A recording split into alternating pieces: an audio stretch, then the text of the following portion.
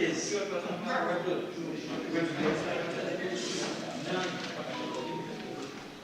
Honorable the Speaker.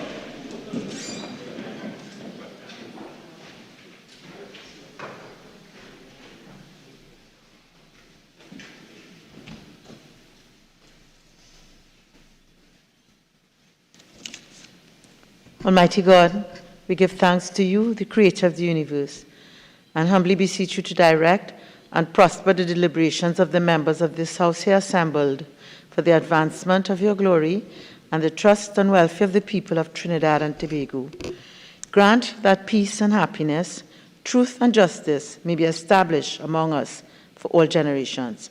Amen. Amen. Namaste.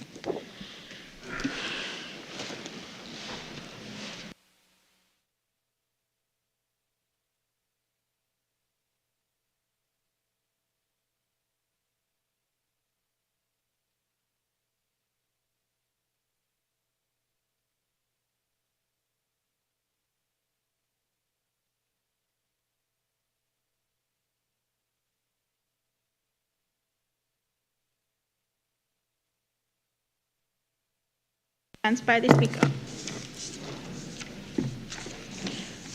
Honorable members, I have received communication from Mr. Dinesh Rambali, MP, member for Chaguanas West, who has requested leave of absence from today's sitting of the House.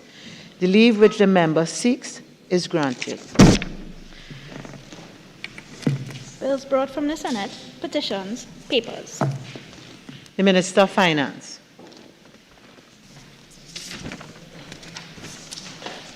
Madam Speaker, I have the honor to lay the audited financial statements of the Deposit Insurance Corporation for the year ended September 30th, 2021. I beg to move that paper 1 be referred to the Public Accounts Enterprises Committee.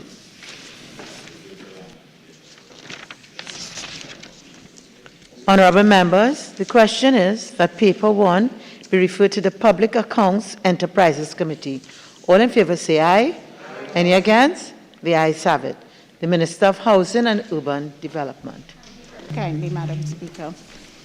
Madam Speaker, I have the honor to lay the following papers. Paper number 2, the Trinidad and Tobago Housing Development Corporation vesting amendment to the first schedule order 2022. Paper number 3, the Trinidad and Tobago Housing Development Corporation vesting amendment to the first schedule amendment order 2022. Thank you very kindly, Madam Speaker. Reports from committees, Prime Minister's questions, urgent questions. The member for Naparima. Thank you, Madam Speaker. To the Minister of National Security, will the Minister inform this House on the status of 2 Coast Guard vessels, TTCG-41 and TTCG-42, given recent reports that they both suffered serious damage and are to be sent for urgent repair works overseas? The Minister of National Security. Thank you very much, Madam Speaker. Madam Speaker, it has been brought to my attention that one of the aforementioned vessels is now is in need of some attention, and it is for that reason not immediately in service. The other is functioning as it is expected to, Madam Speaker, in the service of the people of Trinidad and Tobago. Given recent reports that the Coast Guard officers and members have been threatened by their superiors with non-renewal of contracts in connection with disclosing the status of the 2 Coast Guard vessels, can the Minister confirm or deny these claims which are now circulated in the public domain? Member for Naparima, that question does not arise as a supplemental question in accordance with the standing orders. Member for Naparima. Given problems in the public domain about the operations of the Coast Guard, Trinidad and Tobago Coast Guard, is the minister satisfied that it is properly managed at this time? Member for Naparima, that question does not qualify as a supplemental question under the relevant standing order. Questions on notice, questions for oral answer. Leader of the House. Kindly, Madam Speaker. Madam Speaker, there's one question for oral response, and we will be answering that question. There are two questions for written response, and we will answer both questions. Thank you. Member for Faizabad. Thank you, Madam Speaker. Question number 185 to the Minister of Works and Transport. Minister of Works and Transport. Thank you, Madam Speaker. Madam Speaker, a conditional survey is done by the Ministry of Works and Transport every 3 years on all roads under its purview. The last survey was conducted in 2021. The section of the Mondesir Delay Road from Siram Junction to Sparrow Junction is deemed to be in a fair condition and as such does not require full resurfacing at this time. There are some localized defects and WASA issues that are being attended to. The routine patching undertaken by the Highways Division will be supplemented by contractual spot patching work scheduled for July 2022. I thank you. Member for Faizabad. Thank you, Minister, for that response. And you mentioned the survey being conducted, but in view of the fact that construction traffic is taking place on that particular road, will there be any higher priority to resurfacing? Minister. Through you, Madam Speaker. Madam Speaker, the Mondesir interchange is about 70% completed, and this will assist with the localized traffic issues in the area. After that is completed and routine patching, spot patching, and so is completed, if the road is deemed for resurfacing, then the ministry will then revisit its position at this point in time.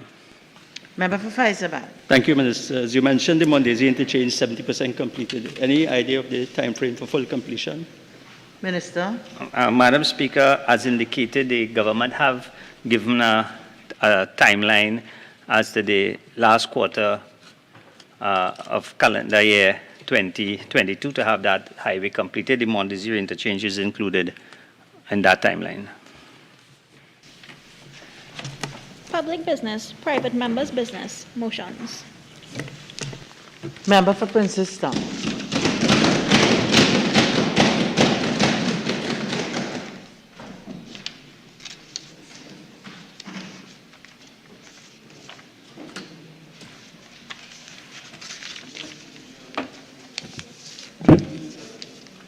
Member, you are reminded you have 45 minutes, full time.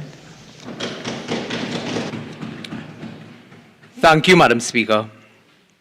Madam Speaker, I beg to move the following motion standing in my name.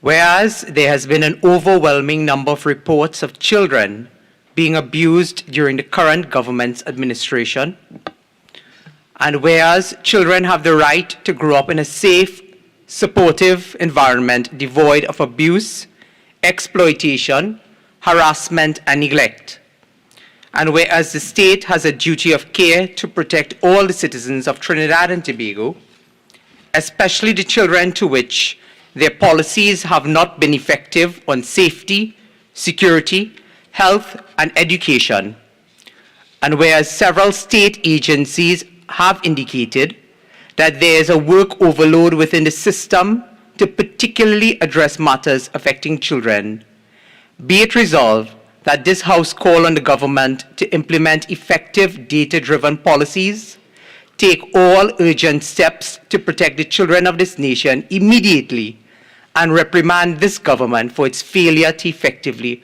protect and support our nation's children.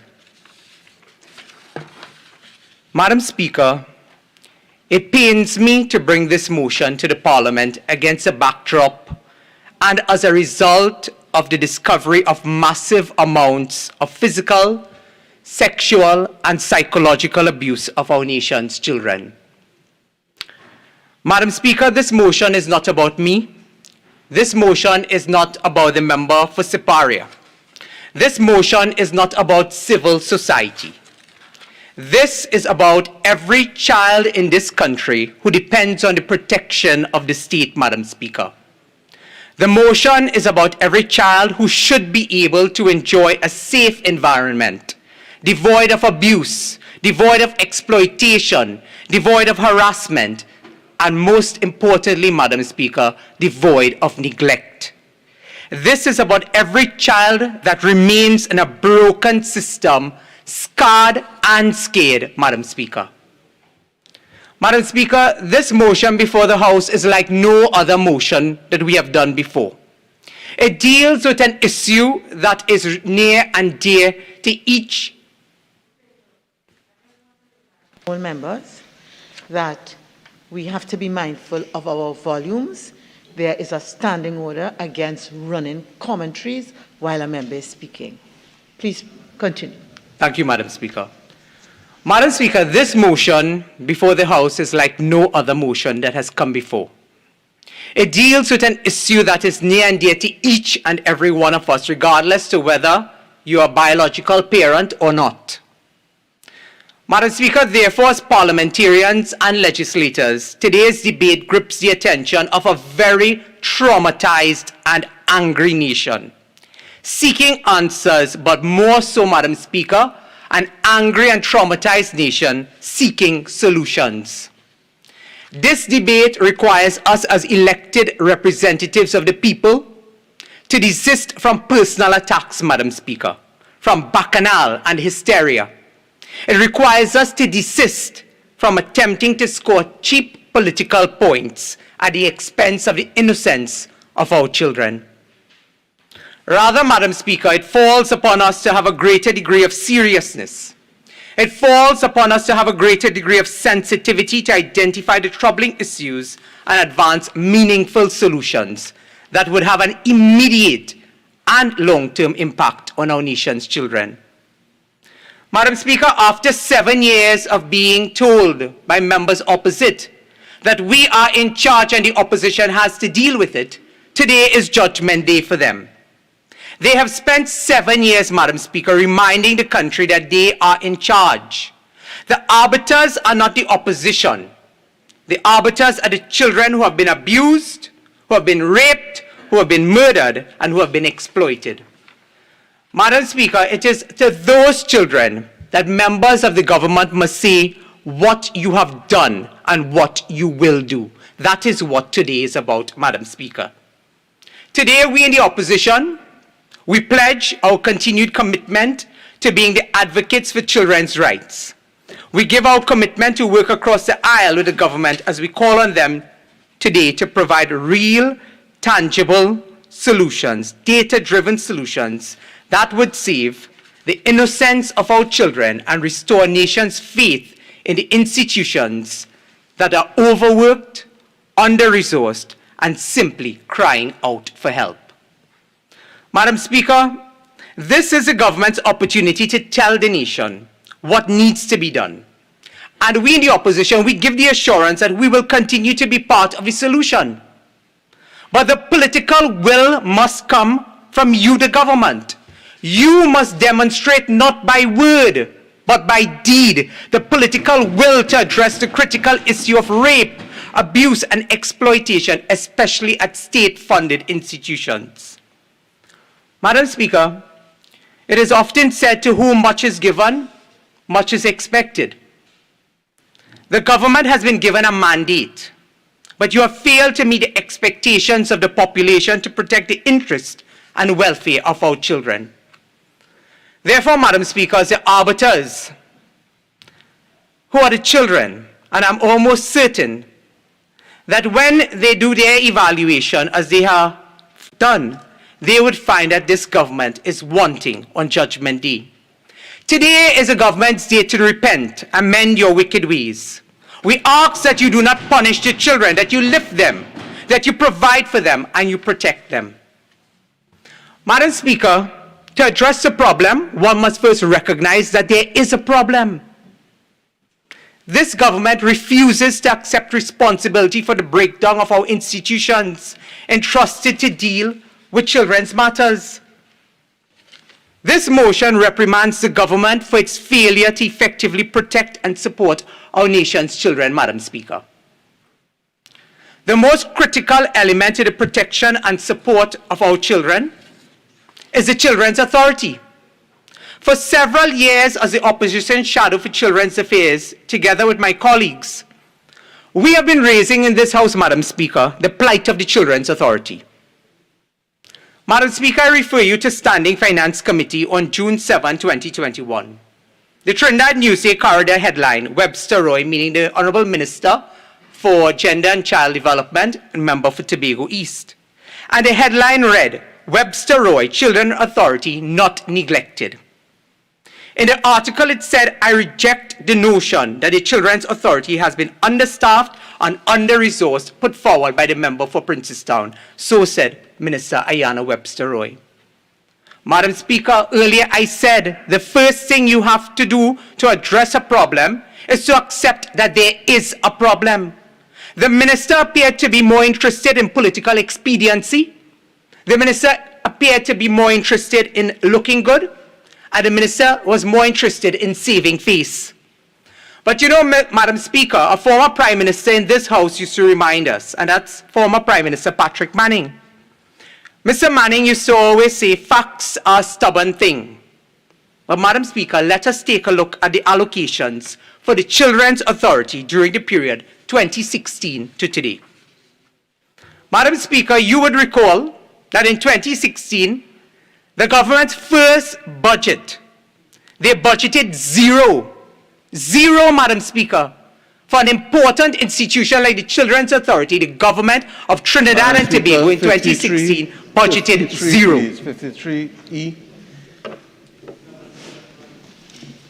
Members, Member for Laventille West, please, Minister of Finance, Minister of Energy and Energy Industries, the volumes are a little too loud, okay? The mass may cloud clarity, but it increases the matter, okay? Yes, please continue. Thank you, Madam Speaker. Madam Speaker, in 2016, the government budgeted zero for the Children's Authority. And this can be found on page 425 of the budget book, Estimates of Recurrent Expenditure. Months later, Madam Speaker, after almost halting the operations of the Children's Authority, they got $30 million. Madam Speaker, this clearly tells us that the children is not a priority for this government. It was an afterthought. It was as though the supplementation was an afterthought, similar to the appointment of the Minister for Gender and Child Affairs. And Madam Speaker, you would recall when the cabinet was sworn in 2015, the media went and they asked the Honourable Prime Minister, why didn't you appoint the member for Tobago East into a ministerial portfolio? Madam Speaker, days later, the Prime Minister responded and he said it was an oversight, it was a mistake, it was an omission. But clearly, Madam Speaker, it told you that this was an administration that did not have children as a focus and at the front of their minds and operations as a government. Madam Speaker, in 2017, in the supplementation, once again, the Children's Authority was under budgeted. They had to come back for an additional $1.7 million, Madam Speaker, in the mid-year review. In 2018, they broke even with $55 million. But Madam Speaker, in 2019, once more, the Children's Authority was under budgeted, and then they came back for $6 million more, getting progressively worse and worse and worse. By 2020, again, Madam Speaker, the Children's Authority was under budgeted by $4.6 million. Does this sound like a government who cares about children? Madam Speaker, in 2021, the numbers jumped with respect to how much they under budgeted the Children's Authority by. They were now asking for $18.96 million more in 2021. When asked, and I remember this specifically, Madam Speaker, when asked, the minister, the member for Tobago East, said this allocation, 70% of it would be used to hire staff at the Children's Authority.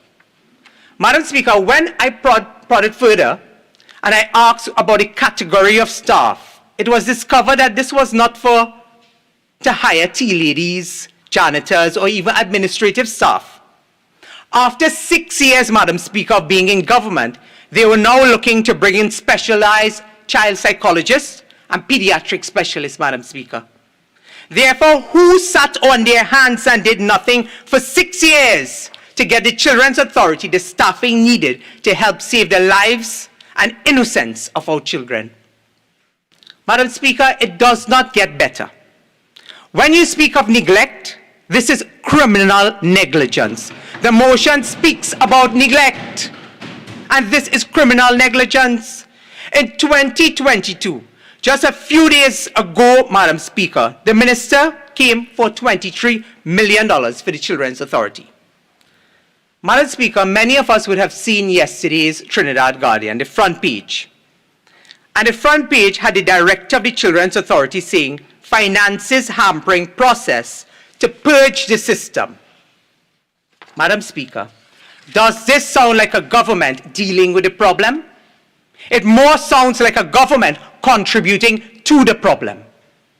Madam Speaker, how does this government, and we must ask ourselves this, Madam Speaker, how does this government reconcile what they have said and what they have actually done? To starve the Children's Authority of much needed funding is also a form of abuse, Madam Speaker.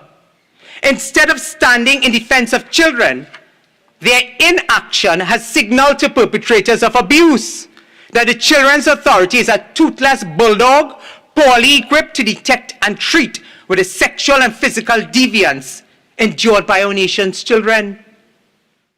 Madam Speaker, therefore, as the motion says, the government has failed in its duty to care and protect, especially the children, when as recent as yesterday, a joint select committee of this Parliament is told by the acting director of the Children's Authority, Sharon Morris Cummings, that the allocation of $88 million received last year was deemed insufficient to attend to all the objectives of the authority.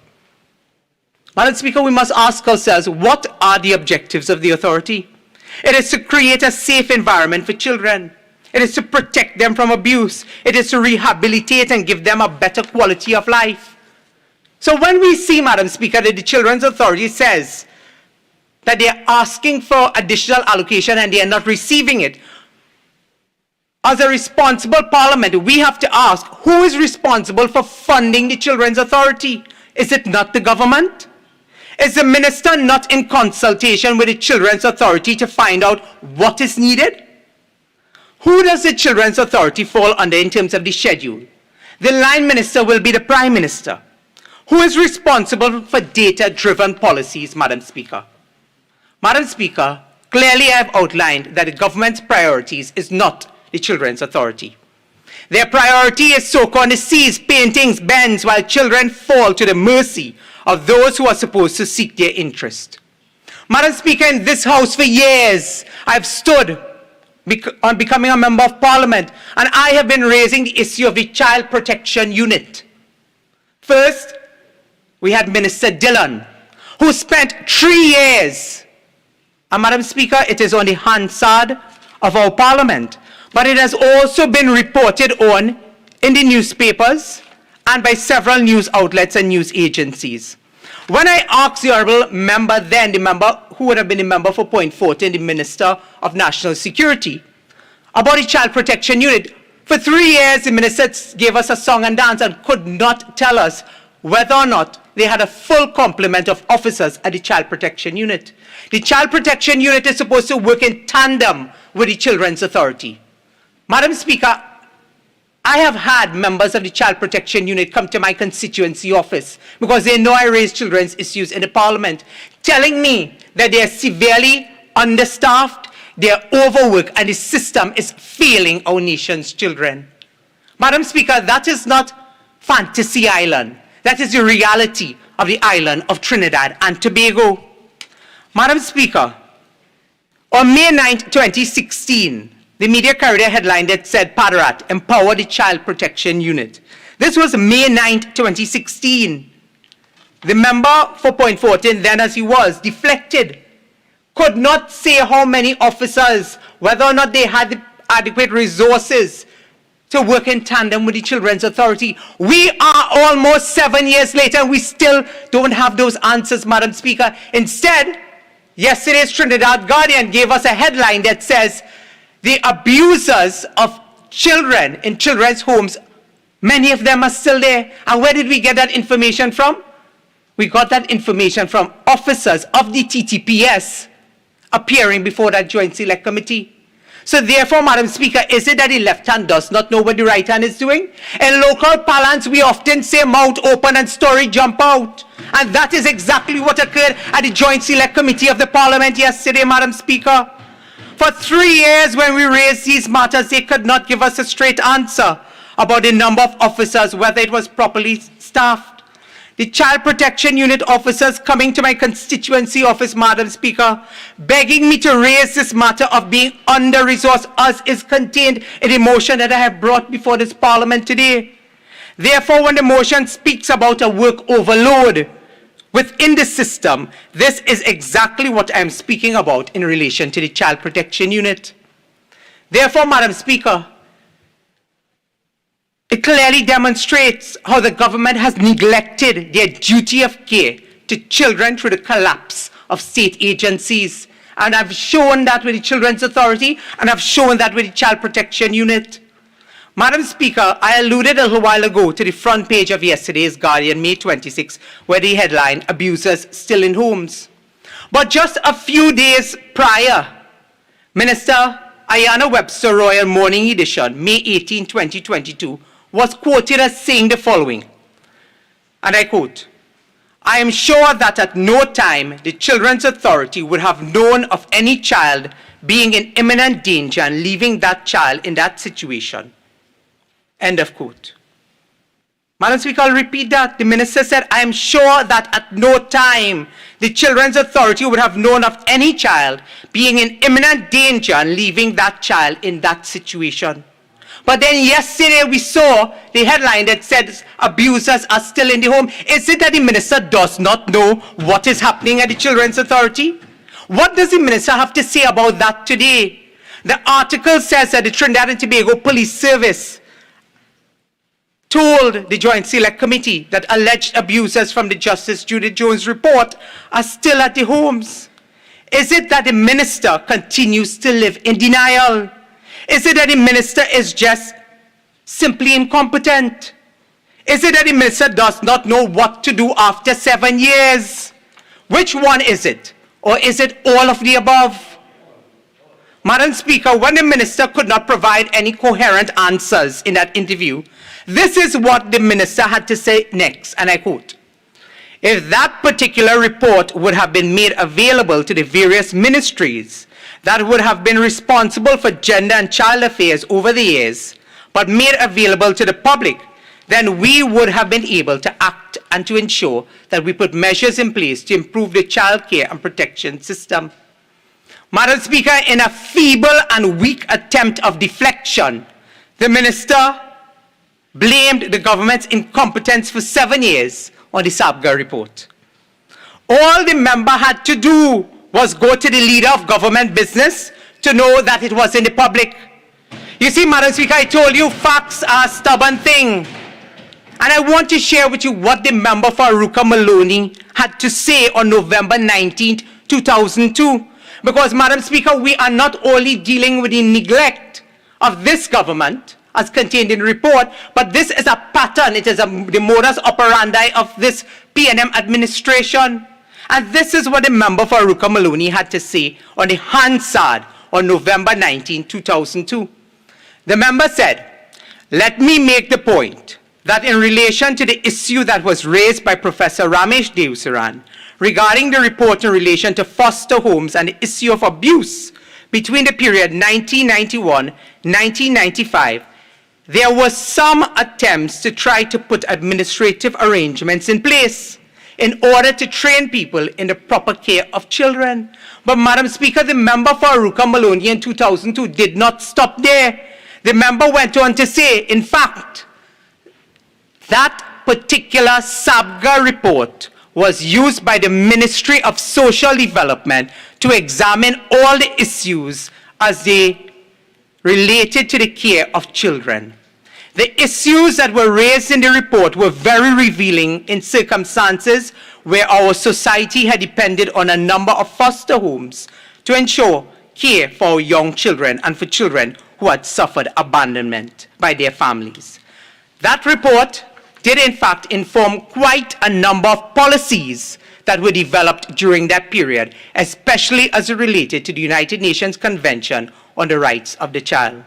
Madam Speaker, I want to repeat that last line. The member for Aruka Maloney is on the Hansard of the Parliament in 2002 dealing with the Sabga report.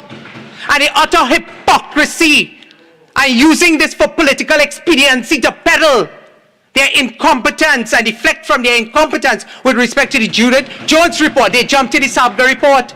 But Mr. Manning used to tell us facts are a stubborn thing, and you cannot change as much as you would try to rewrite the history of Trinidad and Tobago. You cannot rewrite the Hansard of the Parliament. And this is what the member for Aruka Maloney had to say. Quite a number of policies that were developed during that period, especially as related to the UN Convention on the Rights of the Child, was done. Madam Speaker, as the young people would say, Aruka Maloney dies you? But Madam Speaker, if we were to take the PNM's logic that the UNC did nothing and did not send this to the police, the question is, did the member for Aruka Maloney in 2002, when she spoke, had any concern that she forwarded to the police at that time? This is not a motion about the member for Aruka Maloney. Hush. Right? 48-1. I said it. Right? I will sit when I'm ready to sit. All right, so members, I ask us all for some temperance, having regard to the fact of what we're debating, and having regard to the fact to the audience that we have today. I take the opportunity to recognize the students of the St. Gabriel's RC School. Okay, all right, so member for Princess Town, I rise on this to just guide you. I understand the context with which you introduced the report, but we're not dealing with the report based on what your motion is. All right? I overrule a member for Port of Spain, North St. Anne's West. Thank you, Madam Speaker. Madam Speaker, the motion deals specifically with the neglect, the dereliction of duty of the government. And I'm showing that this government has a history of that, Madam Speaker. Madam Speaker, the question remains, did they sit on their hands on the report when the member for Aruka Maloney raised these concerns? But Madam Speaker, would you be surprised to know that the same... Not in the report. Sure.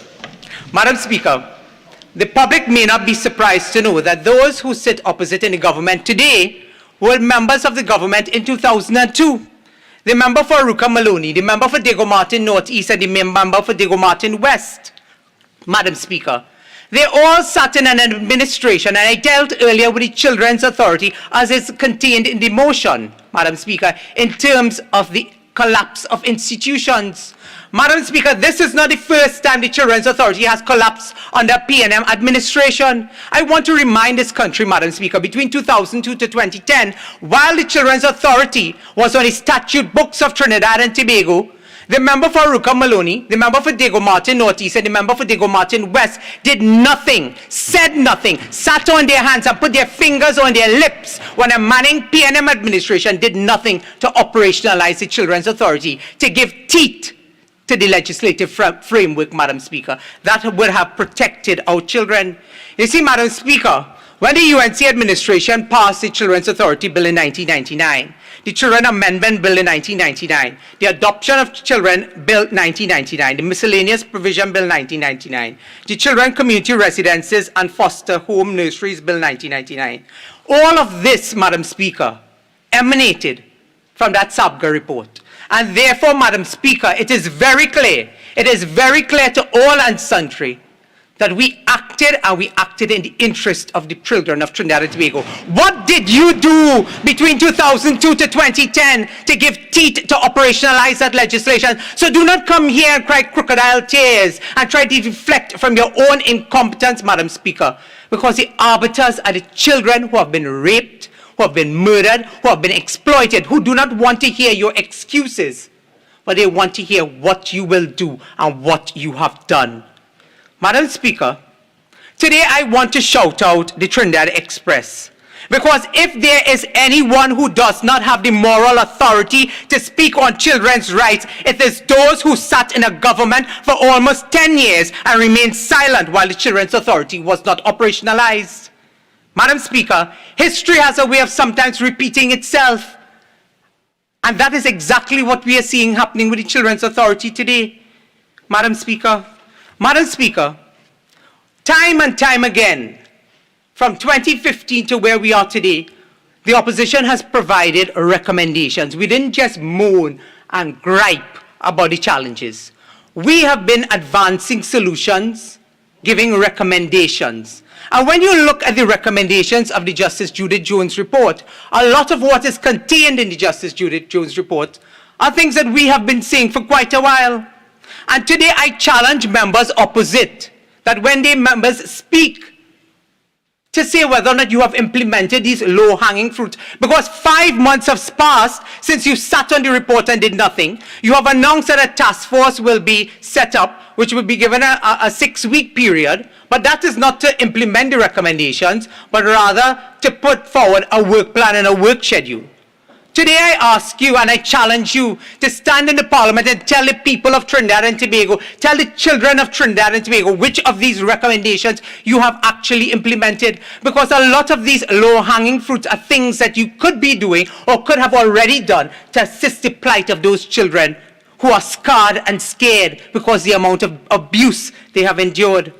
Madam Speaker, when we told them about the Children's Ombudsman, that has fallen on deaf ears. Today, it is contained in the Justice Judith Jones report.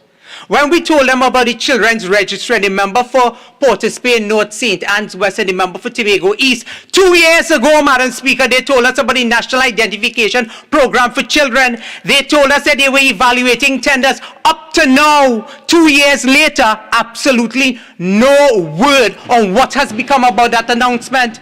Government governs by announcement and no follow-up. But then we ask ourselves, who are the victims of the announcements without the follow-ups and without the follow-through? And it is the children of our country, Madam Speaker. Madam Speaker, when we told them about staffing and resourcing the authority, the member for Tobago East, just like the member for Tobago West who told us they could get almond milk and yogurt in Tobago when there were no groceries on the shelves in Tobago, the member for Tobago East said there's no problem at the Children's Authority. The director of the Children's Authority is now telling us, listen, we don't have the resources to deal with the problem, and the children are still being abused because they're still being subjected to those abusers in the homes. But the member for Tobago East will tell us, no, she rejects that notion. Madam Speaker, when we told them about a licensing regime for the homes, and Madam Speaker, the licensing regime is actually contained in legislation. It is the law of the land. 7 years, you may say, well, why you didn't do it when you were there? You told the country you are in charge and we will deal with it. Why has 7 years passed? And it is on our statute books, but you are doing nothing. You brought legislation for all manner of things. But to protect our children, you have done nothing with respect to the licensing of homes, and 46% of children's homes in this country remain unlicensed, Madam Speaker. Madam Speaker, 2 years ago, when we were dealing with the Children's Authority with respect to the supplementation, we asked the Honourable Member for Tobago East about these persons that will be hired at the Children's Authority. I asked, what sort of due diligence will be done? And the Honourable Member danced, deflected from answering that question. But today, in the Justice Judith Jones report, it says that a greater degree of due diligence must be looked at with respect to hiring caretakers and specialized staff in these children's homes. They are now talking about subjecting them to drug testing and psychometric evaluations. Madam Speaker, it does not take a rocket scientist to figure out that if you are putting persons to look after children, you have to make sure that they have the requisite background in order to provide the best care for our nation's children. Madam Speaker, in the Justice Judith Jones report, it speaks about the Children's Community Residences, Foster Care and Nursery Act remain ineffective until the mandatory licensing provision of sections 3, 1, and 2, and 17 have been proclaimed. Madam Speaker, could this government tell us why for 7 years has this legislation not been proclaimed after you've been telling us you've been doing all this work with the Children's Authority, with all this work with respect to community residences, homes? Why is it after 7 years you have failed to proclaim this legislation that would ensure that these homes have to fit a criteria in order to receive funding from the state and receive a license to operate a children's home? Whose responsibility is that to proclaim legislation? It is the government's responsibility, Madam Speaker. And once more, through this motion, we can see that they have failed the children of Trinidad and Tobago. Madam Speaker, in the Justice Judith Jones report, it also speaks about the childcare system is poorly structured, inadequately monitored, inconsistently regulated. Additionally, the lack of accountability promotes an environment for abuse and absconding. We have seen children, Madam Speaker, being taken out of these community residences and homes and be taken to the homes of staff members of the Children's Authority who are responsible for their well-being. But we do not know what they are being subjected to, because they are not supposed to be taken out of the community residences and homes and be taken to anyone's personal residence. But that is what is happening under the member for Tobago East, the Minister for Gender and Child Affairs. Madam Speaker, the report also tells us the child support centers must operate within the confines of the law. And therefore, the report and the investigators have found that these child support centers are operating outside the confines of the law, Madam Speaker. And therefore, if the honourable member for Tobago East and these government ministers are serious about the protection of our children, these are low-hanging fruits. These are things that you can address and deal with right away.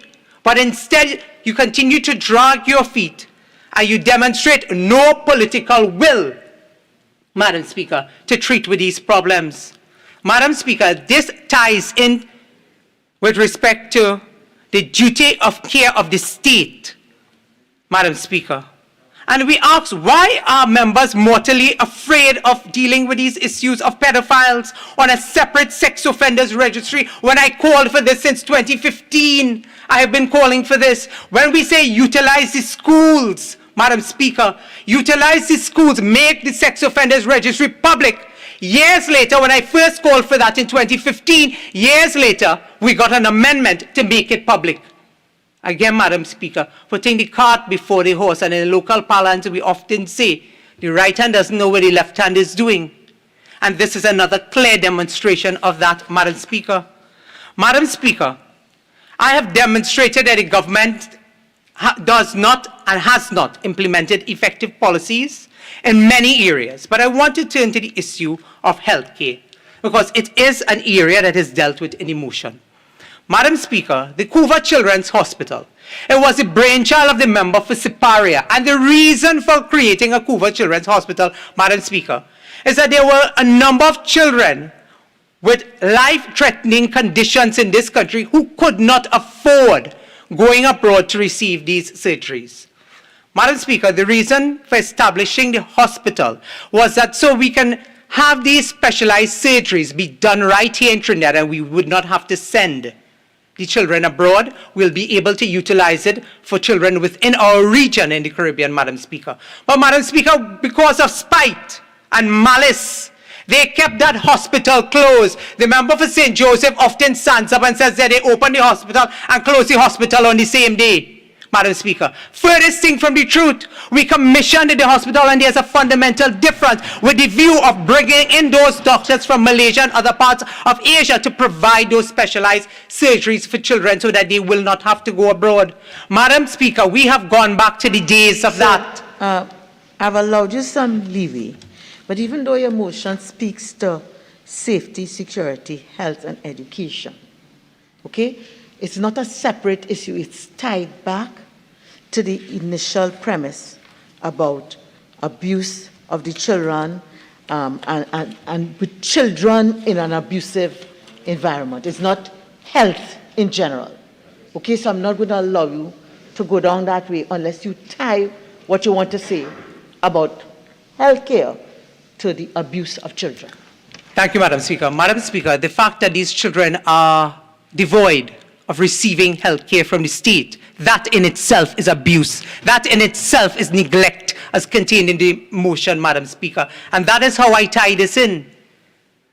Government has refused, Madam Speaker, on several occasions when I've stood in this parliament, other members have stood in this parliament, and we have called for the Children's Life Fund Act to be amended. And the fact that they refuse to amend the legislation to allow more children to benefit from the Children's Life Fund, that is abuse, Madam Speaker. That is neglect. That is the failing of state institutions that relates to children. Member, and I'm ruling on this.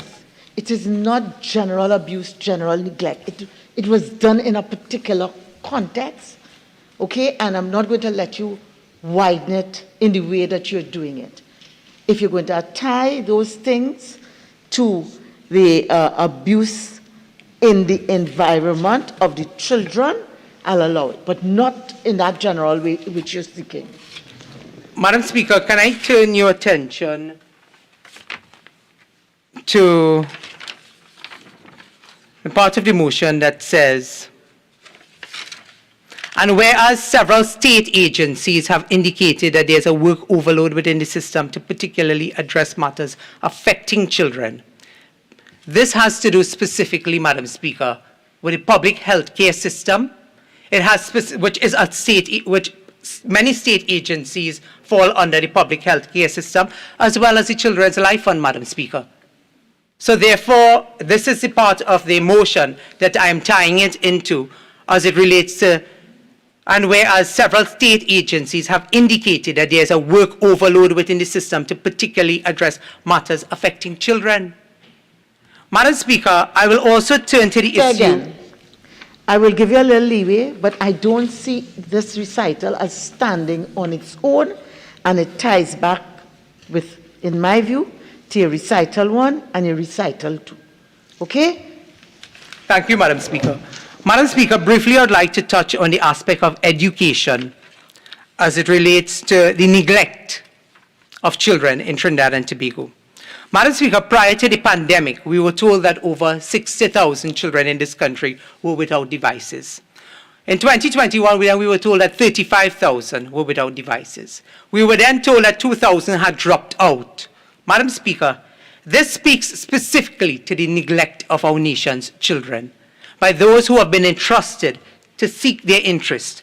Madam Speaker, when schools like Ramai Trace Hindu, Parvati Girls, Shiva Boys, Presbyterian 1, Reform Hindu schools, all these schools remain closed, Madam Speaker. This speaks specifically to the neglect of the welfare and well-being of the children of Trinidad and Tobago. I want to remind this Honourable House, Madam Speaker, that it was in 2014. It was not the UNC saying this, it was the World Economic Forum that said the best place for a child to be born in terms of the top 3 countries was Trinidad and Tobago under an administration led by the Honourable Member for Siparia. Madam Speaker, in the few moments that I have left remaining, I know a matter was brought to the House with respect to a privileges matter, and it has been in the public domain, and I will tie this with respect to neglect and the abuse of children, Madam Speaker. Madam Speaker, we are exemplars. Privileges matter being before the House. Okay? Madam Speaker, I'll refer to it with respect to being in the public domain, having been raised in the public domain, and this has to do specifically with the neglect, the abuse of children, Madam Speaker, but also in the context that we are exemplars, or we are supposed to be exemplars. And therefore, when there are allegations of molestation of a member of this House who is somebody's daughter and who is somebody's child, Madam Speaker, I'm not going to allow that. I rule on Standing Order 48-1. certainly, Madam Speaker. Madam Speaker, I will go no further with that except to say that today I have made a clear case. Member, you go no further than that, go on to a new point. Certainly, Madam Speaker.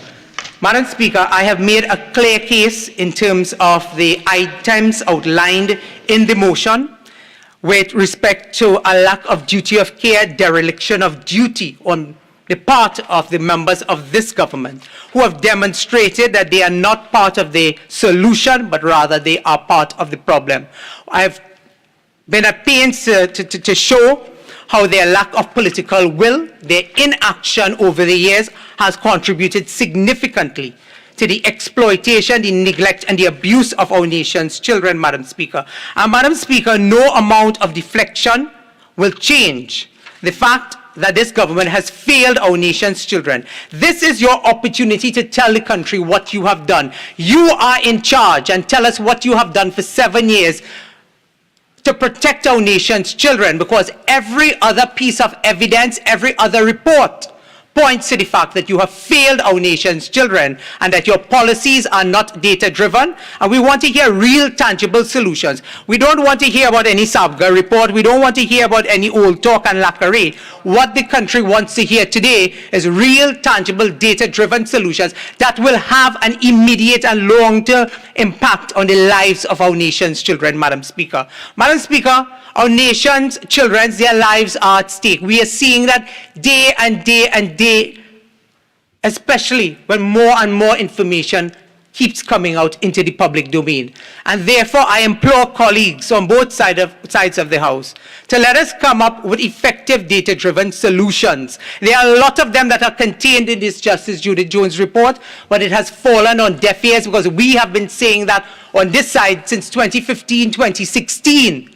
But the member for Tobago East, together with the member for Diego Martin West and others, they must be held responsible for what has happened to our nation's children. And what has happened to our nation's children is a sad state of affairs under their watch. With those few words, Madam Speaker, I beg to move. This motion requires a seconder. I beg to second the motion and reserve the right to speak later in the proceedings.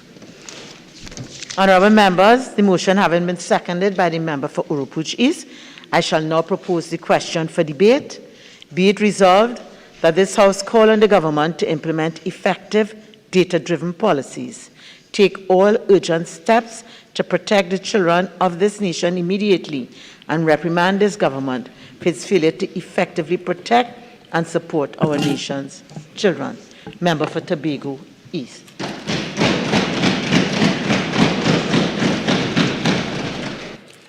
Thank you, Madam Speaker, for allowing me the opportunity to join the debate on the motion brought by the Honourable Member for Princes Town. I have taken note of some of the members' concerns, and I would like to reassure the member and this Honourable House that the care and protection of children, as well as the well-being of the people of Trinidad and Tobago, has always been at the heart of our work as government.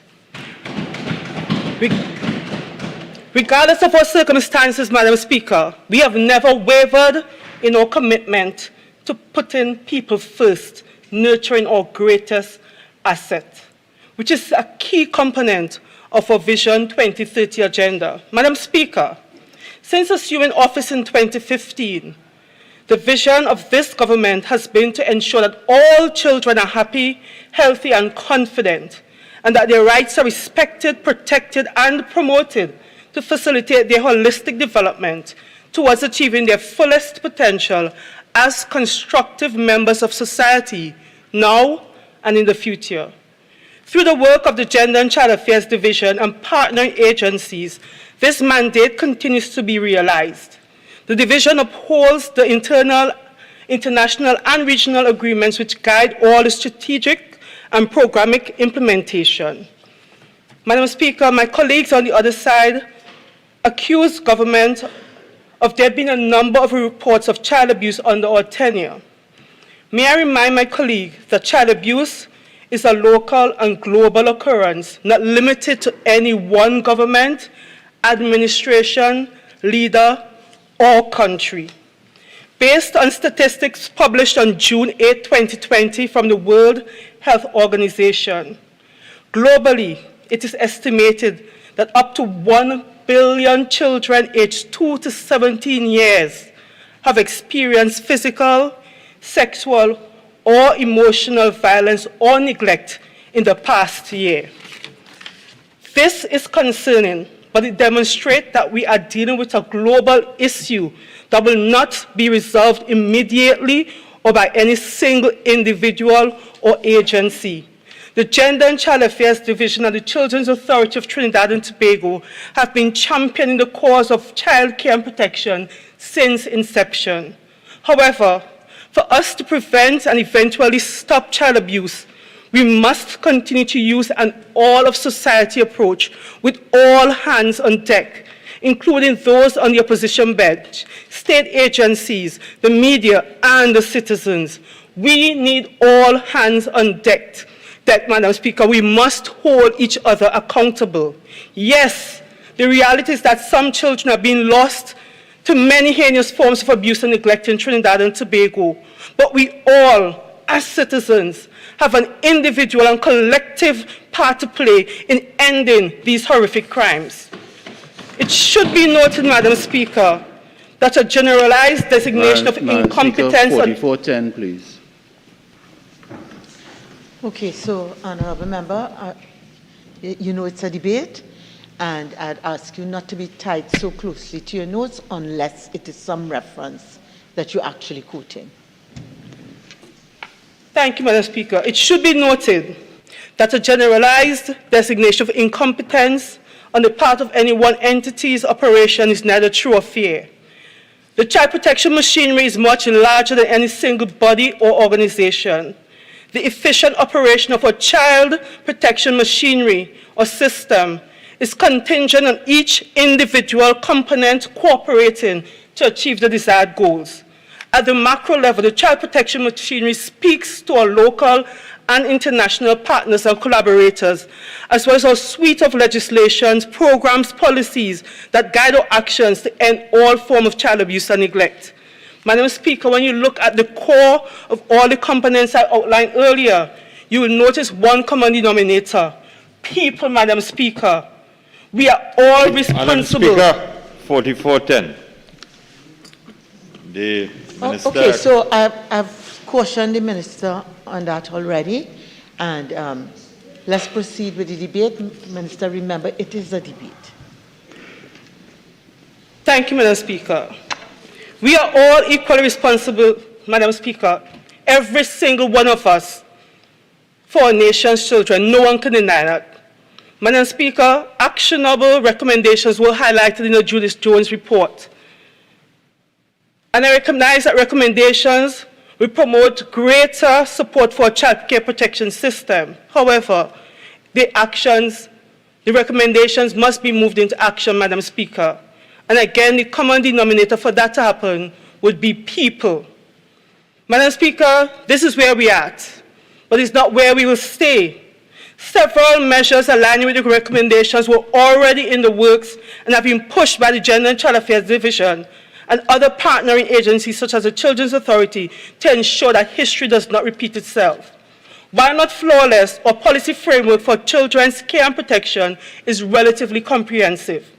Madam Speaker, I will detail the roles and achievements of some of the key agencies to showcase the government's efforts to establish a robust child care and protection machinery. And I will start with the core role and function of the Gender and Child Affairs Division. Madam Speaker, the Gender and Child Affairs Division leads on the strategic implementation of the United Nations Convention on the Rights of the Child at a national level. We are guiding the transition of state homes, we are providing a secure and nurturing environment for all children, and we are developing comprehensive and coherent and harmonized initiatives to promote, protect, and ensure that our children's rights are respected. As you may be aware, Madam Speaker, the Children's Authority is a specialized agency responsible for care and protection of children, especially those who are at risk and have been victims of abuse or neglect. The Children's Authority is guided by the Children Act and is responsible for receiving and investigating reports of mistreatment of children, making applications to the court for the protection and placement of children received into care of the authority, establishing and maintaining places of safety, assessment and support centers and reception centers, establishing and monitoring of standards for community residences, foster care and nurseries, issuing and revoking license for community residences and nurseries, providing assistance to the counter-trafficking unit in respect to child victims and supporting the youth justice system. Madam Speaker, the Children Act is supported by a number of government policies and the national child policies at the forefront, serving as a guide for all child-serving agencies. The National Policy on Gender and Development is also included, though a green paper, with the goal of protecting children and families by promoting their health and wellness and fostering channels for community engagement. The Children Act is also supported by the Ministry of Education's Code of Conduct Policy and the Ministry of Health's Sexual and Reproductive Health Policy. Additionally, the Ministry of Health in 2020 finalized a National Sexual and Reproductive Health Policy. This policy focuses on adolescent sexual and reproductive health by facilitating improved access to comprehensive, age-appropriate sexuality education information and services for the adolescents and youth, both in and out of the education system. Moreover, the Ministries of Health and Education will finalize the health-promoting school policy to implement culturally sensitive and coordinated school health services and programs. Madam Speaker, we are doing our work back with a strong policy framework. Madam Speaker, thus far, the Ministry of Health and regional authorities have created 3 adolescent health clinics to improve access to care for adolescents. This was not done in a vacuum, Madam Speaker, but in accordance with a comprehensive policy framework that underpins childcare and protection and the childcare and protection machinery.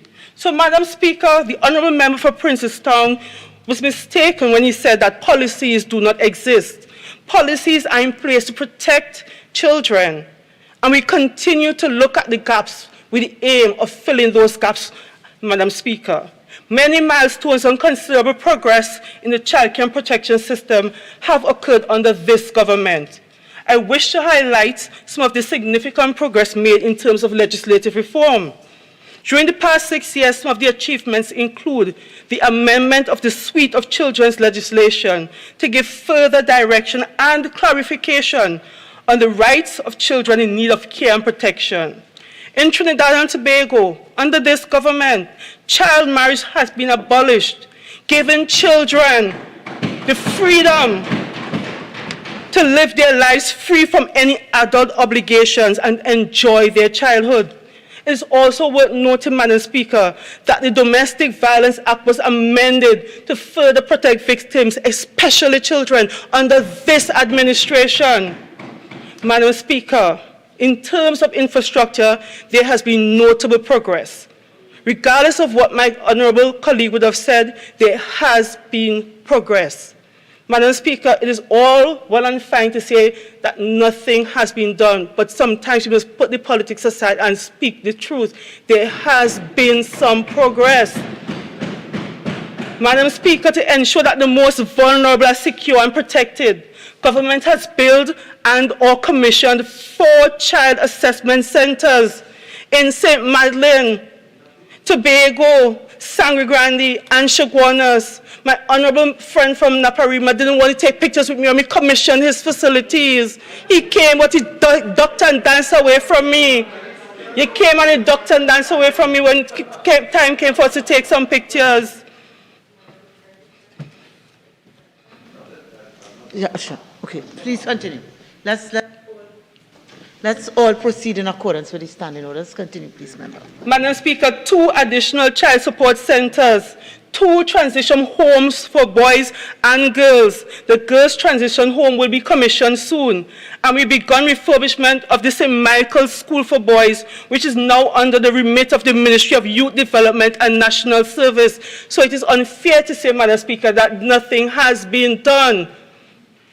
Furthermore, Madam Speaker, Mr. Deputy Speaker, state-run domestic violence shelters for mothers and their children, including boys, have been active since 2020. Madam Speaker, all of these infrastructure projects were undertaken to support the care and protection of the nation's children by this administration. Mr. Deputy Speaker, as I move to programs, I want to emphasize that Trinidad and Tobago was the first among many regional countries to develop protection policies and programs. Regardless of our current circumstances, we should all be proud of that fact, that we have been a regional leader, Mr. Deputy Speaker. Mr. Deputy Speaker, our national child policy, the first of its kind in the Eastern Caribbean, sets out a comprehensive framework. The policy aims to mainstream children's needs, coordinate and integrate children's services, and cement cross-sectional commitment to policy outcomes and objectives. It is the first policy for children in Trinidad and Tobago and the first of its kind in the Eastern Caribbean. Let us celebrate that fact, Mr. Deputy Speaker. All isn't lost. We aren't doing nothing. We are working. We might face our challenges, but we are working diligently to protect the nation's children. Mr. Deputy Speaker, through collaborative efforts in the past 6 years, the Gender and Child Affairs Division trained 3,000 persons of trust, including bus drivers, teachers, coaches, social workers, guidance officers, special education officers, through its child abuse training workshop. This was in collaboration with the Trinidad and Tobago Cricket Board, UNICEF, and the Ministry of Education, the Tobago House of Assembly, and the Public Transport Service Corporation. We recognize government cannot fulfill its obligation to our children on its own. We appreciate the assistance of our local and international partners. And today, I want to say thank you. Thank you to all our collaborators and partners who would have stood with us in the vineyard. Mr. Deputy Speaker, the mission of child protection involves a highly coordinated approach that adapts in response to evolving growing needs. We continue to demonstrate this through the initiatives we roll out in collaboration with various partners. Again, through collaboration, Mr. Deputy Speaker, child abuse courses were developed. The first course was entitled the Child Abuse Awareness Quick Course and was done in collaboration with UNICEF, the University of the West Indies, the Children's Authority of Trinidad and Tobago, the Child Protection Unit of Trinidad and Tobago Police Service, and the Pan-American Development Foundation. The course was offered both in English and Spanish and ran for a duration of 30 minutes. We allow citizens to learn at their own pace. Mr. Deputy Speaker, over 10,000 participants completed that course in 2021.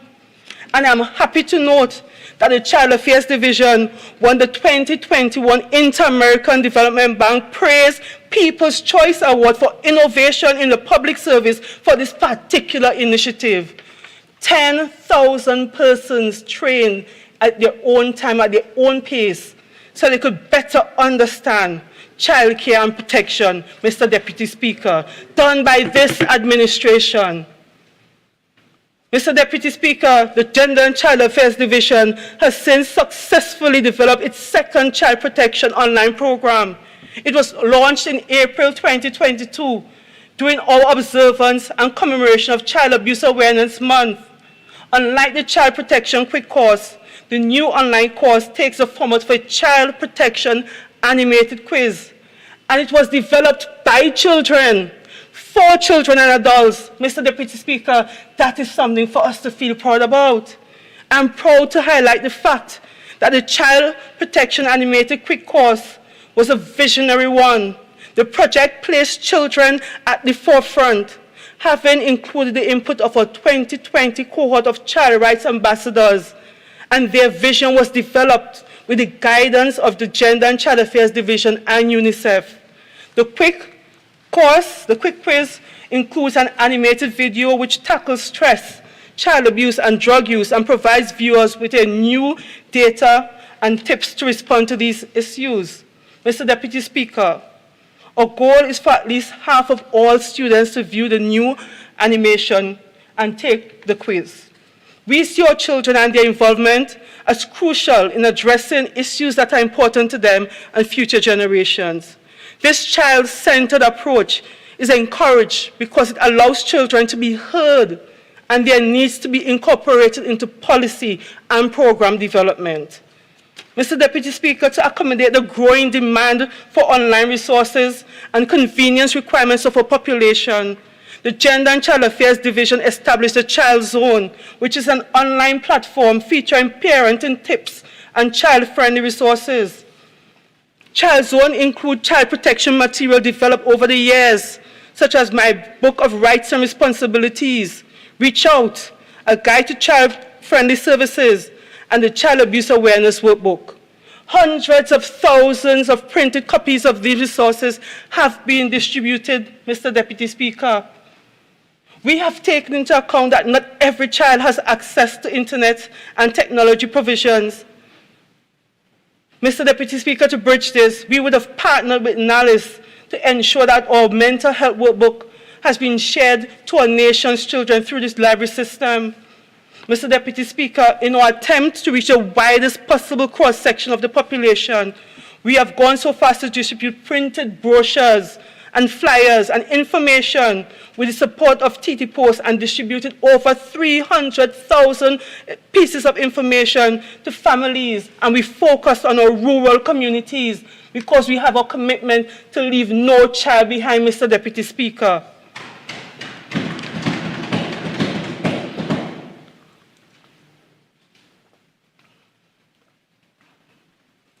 Mr. Deputy Speaker, we are committed to ensuring that children not only become aware of their rights, but they become versed in ways in which they may access help and protection.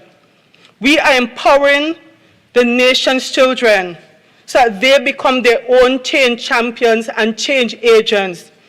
Let me take this opportunity, Mr. Deputy Speaker, to remind our nation's children and those who may be viewing that help is available if you are in need of help. If you are in imminent danger, help is available. Please remember to reach out on our hotlines. Contact the police at 999, Childline at 131, or the Children's Authority at 996. If you require help, reach out. If you don't reach out, we will not get information to assist you. Mr. Deputy Speaker, our Child Rights Ambassadors program has been vital in advancing child-related issues. The Division of Gender and Child Affairs, through our Child Rights Ambassador program, would have worked with children at both our schools as well as our community residences. The initiative to date has educated 500 children ages 10 to 16 about the United Nations Convention on the Rights of the Child.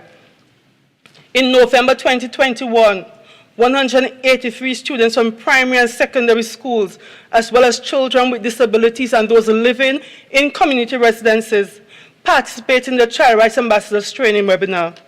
In 2020 to 2021, the fourth year of the Child Rights Ambassadors program, we happily noted the progress made by some of our alumni, including Ms. Priyanka Lala as a UN youth advocate, and Ms. Rania Swan and Mr. Samir Sukur as child youth correspondents on the Inter-American Children's Institute. Mr. Deputy Speaker, 4 years after she was trained as a Child Rights Ambassador, Ms. Priyanka Lala was selected as part of the national delegation and represented Trinidad and Tobago at COP26, the UN Climate Change Conference 2021 in Glasgow, Scotland.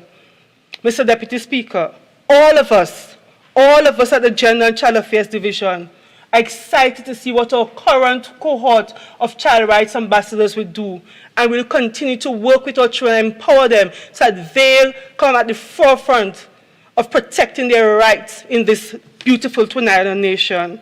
Mr. Deputy Speaker, From 2016 through 2019, the Gender and Child Affairs Division provided monthly training workshops and capacity building to employees and management of the then 37 community residences. In addition, the Children's Authority, the Center for Human Capital Development Limited, Epiphany Consultancy Services Limited, the Northwest Regional Health Authority, and other training agencies provided ongoing training to workers in community residences.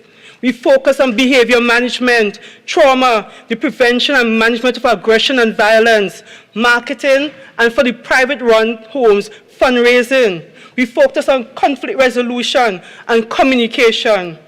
Mr. Deputy Speaker, because of the pandemic, most training activities moved to a virtual environment, but they still continued nonetheless. The Division of Gender and Child Affairs supports children in community residences by providing technical assistance to meet licensing requirements of the Children's Authority, as well as laws and standards and international guidelines. The authority conducts visits to the community residences, which includes inspection of premises. The authority receives ongoing monitoring updates and reports from homes. The homes are required to maintain their records, their files, and their logs as outlined in the Children's Community Residences Regulations 2018. These records are reviewed by the authority. Government is aware of the licensing challenges. Yes, we are aware. And I would like to highlight, however, that the majority of homes that are not licensed require infrastructure improvements in order to get their license. For example, fire permits, electrical works, fencing issues.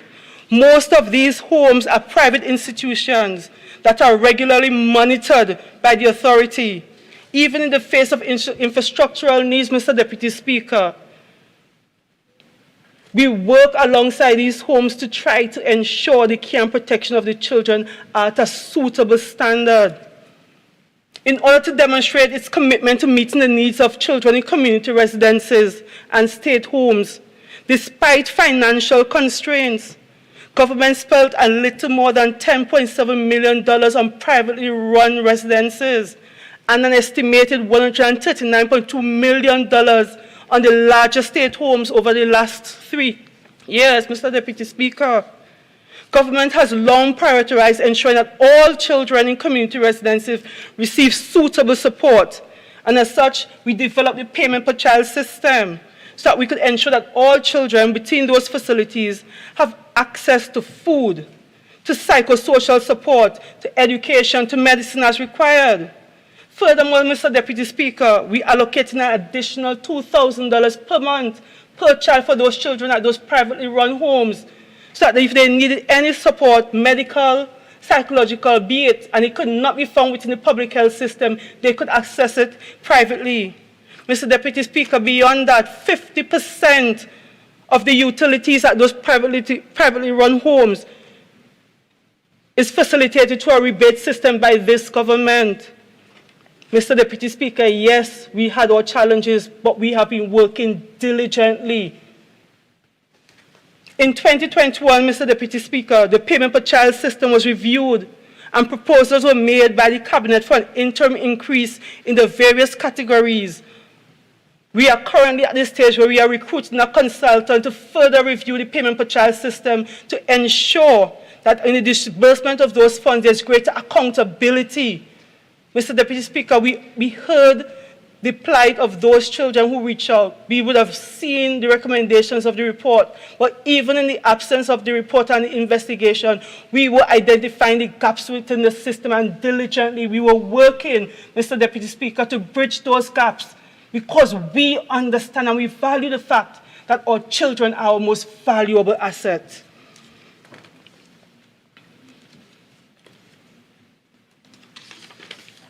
Mr. Deputy Speaker, in terms of training, I want to highlight the fact that the Gender and Child Affairs Division, as a safeguarding measure, would have collaborated with the Trinidad and Tobago Registered Nursing Association between 2017 and 2019. 4 cohorts have been trained in the 3-month full-time program designed to prepare persons for working with children in a residential setting. And Mr. Deputy Speaker, we didn't just pick up people from the roadside and put them to train. persons had to be vetted. They had to do psychometric testing. They had to do police background checks because we wanted to ensure that in training a pool of persons to be available for community residents in our homes, that we were choosing the best persons, persons who had a passion for children, but most importantly, Mr. Deputy Speaker, people who did not have an intention to harm. But even with the best measures in place, Mr. Deputy Speaker, you never know the heart of a man. We could screen all we want, we could train all we want, but if somebody is determined to be wicked and evil, they will be wicked and evil. But what it is our duty to do, Mr. Deputy Speaker, is to ensure that we have continuous monitoring, continuous evaluation, what is happening, so that we could root out the bad seeds and leave the good to work amongst our nation's children. Mr. Deputy Speaker, I want to highlight that this government does not intend to cover up instances of child abuse. The honourable member for Princestown in his contribution alluded to something about us maybe trying to sweep things under the carpet, but Mr. Deputy Speaker, if you know me, you know I would never cover up anything to do with harm or ill will or ill maltreatment of our nation's children. If you know this government and if you know my leader, you would understand, Mr. Deputy Speaker, that he would not let any injustice be done to our nation's children and turn his back. Mr. Deputy Speaker, when we got information coming in over the years, between 2020 and 2021 in particular, persons reaching out to the division, persons reaching out to me on social media, information coming in, Mr. Deputy Speaker, we decided that we were going to do an investigation because we wanted to get to the roots of it. It's all well and good to get here, say, she said, them say, but to get the evidence, to get an independent body to go in and to look at the root cause and to make recommendations, that is what we chose to do. Mr. Deputy Speaker, I remember there was an incident that at the Children's Authority and the Honourable Member for Princeton mentioned it. And at that point in time, we asked for an investigation to be done. And I will never forget, Mr. Deputy Speaker, when the report came back in from that committee at that time. I was insistent, fire the person, fire the person, fire the person. And I remember the person who led the investigation said to me, never, ever, ever act based on your emotions. Let the facts guide you. And at that time she said to me, the facts are that you do not have a policy in place as yet for this particular matter. It is your duty now to implement, to develop policy and make sure that it is implemented, and that is what we did. So, Mr. Deputy Speaker, at every stage where we found that we would have been lacking in terms of policies and so forth, we would have taken measures to improve. Because, Mr. Deputy Speaker, sometimes when we are guided by our emotions, we don't always make the best judgment call. Mr. Deputy Speaker, as you are aware, the Children's Authority of Trinidad and Tobago has a major role in protecting our nation's children. Key among that, Mr. Deputy Speaker, is child justice. The authority is responsible for ensuring the administration of child justice and has achieved the following within its remit. 258 juvenile inventory for function and youth level service case management inventory assessments were done. 1,339 matters attended for children in need of supervision and children in conflict with the law. 326 urgent reports submitted to the court. 6,687 monitoring and follow-up engagement with minors. These activities are critical, Mr. Deputy Speaker, for assisting families to manage the challenging behavior of minors in their care. 350 physical visits were done by the Children's Authority to communities, homes, and schools. In terms of licensing and monitoring, Mr. Deputy Speaker, the authority licensed 5 children's homes, suspended operations of 2 homes, investigated 19 complaints against homes, supported homes through the COVID-19 outbreaks, received 530 children into residential care. Children's homes provided care and accommodation for 622 children. Mr. Deputy Speaker, I wanted to talk a little bit about the 622 children. I often say when children end up by my gate, it's because something went wrong. Mr. Deputy Speaker, we need to look at the 622 families and ask them, what are you doing? We have to look at those communities and ask those communities, how are we supporting our vulnerable families so that our children do not end up in care of the state? Mr. Deputy Speaker, it is the right of a child to be in a loving, stable home. Mr. Deputy Speaker, the Children's Authority improved the licensing status of 14 children's homes and conducted 240 monitoring visits to children's homes. Mr. Deputy Speaker, the Children's Authority successfully collaborated with homes for the vaccination of 212 residents and 310 staff of children's homes.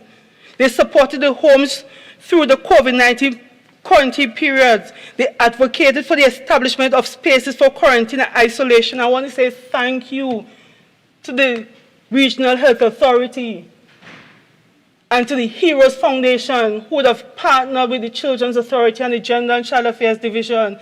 So we'd have put up a separate facility for quarantining children who would have been exposed to the COVID-19 virus, Mr. Deputy Speaker.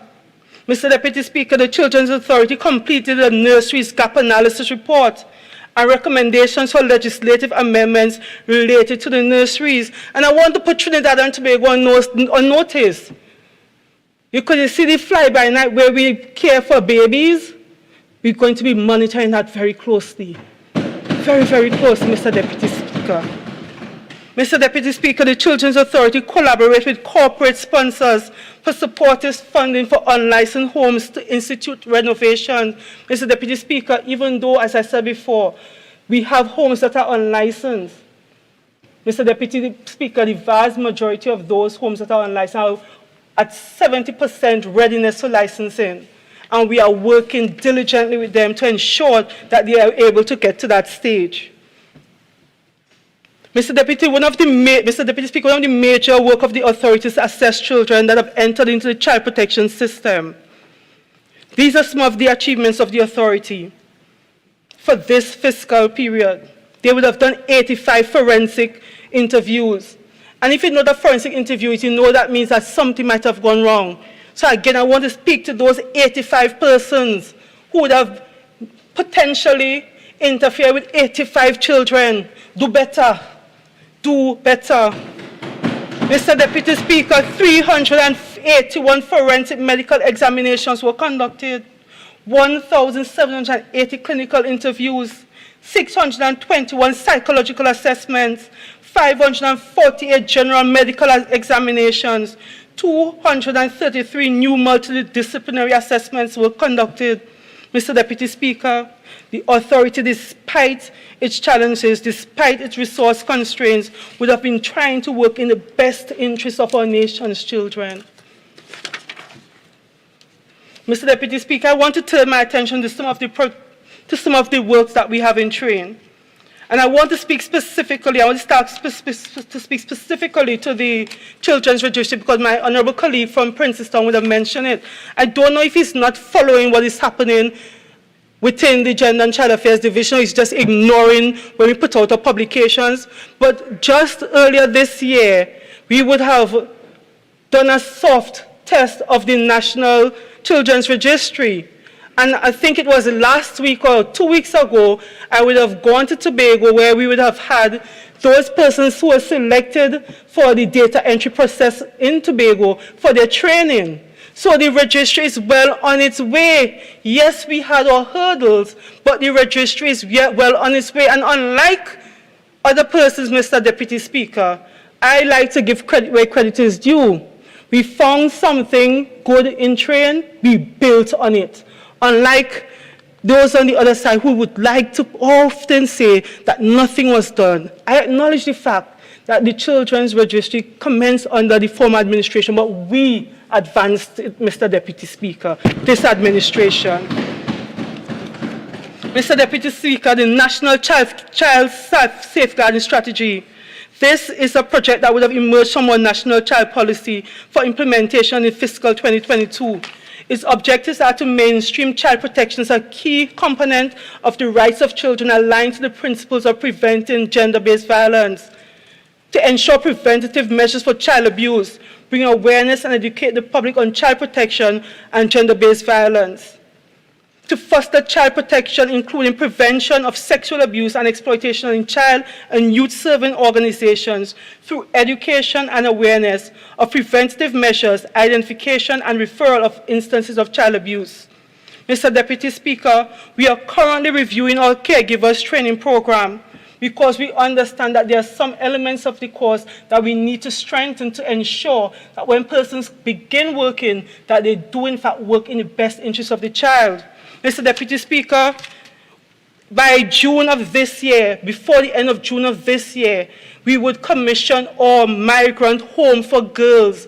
This is a collaborative effort between the Gender and Child Affairs Division, international partners, as well as the Ministry of National Security, where we are providing a place of safety for those migrant girls who end up in our jurisdiction and who are in need of care and protection. Mr. Deputy Speaker, the member for Princestown would have noted that when the Children's Authorities commenced in 2015, that they would have had a solid framework in place. But to be honest, Mr. Deputy Speaker, that is not the fact. We had to build out the Children's Authority, and I want to commend the former Attorney General for his work. I want to commend the Office of the Attorney General for the support. Mr. Deputy Speaker, from 2015 to now, the Children's Authority would have moved from 3 facilities to 13, and the authority indicated that the optimal number of facilities is 15, so we are short by 2. Mr. Deputy Speaker, from 100 and something staff to over 300 staff at the Children's Authority. Mr. Deputy Speaker, I'm not saying that everything is perfect, but Mr. Deputy Speaker, work has been done, and we will continue working because this government will always have at its heart, at the core of its business, our nation's children. Mr. Deputy Speaker, they could call me self-righteous, they could say I cry crocodile tears, but until I'm no longer in a position to advocate for children, I'm going to advocate. And I'm going to give you the commitment, Mr. Deputy Speaker, that the Cabinet, the Minister of Finance, the Honourable Prime Minister, all my colleagues, they have all championed the cause of children in Trinidad and Tobago. Mr. Deputy Speaker, people like to say the Minister of Finance hand tight, but when it comes to children, he has always found creative ways to ensure that we will receive our allocation. I want to reassure the children of Trinidad and Tobago that we have heard you. We are going to continue to fight for you, and soon we intend to see a better Trinidad and Tobago, but we must all, as citizens, do our part. It is up to each and every one of us to do the work that is required to safeguard our nation's children. It is not up to me as minister or the government. It is up to each and every single citizen of this country. I thank you.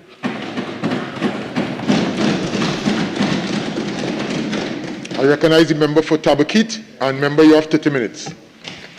Thank you, Mr. Deputy Speaker. I thank you for the opportunity to contribute to this very important private member's motion, where we as a parliament are looking at the treatment of children under the system and our state enterprises. And I want to draw the parliament's attention, Mr. Deputy Speaker, to the last recital. Be it resolved that this House calls on the government to implement effective data-driven policies and to take all urgent steps to protect the children of this nation immediately, and to reprimand this government for its failure to effectively protect and support our nation's children. And I just took the opportunity to read that, and I want to congratulate the member for Princestown for bringing this motion. We in this House are all aware of the reason the motion is here at this time, given what has consumed the news of the nation for the past month. But Mr. Deputy Speaker, as I listened very intently to the member for Tobago East, it's almost as if it wasn't the minister herself who brought the Judah Jones report to this parliament. Mr. Deputy Speaker, because as I listen to the minister and I wish that I would be able to celebrate the wins with her, but if indeed all of the wins that the minister raised were really as she presented, then we would not have had that Judah Jones report, Mr. Deputy Speaker. The report, very simply, would not exist, and the existence of the report shows exactly the reason for the motion, that no matter what you do, what you say, and how much you try to convince us that the things that you have on paper are working for the protection of children, because the report shows they simply are not, Mr. Deputy Speaker. And so, absent very clearly from the minister's contribution today, absent from the minister's contribution as she spoke to the nation today, was what are the effectiveness of all of the laundry list of things that you called out here for us? Are any of these proposals, any of the things that you have in place, have they been, and I heard the minister mention the monitoring and evaluation, but what is the effectiveness? Because again, when you look at the reports, when you look at the news, Mr. Deputy Speaker, and if you, for the last month we have been seeing reports reveal sexual and physical abuse in children's homes. Reports find that staff instigates beatings, failure to act on decades of abuse allegations. Mr. Deputy Speaker, point after point, news report after news report, a report laid by the very minister who just spoke showed very clearly to the nation that something is wrong, and therefore we cannot be chastised for not celebrating when none of these children can celebrate, Mr. Deputy Speaker. None of these children who are in the system as it stands, who stand unprotected as it were, can celebrate. And so, Mr. Deputy Speaker, in my preparation to contribute here today, and I've always had an issue with the talk and no action approach. The reason the motion speaks to the implementation of effective data-driven policies, the reason we are asking for immediate steps to be taken, is because, Mr. Deputy Speaker, when we take a look at the reports that have faced our nation, and when we just use some common sense, you would see that the announcements that have been made have not redounded to any standardized policy or implementation across the board that we can deem to be effective at this time. And my contribution here today, Mr. Deputy Speaker, I'm looking very specifically at the education of our children within the state spaces. And I'm also looking very clearly at whether or not we are adequately providing for the mental health of our students, or of these children, of these young people, and whether that is being taken care of within these spaces.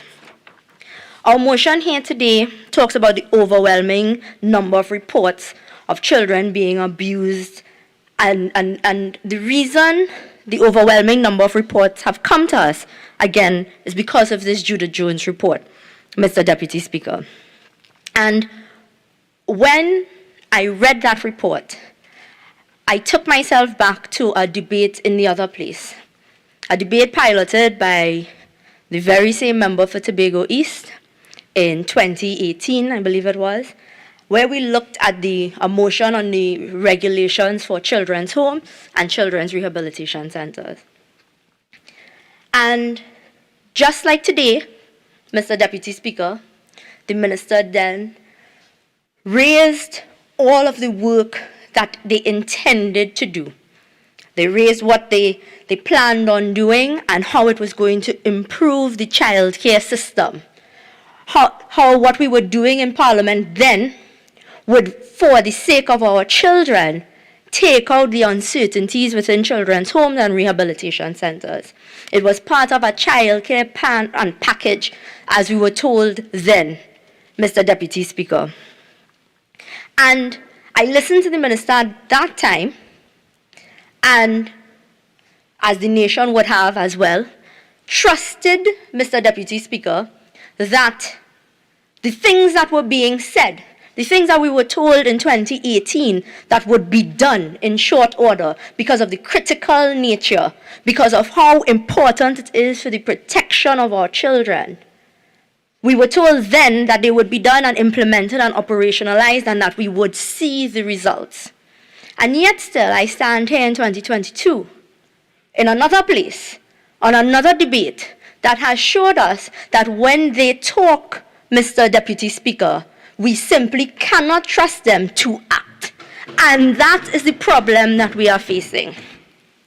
If you listened only to the minister's response today, it is as if the minister did not exist within this space for the last month, have not recognized the horrors that we have all been told. Because today, Mr. Deputy Speaker, what we needed to hear was what is going to be done differently going forward. What are you going to engage? What are you going to do in the short term, the medium term, and the long term? And it is not sufficient to give us the same promises that we had in 2018, 2019, and we've been hearing it over and over and over, and our children are suffering.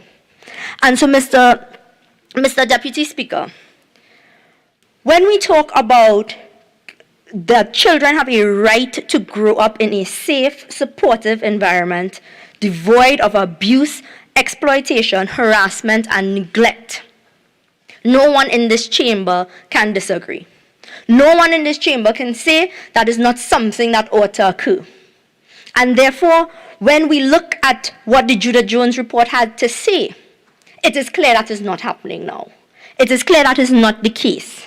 And then when we say that the state has a duty of care to protect all the citizens of Trinidad and Tobago, especially the children, and that their policies have not been effective on safety, security, health, and education, that also, I think, no one can dispute. And so I appreciate that the members opposite, the members of the government side, would have a very hard time defending this motion, defending themselves against this motion today, because they have to agree with the things that are placed before us, because they are existing, as it were, right now.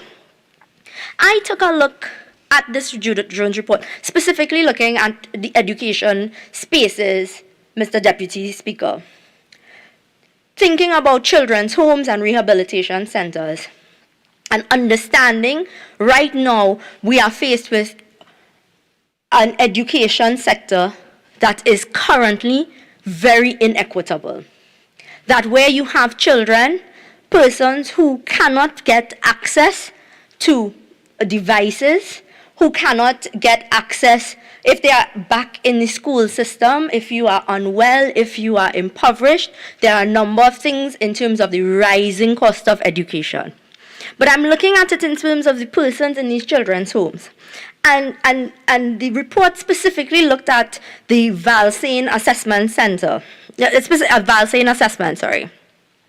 And it spoke about a lack of structured educational activities that have been complained about by residents who have openly stated that they miss their classes at these facilities and they want to get an education.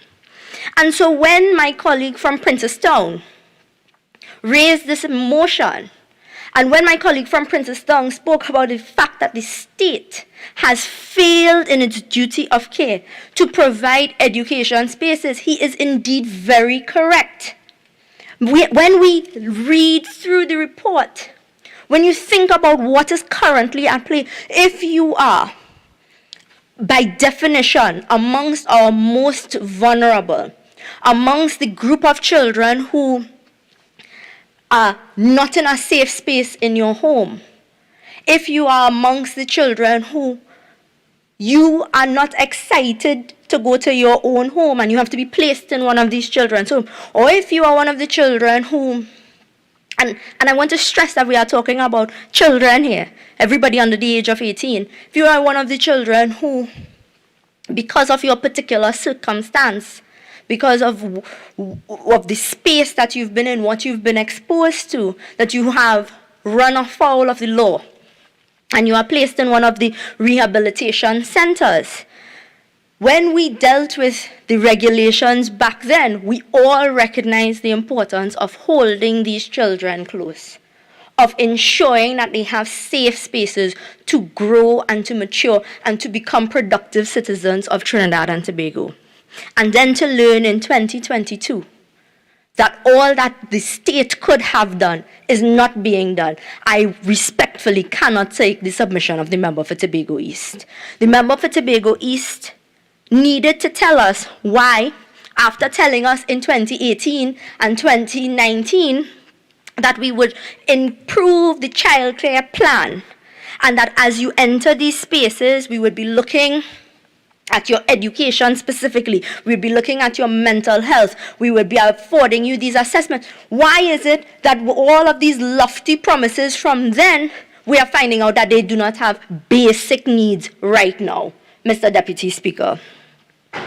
When you look at the report again, they said that the staff in some of these spaces, that there is no adequate funding, no adequate implementation of educational courses, that the systems themselves have not been modified or codified to form what the community residences need, so that when they come out, they are better for it. Is this not the dereliction of the duty of care that the member for Princeton spoke about? I mean, when you think about it, when you read the reports that are coming out, when you see the results of what happens when children come out of these homes, come out of these spaces, you are part of the problem in creating a society that we are afraid of, Mr. Deputy Speaker. When we look at what is happening in the rehabilitation centers, the report itself, the report laid by the member for Tobago East, speaks of St. Jude's residents who were not part of the traditional school system. They have limited access to available schooling choices. What does that mean, Mr. Deputy Speaker? What does that mean for young people? Like I said, the most vulnerable, the most in need of extra care and attention. What does that mean when they cannot access basics? Limited access to available schooling choices. When you look at the Tobago Child Support Center, we are told that there is no assigned room. Listen, we heard from the minister about infrastructural developments, but in the Tobago Child Support Center, there's no assigned room for study, for schoolwork, for you to be able to do your work. Only a reading corner, and children often use administrative areas located upstairs. So that, by and large, you are not even offered a space to educate yourself, much less educational opportunities. You're not even offered a physical space to educate yourself. And then the minister tells us today that we must join in celebration. And again, I say, we on this side absolutely disagree.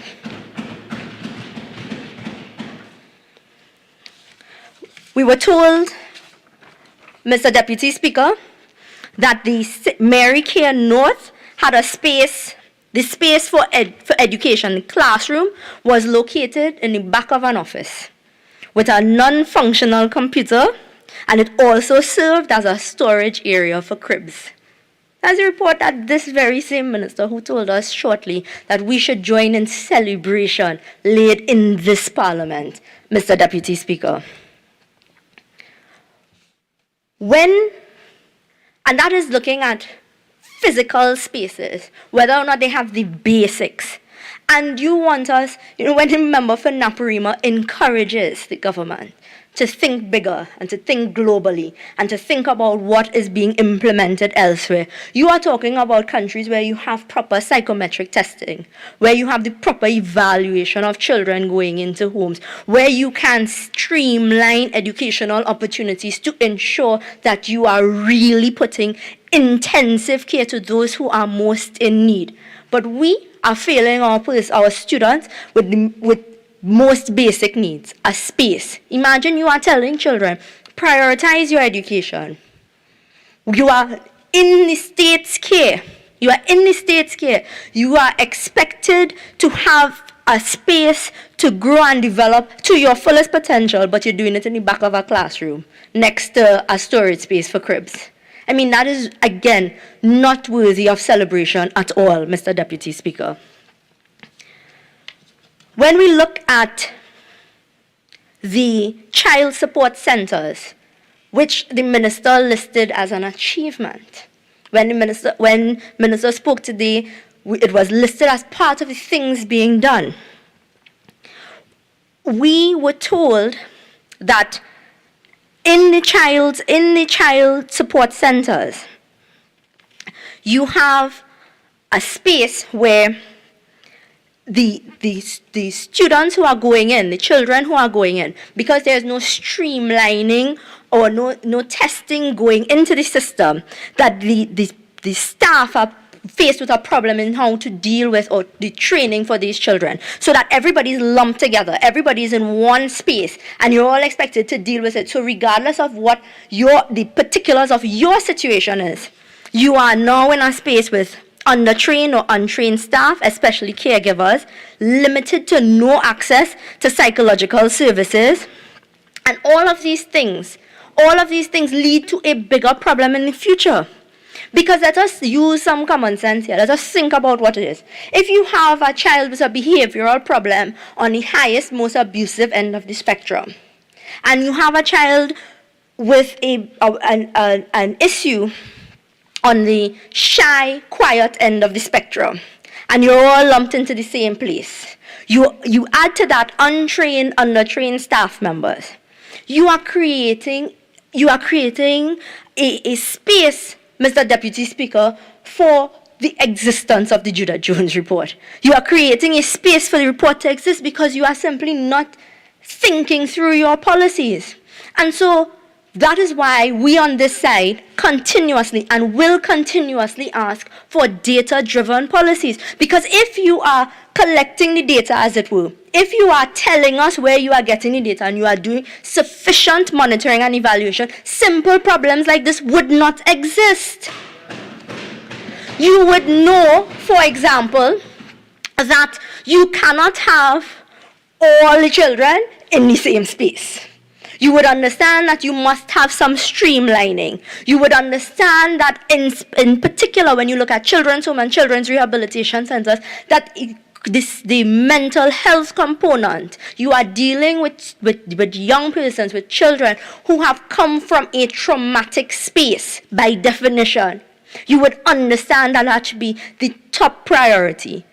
And what I am hearing here, Mr. Deputy Speaker, is a fundamental lack of understanding by this government, because it is too easy for them to come and list out what they consider to be accomplishments. It is too easy for them to list out pieces of legislation that have been passed and not properly implemented. It is too easy for them to say, look, we're doing the work, you know. We trying our very best. But the facts show us that your best is not good enough. It is not even making the cut to be mediocre. It is not good enough. Mr. Deputy Speaker, we are told from the investigation that many students, many young persons, many of these children come out of these community residences and child support centers, again, which were listed as an achievement by this minister, that many of them come out with, they are not provided with adequate resources, opportunities to access education. Many exit with little to no academic qualifications after their stay. That one teacher supports 2 child support centers comprising 19 children of varying levels of ability, including learning disabilities. And we are supposed to celebrate that, Mr. Deputy Speaker? I say no. Absolutely not. We cannot stand here and say it is good enough that the child support center exists. And we pat ourselves on the back and we all move on. That could never be good enough. When we are then told that one teacher supports 2 child support centers. Mind you, all of this exists in a space where we have a Minister of Education telling persons, don't bother to apply for the teaching service because we have too many applicants, but you have one teacher supporting 19 children across 2 centers. So you have no vacancies, you have no space for persons, but you're under-resourced. You see, again, we live in a complete dystopian reality, Mr. Deputy Speaker. Complete. The member for Princestown was very careful to raise what were the recommendations, what was going to be done, what's next. The member for Tobago East followed with no reference at all to possible recommendations, no reference at all to what is going to be next. When I look through what was going on in these facilities in terms of mental health care for these children, I reflected on the manifesto of the United National Congress, Mr. Deputy Speaker. A part of it that I've always stood very proud to speak on, where Mrs. Kamala Prasad-Bissessar had promised that we would introduce psychometric testing for all students across the board, so that when you are entering the school system, this is an acknowledgement that not all students are the same, that not everybody that goes into the system should be treated the same. How are you learning at your best, at your fullest potential? Now, this is a very easy thing to implement if you take it from the training policy. If you take a number of our students who are out of the university system with psychology degrees, etc., who are unemployed or underemployed, and you implement it in a training program so you fit a specific need because you recognize it as a responsible government, that there is a need to support our students in their learning, our students in and outside of these children's homes. And then if you do that, if you, instead of saying we slash gate, we cut the funding, we can't find the money for it, you say we offer specific educational funding for students going into these spaces so that you get the training, you get the cadre of human, warm bodies into these spaces. That shows you how policy lines up with implementation, it lines up with national development, and it is not simply old talk. That is how you ought to implement systems like this. Instead, we hear about the gaps. We hear about where there are things. I think the minister said that they are doing the assessments, but if you are wicked, you will be wicked. I mean, respectfully, that means your assessments are failing. Your assessments are failing, and that is it, right? And now all systems cannot be perfect, but from the Judah Jones report and the prevalence that we are seeing, it is clear your system is failing. So it is not a question of whether or not you have it, it is a question of whether or not it is working. And that is what we're saying here today, you know. We've read what's on the ministry's website. We've seen what they've had to say. We've gotten the copybooks, etc. We've gotten the posters. Is it working? The answer is no. And that is why we are here today with this critical motion. It is not a back and forth. It is not a back and forth about what you could do, what should be done. No. It is a clear recognition that the government policy, the implementation of proper government policy can change the facts that we saw in the Judah Jones report. That is clear as day. And therefore, no amount of excuses, no amount of rationalizing why or how, no amount of appeals for more time would be sufficient here today. What you have to tell us is that you have recognized that you have failed. That's the first part. Recognize that you have failed. And then upon that recognition, What are you prepared to do differently not to fail again? Because you cannot tell me that we must accept repeated failure simply because you are telling us you have these programs in place. It is not good enough. You are talking about the lives of the next generation of Trinidadians and Tobagonians. If you get this wrong, you get our society wrong. For the next generation, you are creating a problem that any next government, next 2 governments, next 3 governments, it would be impossible to solve simply because you wanted to accept mediocrity today, less than mediocrity in fact, that you are asking us to absolve you of your failures as the executive, not for 1 year, not for 2 years, not for 3 years, but for about 7 years now. You are telling us, give you more time, let things work. You are failing. You are failing a next generation of Trinidadians and Tobagonians. And that, Mr. Deputy Speaker, is unacceptable. And so as I wrap up my contribution here today, I think it is imperative on us as members of this parliament to recognize that there is an executive function in the protection of our children. That in that executive function, you have both policy and implementation. And that the existence of the Judah Jones report shows that both policy and implementation has continued to fail our children. I think it is important that as persons interested in national development, it is safe to say that we can indeed reprimand this government for its failure to protect and support our nation's children. But in doing so, we are saying to you, do better. Do better, because better can be done, and our children deserve it. And I thank you, Mr. Deputy Speaker. I recognize the member for Dabadi O'Meara.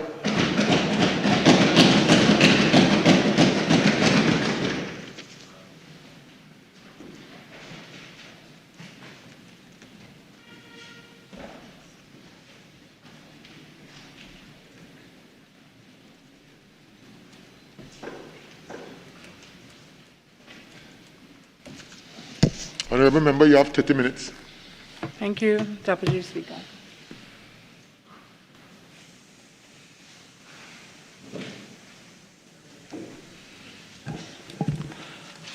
Deputy Speaker, I noticed something that our friends on the other side seem to have left out in their motion. Deputy Speaker,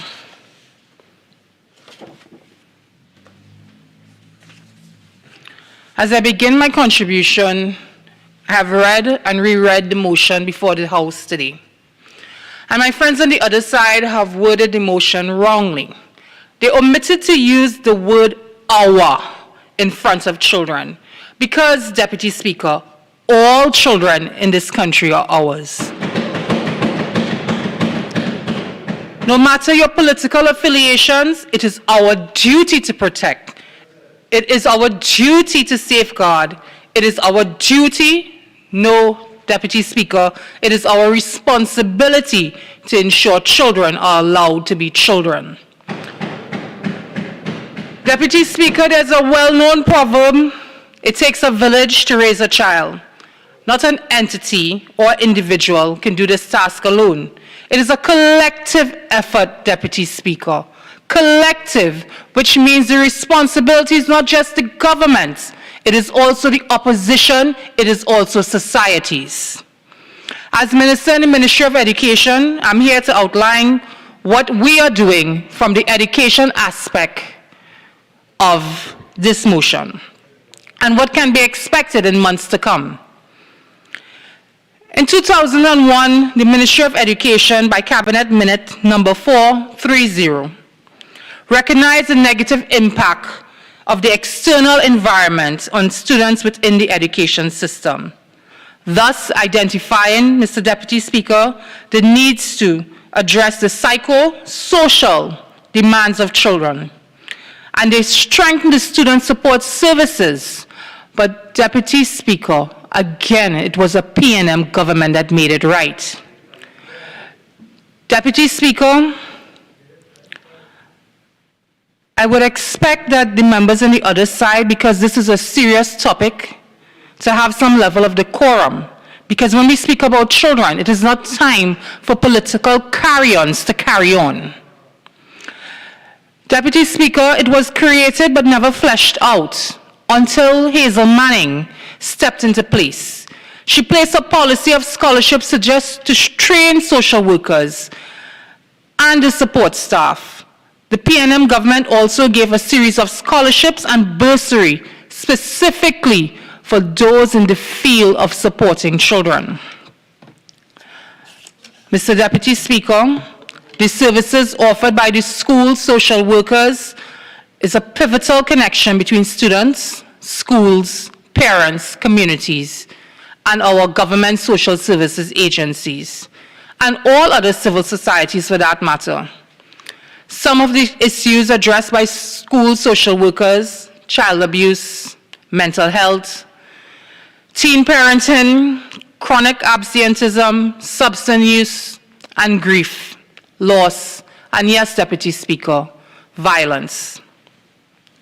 The approach used by the school social workers is both preventative and responsive.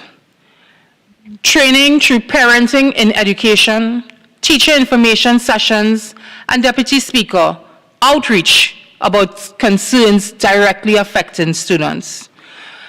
Mr. Deputy Speaker, I heard the Honorable Member of Tabakit speak about the basic education provided in St. Jude's Home. Deputy Speaker, I would like to tell and to remind our friends on the other side, the St. Jude's Home is not a forever home. It is our aim to help them heal, to grow, and to move them back to as functioning members of the society. Just recently, Deputy Speaker, there was an art display in Parliament by the very same members of the St. Jude's Home. And I would also like to say, Deputy Speaker, that the Minister for Gender Affairs is a patron of the St. Jude's Homes. And every time, Deputy Speaker, she has the opportunity, she visits those girls and she interacts with them, because we believe, Mr. Deputy Speaker, we have to lead by example. Mr. Deputy Speaker, the Ministry of Education has recently received financial support by UNICEF to initiate a project for early detection and intervention for learners with special education needs. We have also initiated a review for the strengthening of the systems for the monitoring and evaluation of critical educational processes through school-based management. Deputy Speaker, we know how important the intervention process is. The provision of ongoing professional development opportunities for teachers at all levels, Deputy Speaker. Mr. Deputy. Members, please, again, Honorable Member, since you arrived, you have been constantly, please, keep it in hushed tones, please. It's reaching my ear. Okay, thank you. Thank you, Deputy Speaker. Deputy Speaker, for the year, and I quote,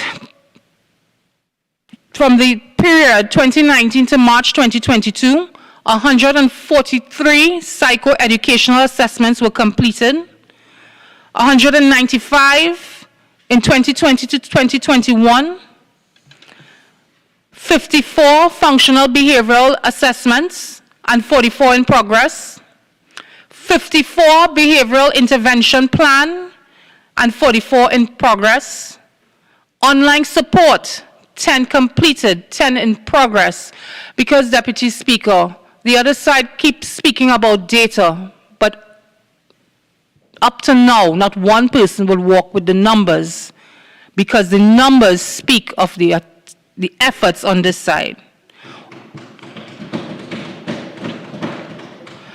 Deputy Speaker, over 31,000 parents benefited from the following: individual counseling, targeted group work. 25,000 parents and students benefited from the parenting and education sessions. 14,218 parents benefited from the following sessions: coping with online learning, parenting in education, teacher information sessions, critical incidents, debriefing sessions, coping with anxiety, changing your position, the role and function of parents, parental involvement in online learning, nurturing your child's mental health, positive and negative uses of social media, building healthy parent and child relationships, understanding child sexual abuse, effective discipline, parenting styles, parental concerns, positive parenting, managing and learning devices, choices, consequences, and decision making. Deputy Speaker, does that not sound like a government at work?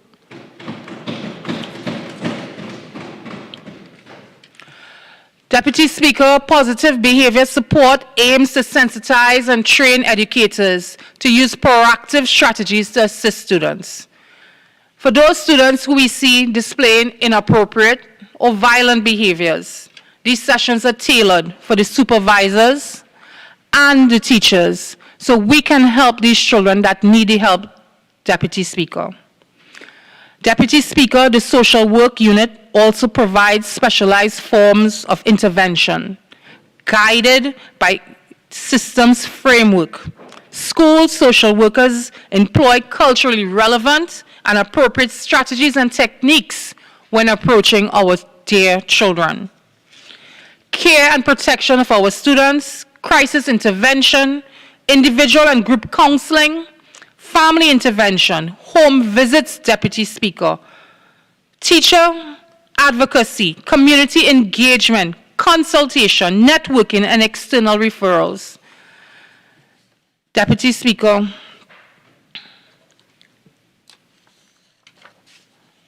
the school social work unit engages in training. It's a national program, Deputy Speaker. They have monthly staff meetings, they go out on field visits, and Deputy Speaker, every single school can access this particular unit. To date, Deputy Speaker, the social work unit currently has a staffing of 90%, qualified with a degree in social work. Many of them have masters, and we are currently actively looking to go to the full 100%. There are frequent staff meetings in the Ministry of Education to ensure quality assurance. The social workers host fortnightly visits, Deputy Speaker, with all the senior school supervisors and termly meetings with all staff. Despite the positive, Deputy Speaker, there have been some shortcomings. And our social workers are burdened. It is not an easy thing, Deputy Speaker, to deal with the problems of others. It is not an easy thing to listen to the cries. So, the Ministry of Education is there to support with our employee program where they can access guidance, counseling themselves. A school is supposed to be a safe haven, Deputy Speaker. Statistics have revealed there have been reports of sexual harassment, students against teachers, ongoing disciplinary matters, sexual interactions between students. From 2017 to date to 2020, 2 reports were made, Regulation 19, on 2 ongoing matters. In 2021, 4 matters are currently engaging a tribunal. The Ministry of Education, Deputy Speaker, fully subscribes to the provisions in the Children Act, Chapter 46(1), and the Sexual Offences Act, Chapter 1128, which calls for mandatory reporting to law enforcement regarding inappropriate sexual behavior against children under the age of 18. As a former teacher, Deputy Speaker, I can tell you that many times when a child tells you something in confidence, it is your duty, legally and morally, to go straight to the police. In addition to that, Deputy Speaker, principals are empowered to inquire into reports and follow established procedures. What they cannot do, Deputy Speaker, is investigate. Deputy Speaker, I've listened to my colleagues on the other side. And while I think that it's full of contradictions, and while I think that you cannot simply speak about you are here for the children when you're being divisive, Deputy Speaker, I call on them to extend their maturity and let us work together to fix what is broken in the system. Deputy Speaker, there is an institution in America that was founded by a man called Flanagan. He was a Catholic priest, Father Flanagan. The name of the institution is Boys Town. In it, the children run it themselves. They are their own judges, police officers, they run the groceries, and they have den mothers, den fathers, but they make the decisions. Father Flanagan had a vision of a safe haven for children. But Deputy Speaker, predators would go wherever they see prey. In every single space where there are children, there would be the persons who come for absolutely the wrong reasons. Mr. Deputy Speaker, we have worked with the Ministry of Social Development for food card services for low-income families to ensure that basic needs are met, unemployment relief grants, counseling for in-depth family intervention and support, support for socially displaced families, disaster relief. Mr. Deputy Speaker, the education system is also overburdened because with all that I'm telling you, schools cannot replace the home.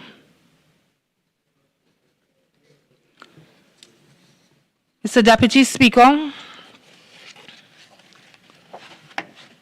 I've noted that, and I say this without malice, those on the other side has a shockingly bad history of failing our nation's children. It took them 2 decades plus to put on the national agenda the frightening detail of what is now referred to by them as the SABGA report. Mr. Deputy Speaker, it was a buried, hidden report that will be a stain on the other side forever, showing their utter insensitivity and complete disregard for the lives and generations of young men and women. Mr. Deputy Speaker, I wish that we would note that it took a year, less than a year, for this PNM government to do something. When the Judith Jones report came, Deputy Speaker, immediately our Prime Minister took action. In a short space of time, a task force was appointed, of which the Minister of Education is a key stakeholder. Deputy Speaker, because this Keith Rowley-led administration recognizes the seriousness of these matters, the report was laid in Parliament to ensure that swift action was taken. Deputy Speaker, unlike 23, 24 years ago, the PNM actually laid it in Parliament. We want persons held accountable. Deputy Speaker, it is only in the light of this report that the SABGA report emerged from the darkness. Without this administration's report, the report done under the UNC would have stayed buried as their political careers. A sad, distant... Silence, please. A sad, distant memory of hidden mayhem, Deputy Speaker. Deputy Speaker, this administration is also strongly advocating that action be taken on the SABGA report, having the police investigate these matters with the greatest urgency. Deputy Speaker, each and every one of us must be on the right side of history. In 1997, when the SABGA report was first brought to the attention of the Pandey-led government, where was the member for Siparia? Mr. Deputy Speaker, in 1997, I was still in sixth form, but in 1998, I could not forget, oh sorry, let me take that back, I was in university, I don't want to lie on the answer, let me take that back. I do not want, and I must say it, the victims of the abuse from over 2 decades ago will no longer remain silent. For the family members forced to endure all the memories of the abuse for the rest of their lives, for those who weren't given the opportunity to speak, and of the trauma endured, this government's action through the Jones report has resulted in the police setting up a hotline, the Catholic Church setting up an investigation, a task force being created. Monies are being allocated by the finance minister to ensure that the recommendations are being implemented, and this is just the beginning, Deputy Speaker. And let me assure you, Deputy Speaker, and by extension this entire nation, and all victims and their family members, that this government will not stand idly by while their children are exposed to abuse. This lid on this coffin of abuse, secrets, lies, and shame have been lifted thanks to this PNM government and our Prime Minister, Dr. Keith Rowley. Once again, the UNC government in the past dropped the ball. And now the current members are suffering from a premature knee-jerk reaction. What I mean to say, Deputy Speaker, they always want to put the cart before the horse. And that is why their policies, their interventions failed, and failed. And it took a PNM government to fix each and every one. Not us, Mr. Deputy Speaker. On this side, this PNM government stands on proactive procedures, understanding that effective change requires sustainable, accurate planning followed by relevant action. Deputy Speaker. Mr. Deputy Speaker, 4410, I'm not sure if the member is still quoting, but she seems to be reading consistently and continuously. Proceed. Thank you. Deputy Speaker, my colleague with responsibility for gender and child affairs received a report about 5 boys absconding from the child support center. A member from the other place said he was told not to say anything. So the secret and the lies continue to this day, Deputy Speaker. The secrets and... Mr. Deputy Speaker, may I continue? Oh. After receiving this report, my colleague knew that something must be done. Therefore, Deputy Speaker, in June 2021, upon the recommendation of the Honorable Member for Tobago East, and along with the endorsement of this Cabinet of Trinidad and Tobago, it was agreed to conduct an independent investigation. The member for Tobago East set this ball rolling.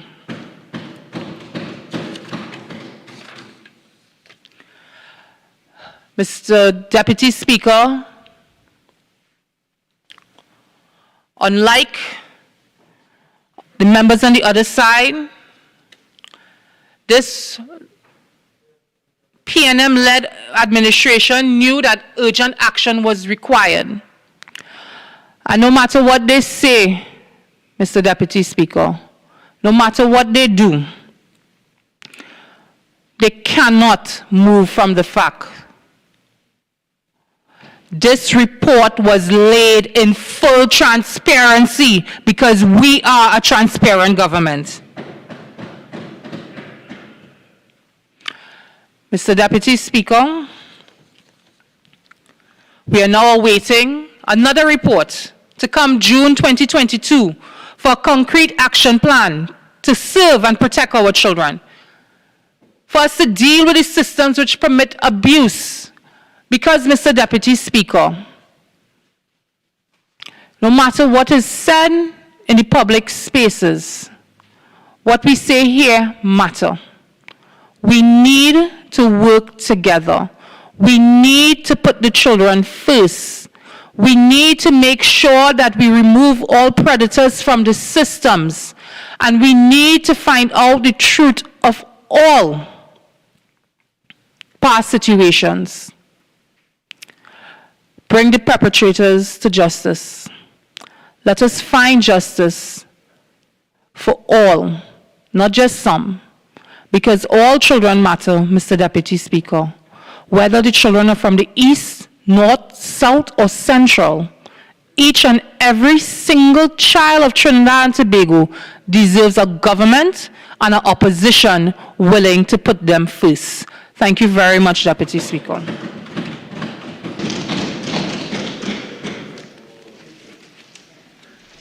I recognize the member for Naparima.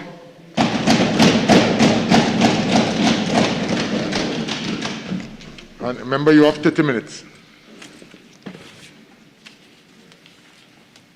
Thank you very much, Mr. Deputy Speaker.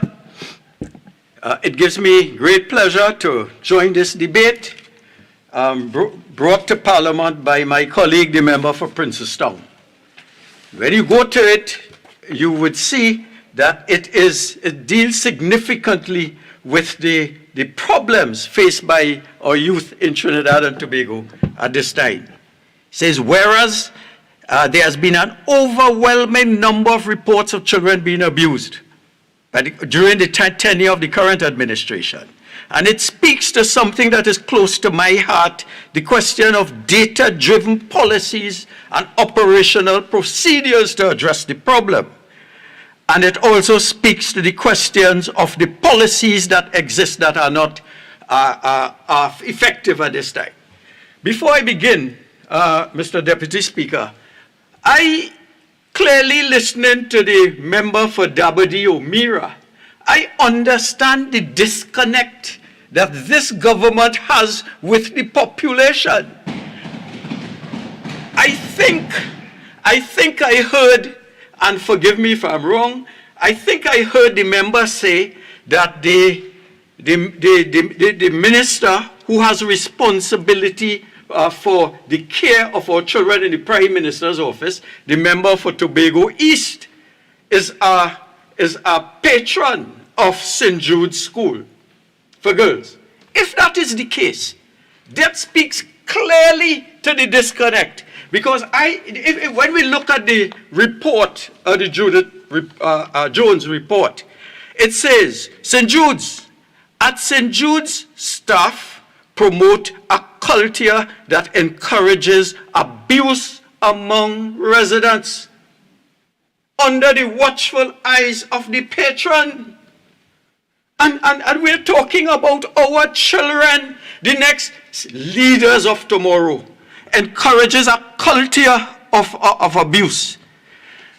They talk about a past resident indicated that there was common for staff to indicate themed beatings, such as, quote, house or common, and this is the word in the report, kotas. End of quote. The management is aware of these beatings and the staff who are the instigators. I'll continue because we have to live in the real world, Mr. Deputy Speaker. There are still implements such as handcuffs and batons being used in the home. The deputy manager admitted to directing the handcuffing of a resident, as well as admitting to knowing that it was against the law. Open and admitted breaking of the law in institutions under the watch of this government. Do they care about the children of Trinidad and Tobago? You know, it hurts when you read the report. I'll give, you have to hear it, Mr. Deputy Speaker. I'll quote again, the childcare system inclusive of child support centers and community residences have undergone a number of changes within the last 3 years under the tenure of this government. As mentioned previously, for example, the St. Michael's Home for Boys, which housed children with high-risk profiles, was closed in 2018. And you know what? These high-risk children were sent to other schools. And that resulted in the commingling of residents with different needs. It goes on. Further, the authority staff was not sufficiently trained to manage these children. You see why Barbados will always be ahead of us? You see why? And then when you raise it, they say, go and live Barbados. But the staff was not trained to handle the problems in these schools. The resultant environment can be described as one where staff is apprehensive to carry out their duties in the face of conflict. Therefore, they have been authorized to request assistance from security guards to quell situations which they perceive as uncontrollable. The mixing of these categories and the relegation of behavioral management to security guards. Mr. Deputy Speaker, that is what is going on under the watch of this government in institutions charged with bringing them up and fulfilling their true destiny. So accordingly, the security guards dealt with the situation based on varying levels of knowledge and experience instead of standardized procedures and training.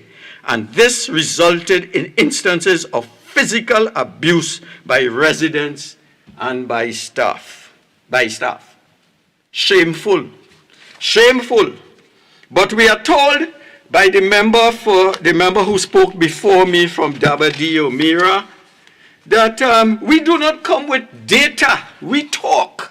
But Mr. Deputy Speaker, we have here data. I could tell you, for example, Amica House in 13 Hillview Terrace, Currap is licensed, 20 boys only, a population capacity 20 girls only from newborns to age 17.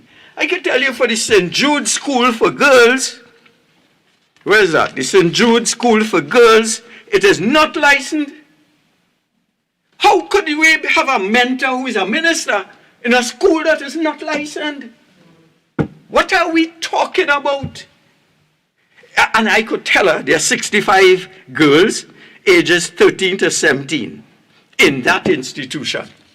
Speaker, what are we dealing with in the 21st century in Trinidad and Tobago with our young children? But today I will be talking about, under the theme that this government talks a talk, but does not act when it comes to our children.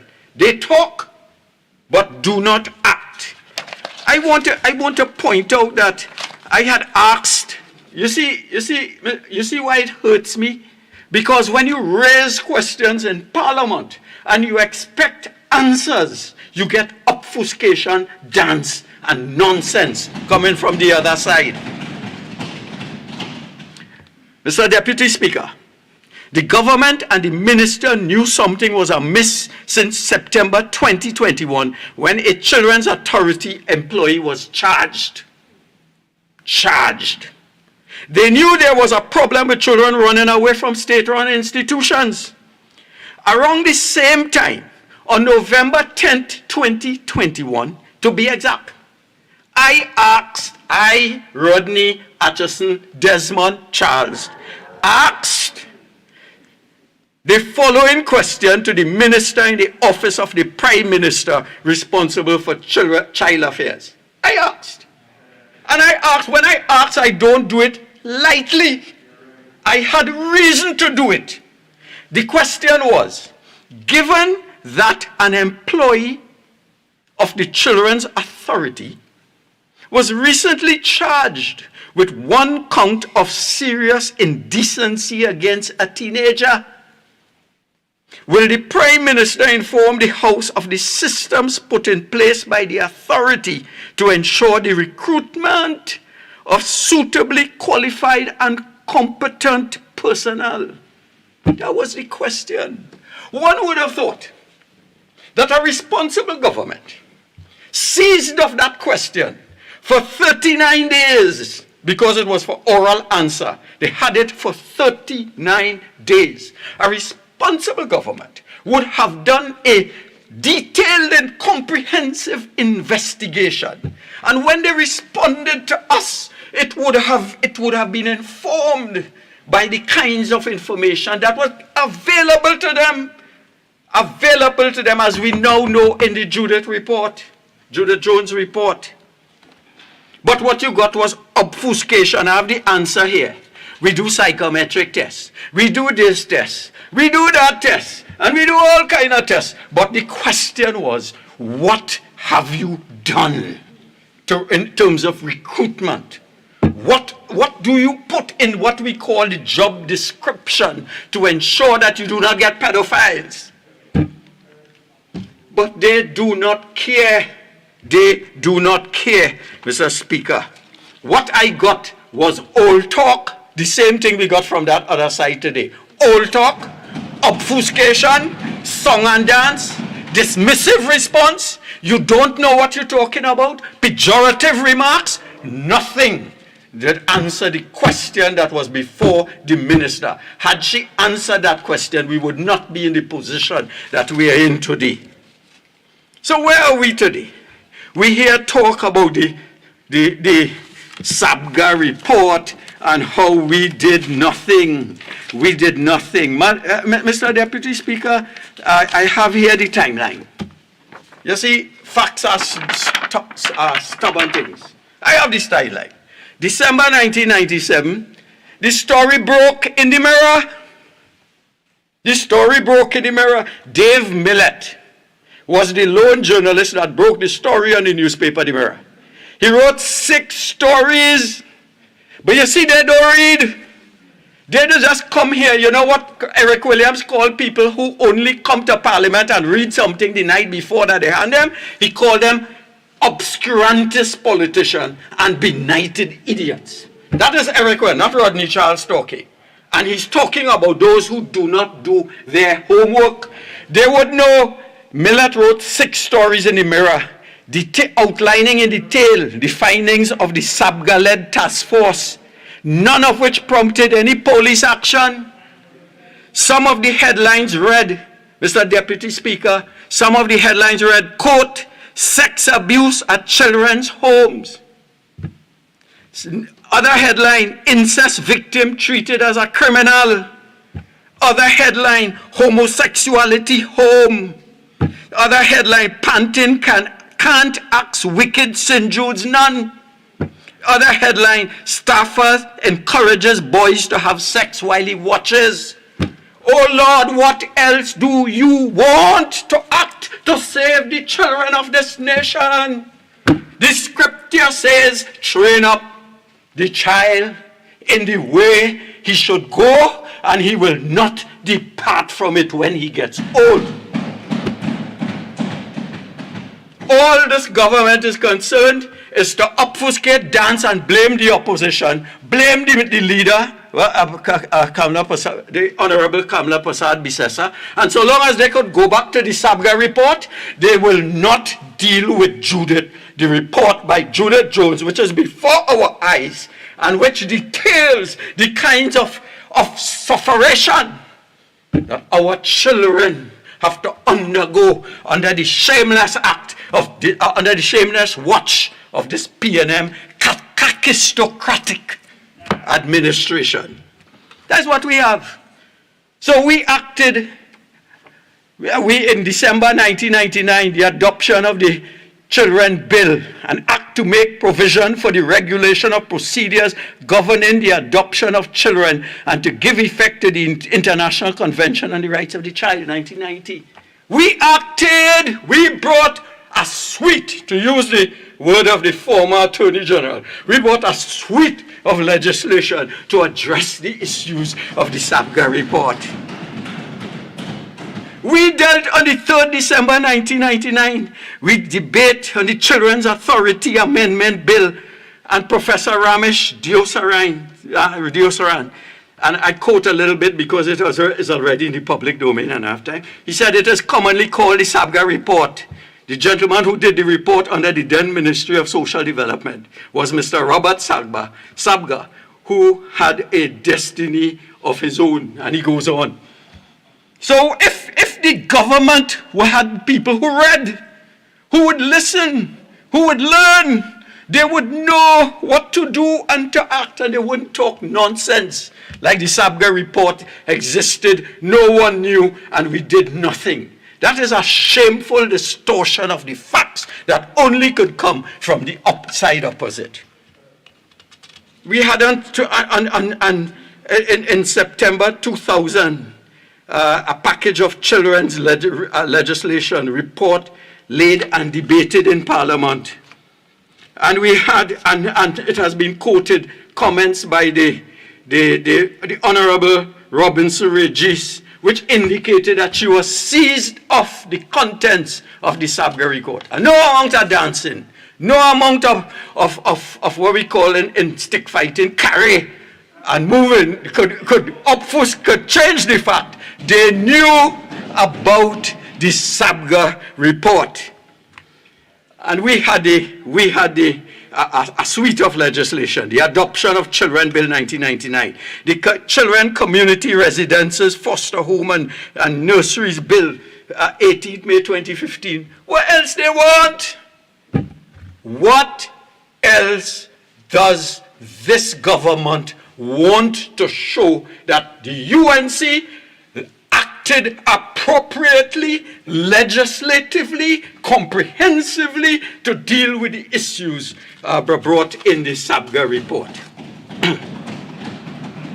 So we are left, all those legislations were left in abeyance while the government was in office.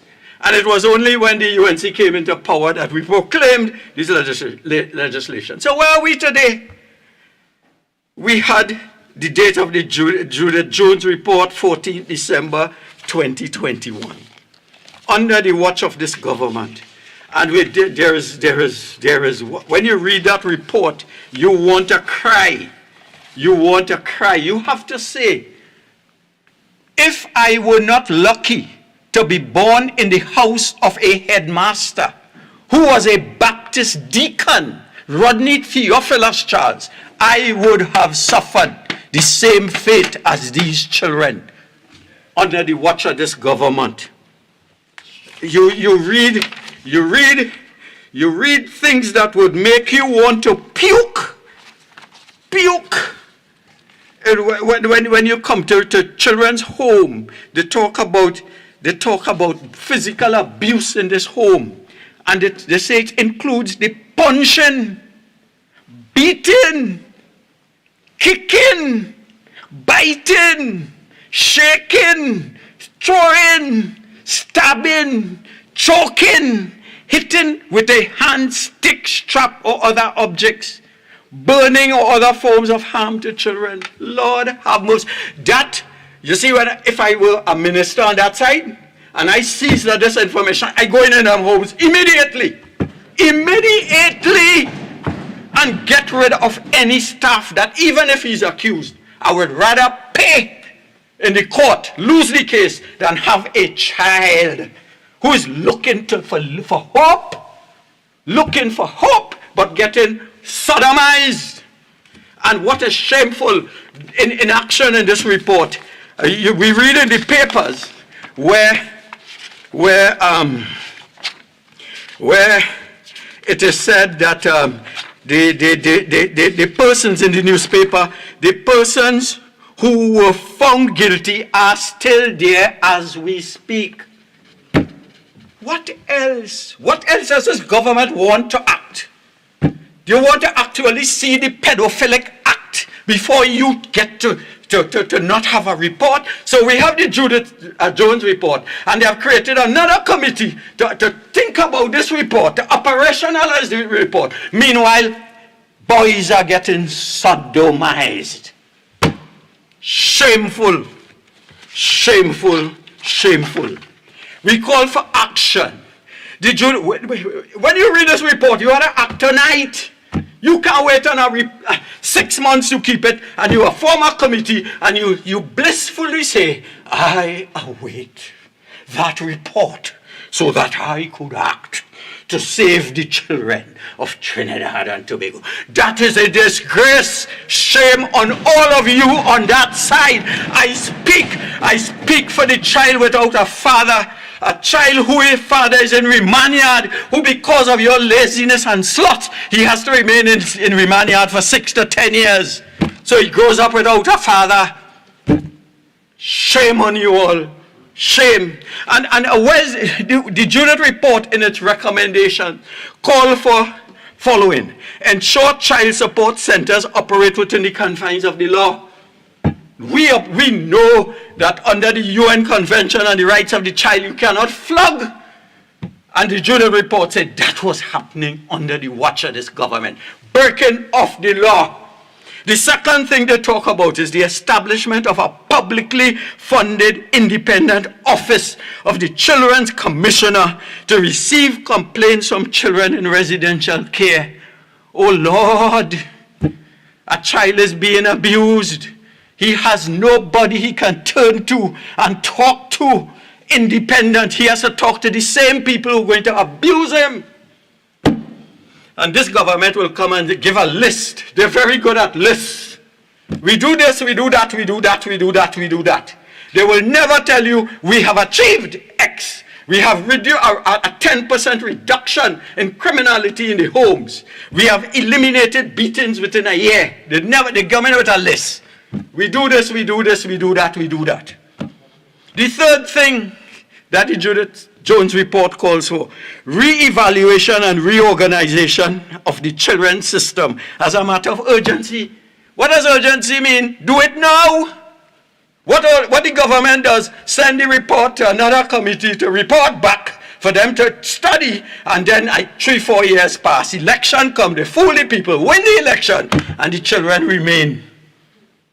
The fourth thing the report calls as a recommendation for action. They're talking, you want advice? You want recommendation? Well, here's a recommendation.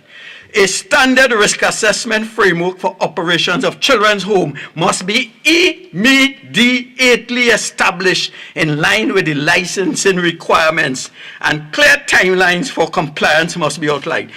Mr. Deputy Speaker, as we speak, let me tell you the number of homes that are unlicensed. Here, Allison Children Home, 51 McDonald Street, not licensed. Bridge of Hope, St. James Smart Village, Sangre, Chiquito, not licensed. Chickland Children's Home, Chickland Village, Upper Carapachima, not licensed. Mary Care Center North, 40 Gala Street, Woodbrook, not licensed, with 14 children. Mary Care Center South, Faizabad or Rupuch, not licensed, and it goes on and on and on and on. So right now, as we speak, there are children living in homes that Lord knows what care they're getting. Lord knows, and they come here with a straight face and tell us that the government has done the list. They come with the list. Well, for God's sake, license every institution that deals with children care and protection. You're required to do that by the UN Convention on the Rights of the Child. Do it. Don't talk. We fed up at PNM. Talk. We fed up.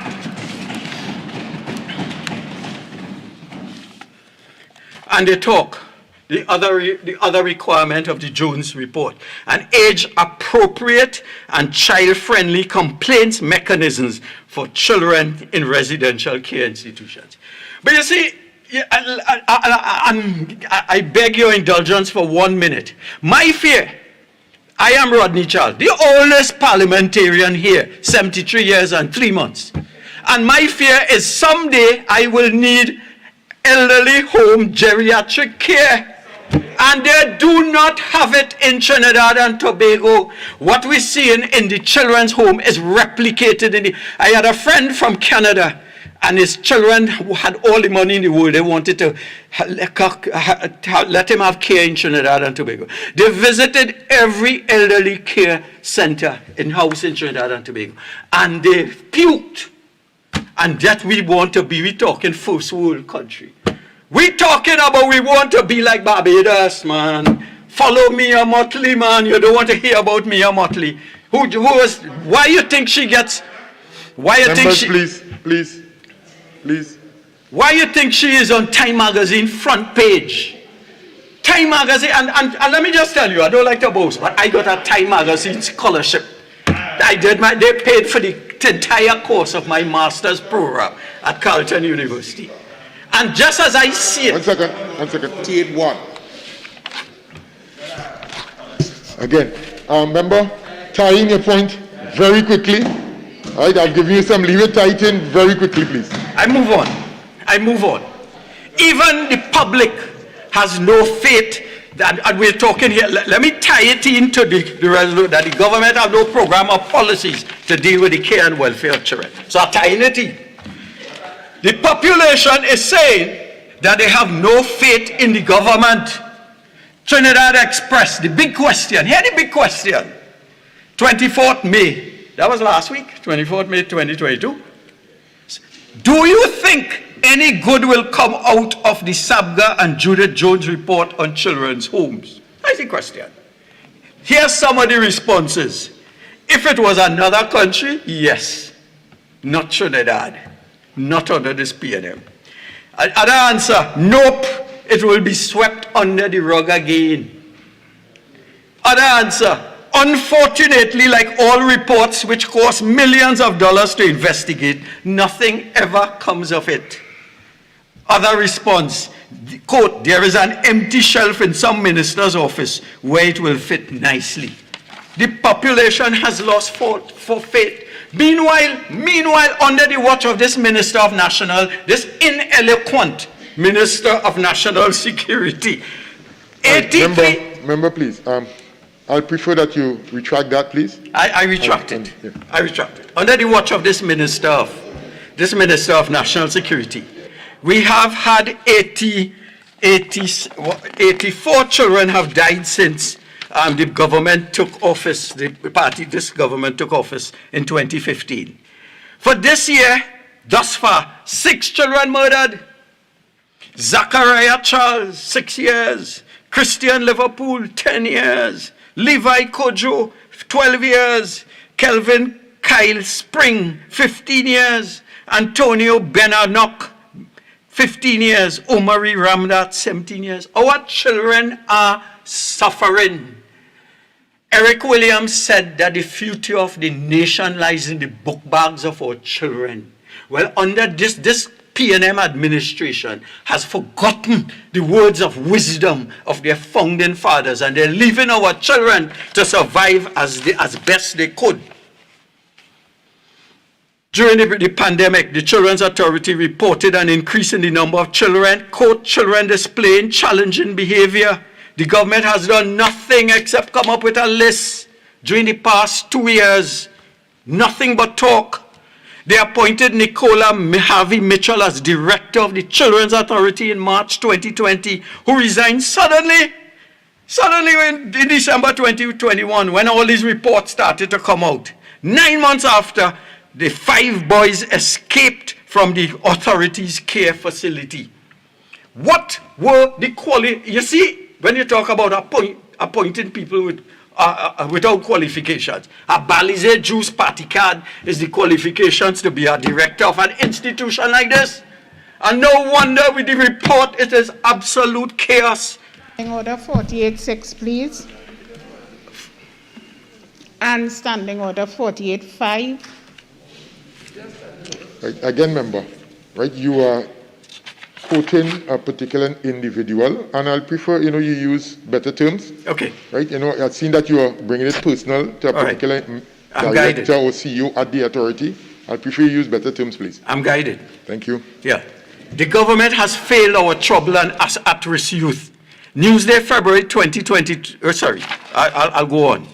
I would like to know Deputy Speaker, how many of our young males, Mr. Deputy Speaker, how many of our young males and females who were physically and sexually abused in unlicensed children's home have resorted to a life of crime in their adulthood because of the trauma they experienced there? And I am saying, where is the data? That is what I want them to come. You see, I am first world. And I want data that we could reason together. But when you come and give me a list, you lose me. How much of the 22 million being given to the Children's Authority during the mid-year review will assist in helping children currently experiencing trauma? I could go on and on. They don't care.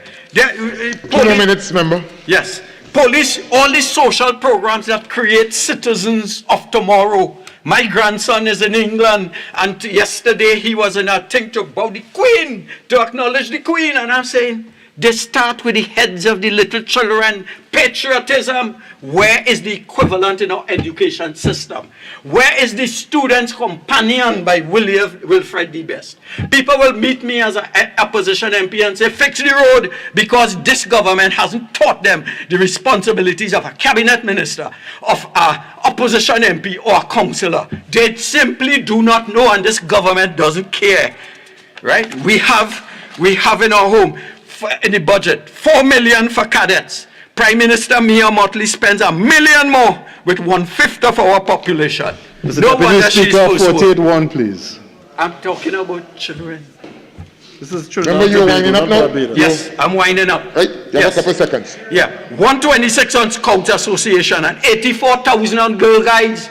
84,000 in the colonial era. They spent 100,000. With 60 years after, under this PNM kakistocratic government, they spent 84,000. I will tell the Coast Guard, the Girl Guides, refuse that. I will give them more. Naparima will give them 100,000. Thank you. Shame on them.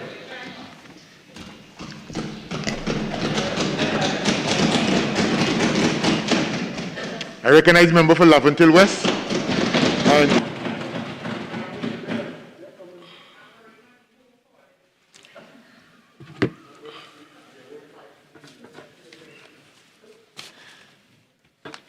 Thank you very much, Mr. Deputy Speaker. I suspect that it is not unparliamentary to say that it appears as though my friends on the other side have found the most annoying human being in the whole country to have represent us in Naparima here.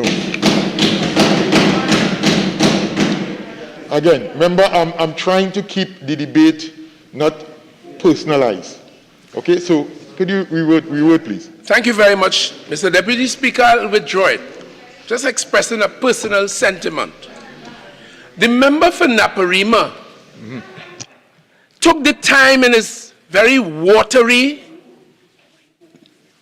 and insignificant contribution in a very important matter to call out the name of the former CEO of the Children's Authority, one Nicola Duke Harvey, a young citizen of this country, a young woman who came up from the Laventille community, which I proudly represent, who I know to be a very dignified and outstanding human person, who assumed the responsibility of CEO of that organization, who worked tremendously hard in very challenging circumstances, and joined his empty colleagues, calling out the citizen's name here today and identifying that she would have appeared for screening with the PNM. Mr. Deputy Speaker, it is precisely people like Nicola Duke Harvey that we seek to represent the people of this country.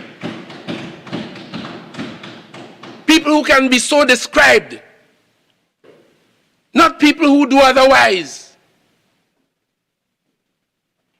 and then threaten me on the privileges of this House. Mr. Deputy Speaker, if the member for Naparima has a problem with Nicola Duke Harvey being the CEO at one time of the Children's Authority, he has no problem, let me ask him, with the member for Siparia having been Prime Minister and offers her to this country again to try to be Prime Minister again, I will choose Nicola Duke Harvey any day. The member for Naparima, now that we have passed that fundamental,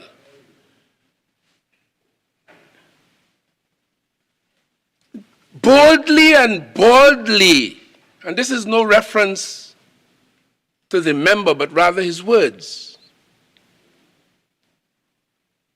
told us that the UNC, the then UNC government, acted, and I quote, appropriately in respect of the terms of the SABGA report. A report from 1997, which this country is now very familiar with, and it only learned of this report within the last week and a half or two. Prior to that, this country knew precious little about it. I was a parliamentarian in 1997, and I can tell you truthfully, Mr. Deputy Speaker, I knew absolutely nothing about it. And I was on one of the joint select committees that looked into these matters during that time. But as we have already clearly and pellucidly demonstrated, it was handed over in the dead of midnight, around the time when the member for Naparima is at his best.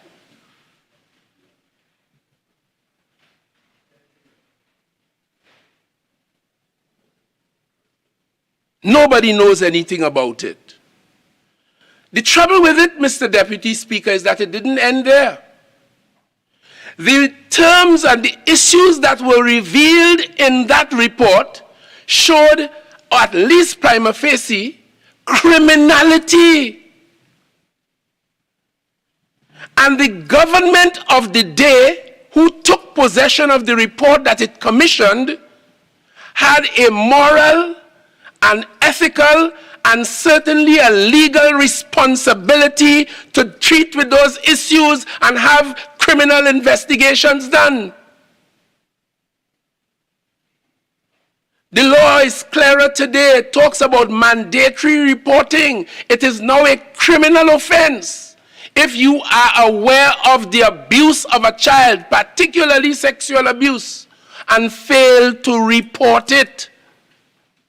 It's called mandatory reporting.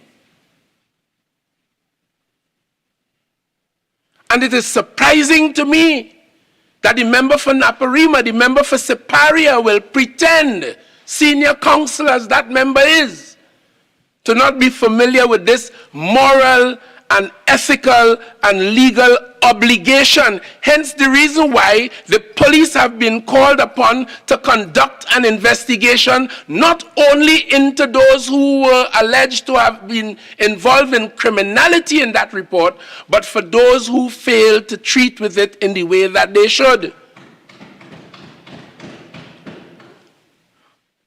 And again, I must repeat, on the other hand, the Minister for Gender Affairs in the office of the Prime Minister told us persuasively, having received this startling Jones report, acted quite responsibly by promptly making the terms of it available to the authority, meaning the Children's Authority, and asking them to look through it and to make recommendations and come up with a plan in respect of every matter raised by Chairman Jones and her team, who we must commend for good investigative and fact-finding work.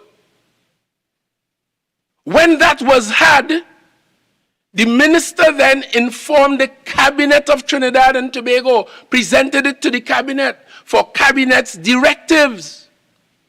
And among other things, the Cabinet immediately decided that it should be made public. It was laid here in the Parliament, as we know, and it was passed immediately to the Trinidad and Tobago Police Service for its attention in respect of criminality. And I might tell you, Mr. Deputy Speaker, the member for Princestown, who spoke earlier, who presented this motion actually, raised issues about he called it Child Protection Unit. For those who know better, it's the Special Victims Department of the Trinidad and Tobago Police Service. And I just want to say to the member that it exists in every single one of the 9 divisions across Trinidad and Tobago Police Service and the country. It is led by a superintendent of police. There are 2 assistant superintendents, 10 inspectors, 18 sergeants, 30 corporals, and 155 constables. It has a secretariat including 11 BOAs, business operations assistants, and 34 special reserve police officers, totaling 261 personnel, all dedicated to working in the protection of the children of Trinidad and Tobago, special victims altogether. Mr. President, Mr. Vice Chairman, Mr. Deputy Speaker, the Special Victims Department consists of the Child Protection Unit, the Gender-Based Unit, and a Sexual Offences Unit. Sexual offences, Mr. Deputy Speaker, let me say very quickly on this very important matter, is a very strange phenomenon of the human animal. That kind of behavior has been with us for as long as perhaps man exists. Nothing that we are discussing here is altogether new, or unique to Trinidad and Tobago, because you would be surprised to know the places and the people who would be engaged in this kind of behavior, putting our children at risk. The matter that Madam Jones and her team and Mr. Sabga and her team, his team, had the responsibility to look out for on behalf of all of us. And the officers of these units are cross-trained so that they can handle matters across the spectrum.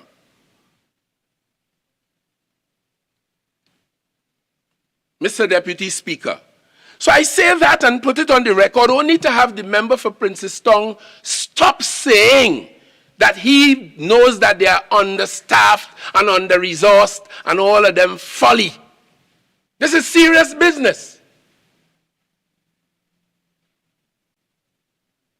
The matter in front of us is a very serious one, reflecting the sinful, greedy, selfish, perverted nature of the human animal, with all kinds of weird and perverted tastes. And sadly, I am told, haven't seen it myself, that Trinidad and Tobago is one of the highest consumers of pornographic material in the world. Just as how they say KFC on Independence Square earns the most income across the world in the chains.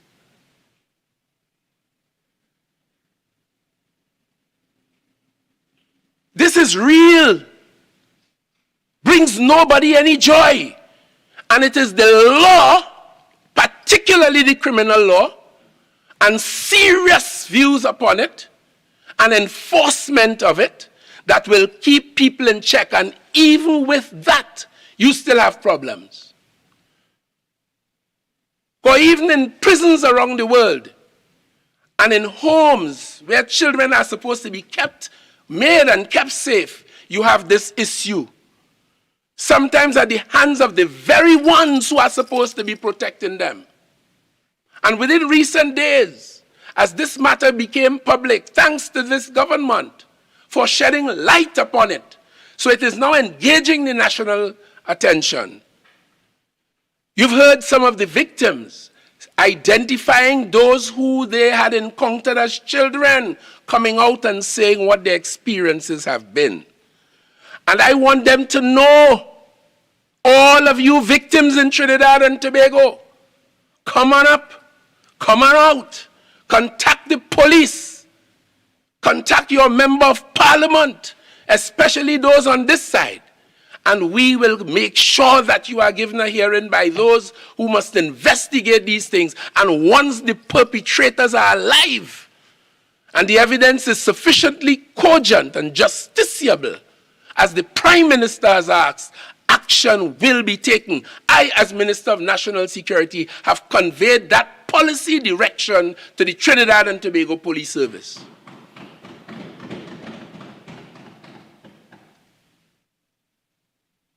So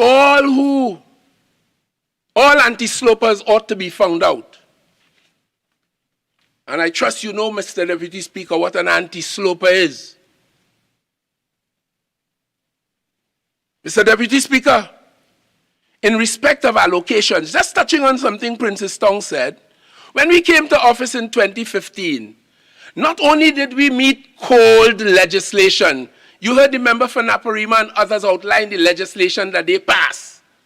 Well, you would have heard since then that the legislation was so ineffectual, without regulations, without the institutions to support it. It was like dry bones in the cemetery that Naparima grew up around.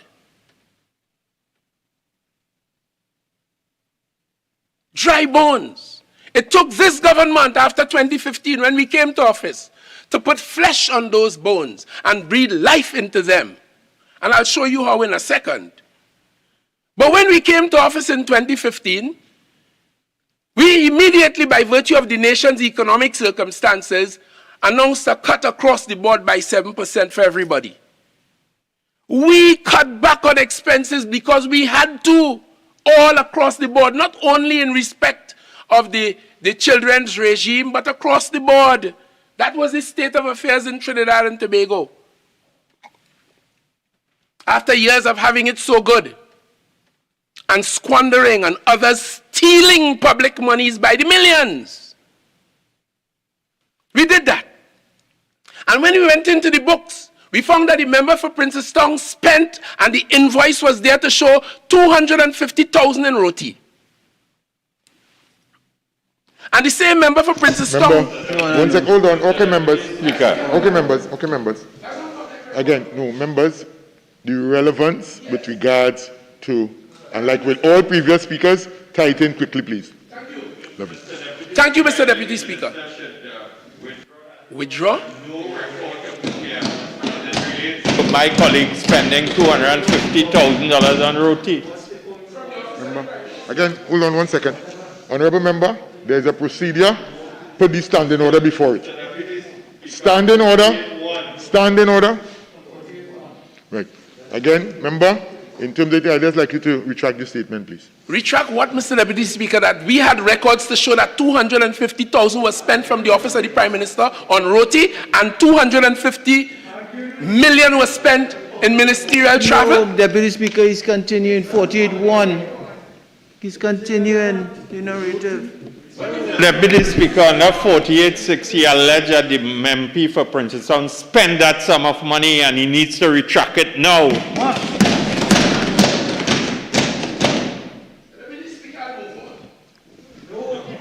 Members, please. Honorable member, you are quoting from a particular document. Once you have entered it into debate, it becomes your particular discourse. Okay? And you are willing to stand by the discourse that you have. Speaker, in response to you as politely as you have approached me, I am prepared to stand by the fact that from the office of the Prime Minister, they spent over 52 million in entertainment, some of which I think 250,000 was spent on roti. Okay. Listen, members, I'm not going to go into the semantics. So you stand by your statement? Okay, proceed. And I'm moving on.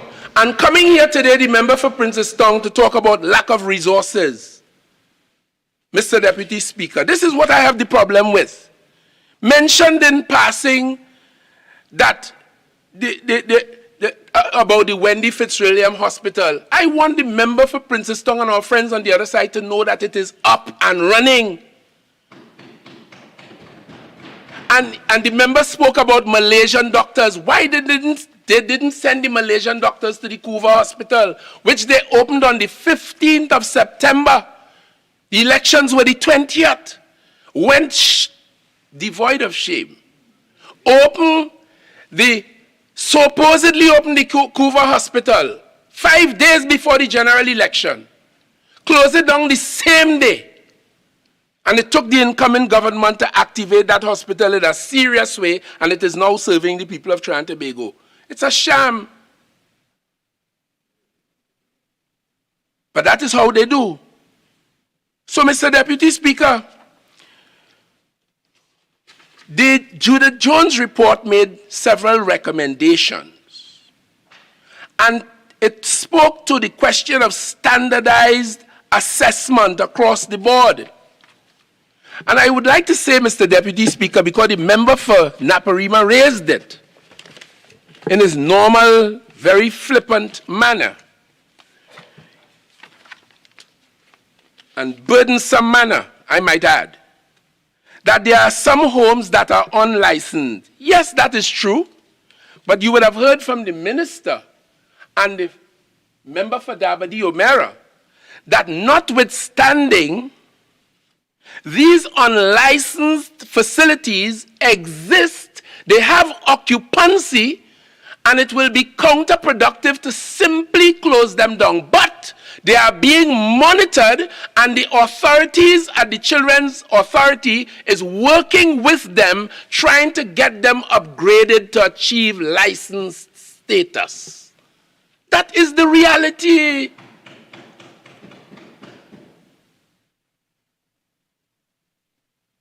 So that there are, in fact, a few unlicensed ones around. But you can't close them down today, because those who occupy them will be at large and at risk. So empty. But there are about 33 steps that you must satisfy in order to become fully licensed. And they are actually working through them with those houses to get them there. Some of them, the physical building is inconsistent with the modern and expected requirement and requires serious cash injections. Some of them are private, is not necessarily state, although the state pays for the occupancy to protect the children therein. But licensed or unlicensed, that is not the issue. Because you can have abuse in a licensed home and you can have abuse in an unlicensed home. The issue is human behavior and how we protect the children against it. That is the real issue. And in order to achieve that, when we came to office and met, this, according to the member for Naparima, this suite of legislation, cold and moribund, offering no protection to anyone, so much so that that legislation required the establishment, Mr. Deputy Speaker, of children's home, well, residences, community residences. When they left office, they knew that the legislation was just that, inoperable, because the homes were not designed for, built for, the regime was not put in place. So much so that their former Attorney General, who passed the very law, piloted it and put it on the law books, bareback and threadbare and skimpy as it was. Yes. He then, once the government changed, to show you how unprincipled they are, and continue to be, he then went to the courts of this country, the Constitutional Court, and brought an action against the new government, saying, look here, you have this law, but you don't have the proper regime to support it, and brought an action. The court frowned on it. When the facts were made known to the court that you passed the law, and now that you leave office knowing that it wasn't done, you bring an action against the very state hoping to get money and fame, the court threw it out and poured scorn on that unethical posture made well known by the United National Congress and encouraged by the member for Siparia. No. 48-4, Deputy Speaker. The member's imputing against the member Siparia. That is unfair. 40. 48-6, 48-6. No, hold on, member, hold on.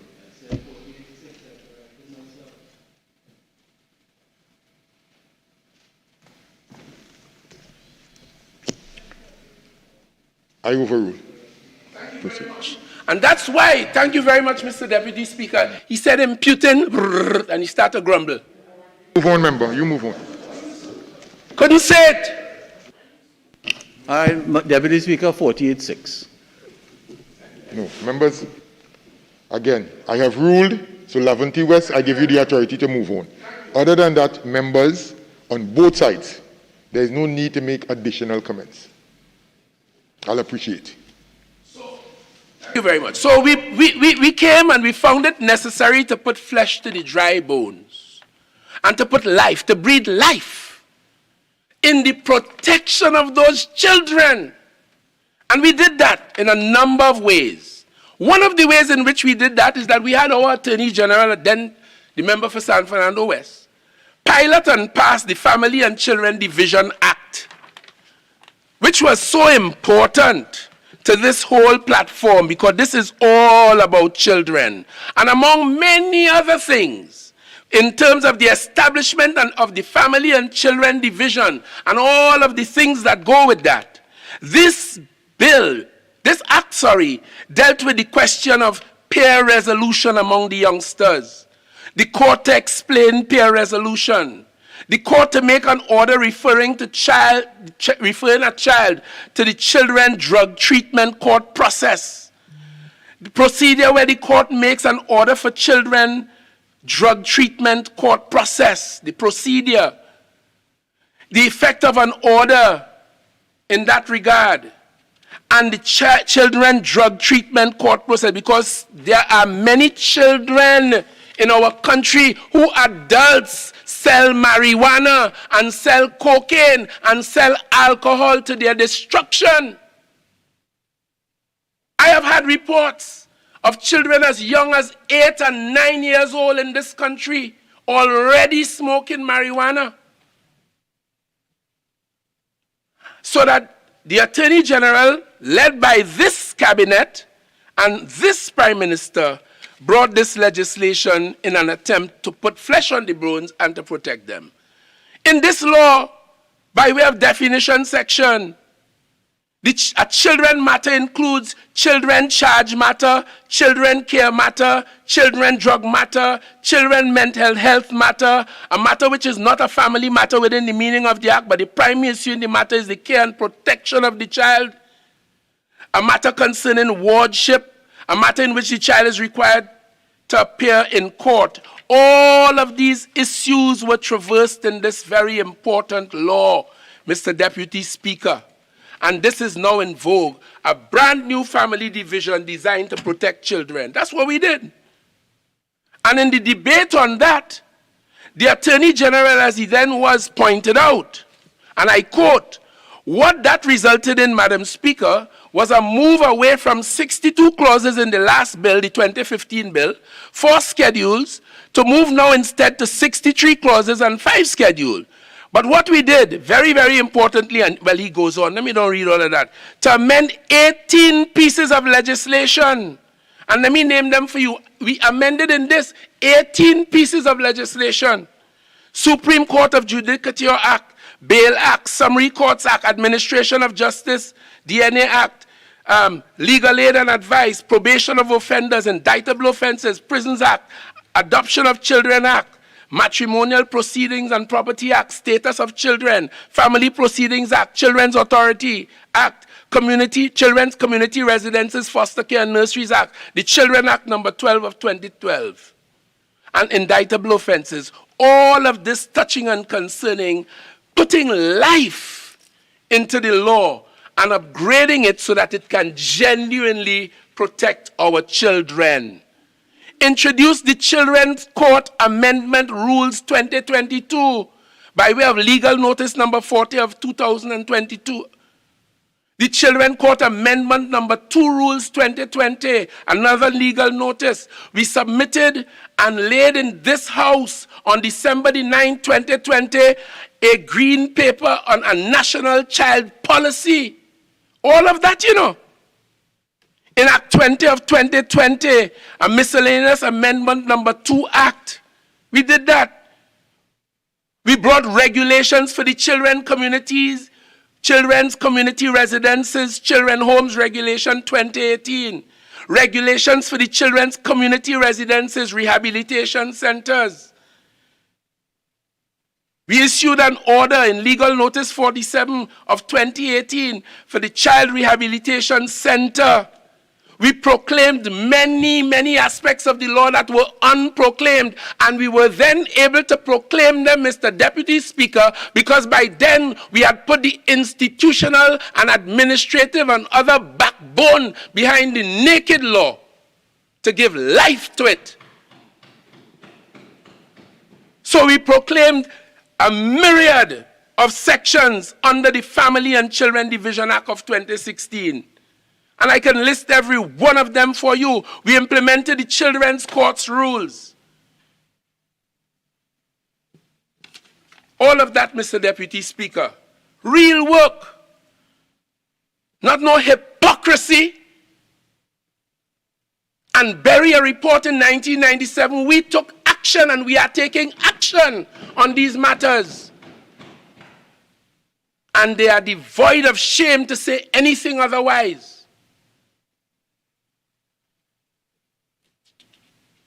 Mr. Deputy Speaker. Remember, you have 2 more minutes. How much more? 2 more. I thank you very much, Mr. Deputy Speaker. This government has demonstrated genuine care for the children of this nation, those who are at risk. And when I heard the member for Naparima talk about how much funding we put for the cadets and all that, up to this morning, I had a youngster, Mr. Deputy Speaker, from the Paramin area, who who performed an act of dignity and honesty, who didn't have to run away from Trinidad the day after the elections in 2015. And who was not associated with the backrooming of the then government. We honored him this morning and held him up to the nation for his honesty and his dignity and his compassion, where he found thousands of dollars and returned it to its rightful owner. And I made the point when I addressed the young man today. I said that there are many people in this country, possibly in this parliament. Let me withdraw that. There are many people, I withdraw that, There are many people in this country with far more qualification than Ernest Constantine, with far more money than Ernest Constantine, who are as dishonest as you could have it. This is why I make the point. It is not money that maketh man. It is manners that maketh man.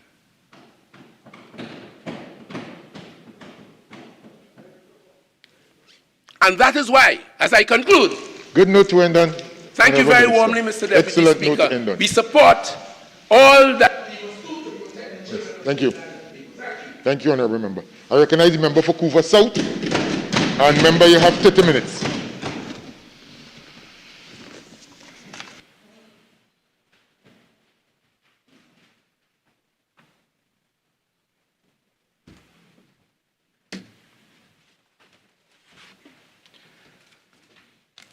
Thank you very much, Mr. Deputy Speaker. As I make an intervention in this debate here this evening, in this motion which has been put on the record in a very precise and clinical manner as it relates to my colleague, the member for Princestown, and all of my colleagues who have contributed in this debate, the MP for Naparima and my other colleague, the MP for Tabakit, in relation to how we see the state of affairs as it relates to the children of Trinidad and Tobago being abandoned by the government of Prime Minister Dr. Keith Rowley over the last 7 years.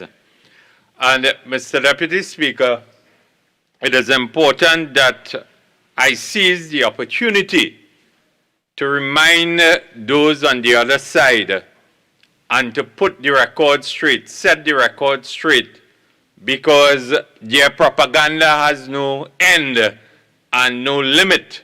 And that is why it is important to set the record straight. Because the Minister of National Security, the member for Lavantil West, if you listened to him very carefully, you would believe that the report of the Cabinet-appointed task force to review the operation of children's homes and institution in Trinidad and Tobago of July of 1997 was buried, and they or his colleagues knew nothing of this particular report. And my colleague, the MP for Princestown, during his contribution, indicated that the now leader of government business and Minister of Housing, then Senator Camille Robinson-Regis, admitted in 2002 that the Ministry of Social Development had used the said report to form their responses and recommendations. Mr. Deputy Speaker, that is public record. They cannot run from that.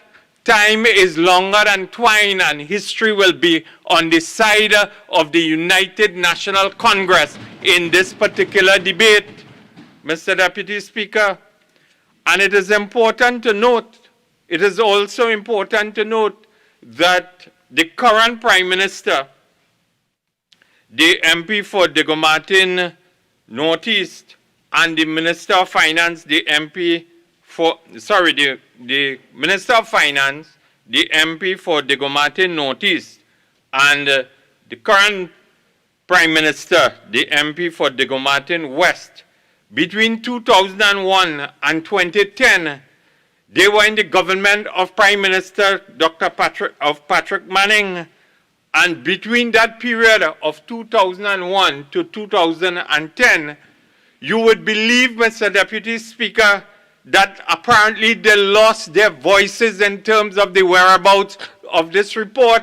Apparently between that period they developed PIP. They had nothing to say. They could not speak and they could not find their voices. And that is why I will tell Trinidad and Tobago, be very wary of the hypocrisy that is being perpetrated, Mr. Deputy Speaker. And Mr. Deputy Speaker, I do not know, I cast no aspersions, but I do not know if during that period they lost their love for children because protection was being focused in a particular direction as it relates to former members of the PNM hierarchy. I do not know, Mr. Deputy Speaker, but it is important to put these things on the record, Mr. Deputy Speaker. And it is important additionally, Mr. Deputy Speaker,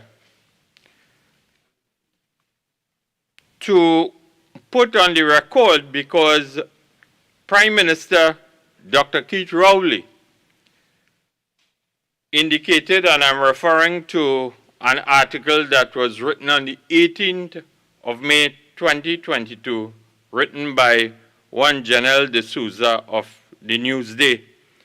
And on the SABGA report, he indicated that, and I quote, "I am calling today publicly on the Commissioner of Police to take immediate steps to find this SABGA report and the evidence of all those who were aware of this frightening situation and take all the necessary action against all those who have been implicated or with these very shocking revelations and so on." But it is important that, again, I reiterate, because on an interview, and I'm responding to the member for Laventille West, that during an interview on I-95.5, the chair of this particular report, Mr. Robert Sabga, stressed that the report was not buried and it was not sat on. And it is important, Mr. Deputy Speaker, that during his presentation, that is the Minister of National Security, and we will continue to hear from members of the government, you will feel that the Sabga report is the only report that exists as it relates to this very important issue of child abuse in Trinidad and Tobago. And it is important to make that point, Mr. Deputy Speaker, because during the intervention of the Minister of National Security, he boasted about legislation and what was done to give teeth to the legislation and so on that they found coming into office. But, Mr. Deputy Speaker, if the UNC did not introduce 5 bills after the 1997 Sabga report, including the Children's Authority Bill, including the Children's Amendment Bill, the adoption of Children's Bill, the Miscellaneous Provisions Children Bill, and the Children's Community Residence Foster Homes and Nurseries Bill, there would have been nothing to work with in terms of the legislative process, and what they have boasted about was based on the foundation work that was done by the United National Congress in terms of its care for the children of Trinidad and Tobago and tackling this very serious and critical issue that we continue to speak about. And we will have to continue to speak about it, Mr. Deputy Speaker. But when the minister boasted about improving the legislation that they found and their track record, I feel that the Minister of National Security did not read the report, of retired Justice Jones and her committee. And further to that, apparently he was very flippant and dismissive of the statement that was made by his colleague, the member for Tobago East, and the minister in the office of the Prime Minister with responsibility for gender and child affairs. Because if you go to the minister's ministerial statement, which was made on the 29th of May 2022, and I read directly from the Hansard under the heading of Under Legislation, legislation guiding the safeguarding, care, and protection of children is confusing and ineffective with respect to enforcement of its provision and creation of offenses. The legislation facilitates a hybrid system of care for children residents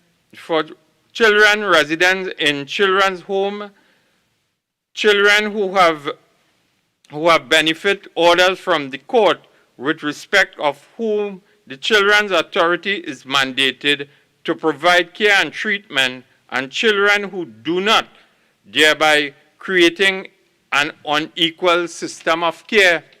This is the actual findings of the report, and I'm quoting directly from the ministerial statement. So the Minister of National Security is totally dismissive of the ministerial statement of his colleague, and the minister has demonstrated his lack of knowledge in terms of what he has presented here this evening, because he has not read the report, and that reeks of incompetence on the part of the Minister of National Security. And to come to make a contribution and intervention to this particular debate without reading the report, it sends a very clear message. It sends a very clear message, Mr. Deputy Speaker, how the government ministers are treating this very serious issue. And Trinidad and Tobago is looking on. Trinidad and Tobago is looking on, Mr. Deputy Speaker. And that is why we continue to tell this country that you cannot trust a government who does not understand their role and responsibility in terms of fulfilling that responsibility of governing Trinidad and Tobago, Mr. Deputy Speaker. And Mr. Deputy Speaker, again, the Minister of National Security wanted to chastise my colleague, the Member of Parliament for Princestown, as he indicated that the member was making heavy weather and dance, and he did not want to hear about the understaffing of the Children's Authority and so on, Mr. Deputy Speaker. And thus, this was something that was, from his point of view, that is the Minister of National Security, that was something trivial that was being raised by my colleague. Mr. Deputy Speaker, I want to just go into the very said ministerial statement that the member for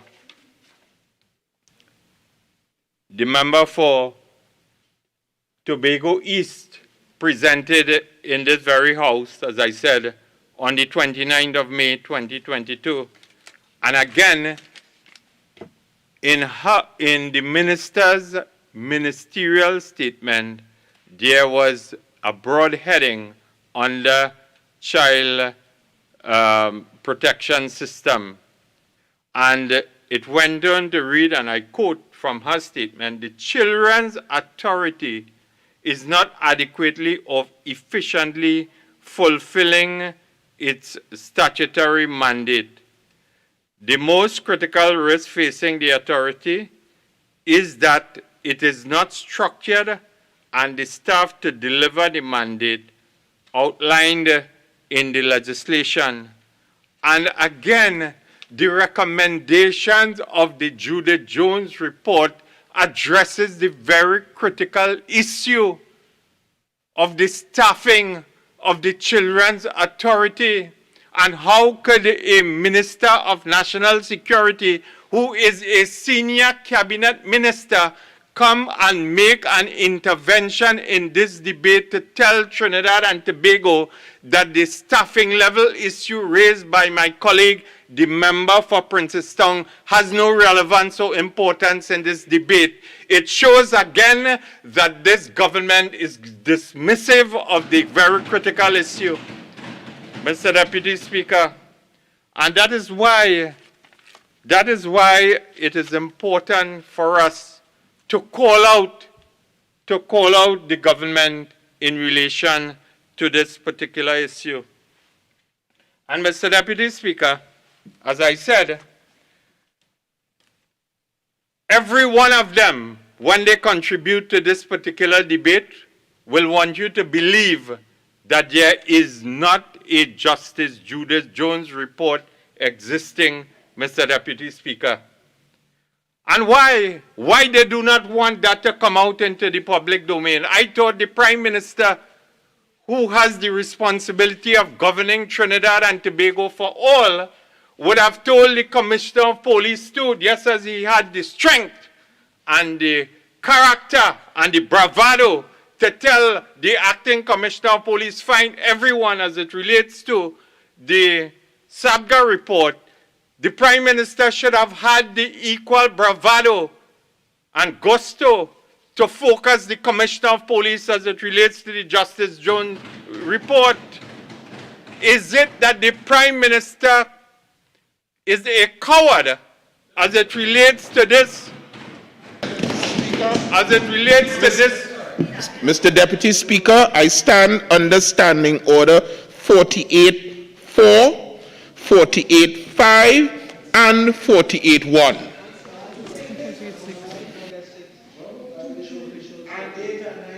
Also 6. Open match. Again, honorable member, again, you use some adjective there that I'll prefer. You not. I'd like you to withdraw it. Thank you very much. I withdraw. The Prime Minister must display the character and the strength, Mr. Deputy Speaker. The character and the strength to point the police in the direction of the Justice Judith Jones report. And it is what probably is what cocoa that is existing under the sun, probably that he does not have the character and the strength as it relates to this particular Judith Jones report, Mr. Deputy Speaker. Because, you see, Mr. Deputy Speaker, I have not heard they will hide, the members of the government will hide behind and come and tell us that a task force will develop an action plan out of the report, and an additional $126 million is needed for implementation. Mr. Deputy Speaker, what is at stake here is that the report found that it is indictment of not only managers and employees of the homes, but of the entire chain of command for the protection and care of children, starting with those responsible for proclaiming the legislation and so on, which they boasted about in terms of they did it and so on, Mr. Deputy Speaker, and resourcing the homes. Mr. Deputy Speaker, Mr. Deputy Speaker, I know the leader of government business. Members, hold on. Each member who has not spoken as yet will have the opportunity. Right? That is one thing that you all are assured of. Right? Once time permit, each member will have the opportunity. Please. Mr. Deputy Speaker, I know the leader of government business may want to get into the debate, but also the member will have to defend her track record also. As I said, Mr. Deputy Speaker,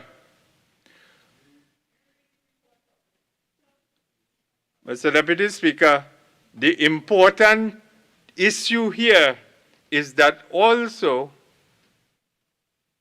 the Minister of National Security attempted to, in his usual style, chastise my colleague, the MP for Naparima, as it relates to his contribution, and said that the MP was attacking the individual by the name of who occupied the position of the director of the Children's Authority at that time, one Nicola Harvey Mitchell. Okay, so honorable member, all right, that name came up already. It has been dealt with, and I'll prefer that you don't go there, please. Move on to a different point. Mr. Deputy Speaker, I am, in terms of what I am attempting to do, has nothing to do with the individual. My colleague, the MP for Naparima, was dealing with the person who held the position.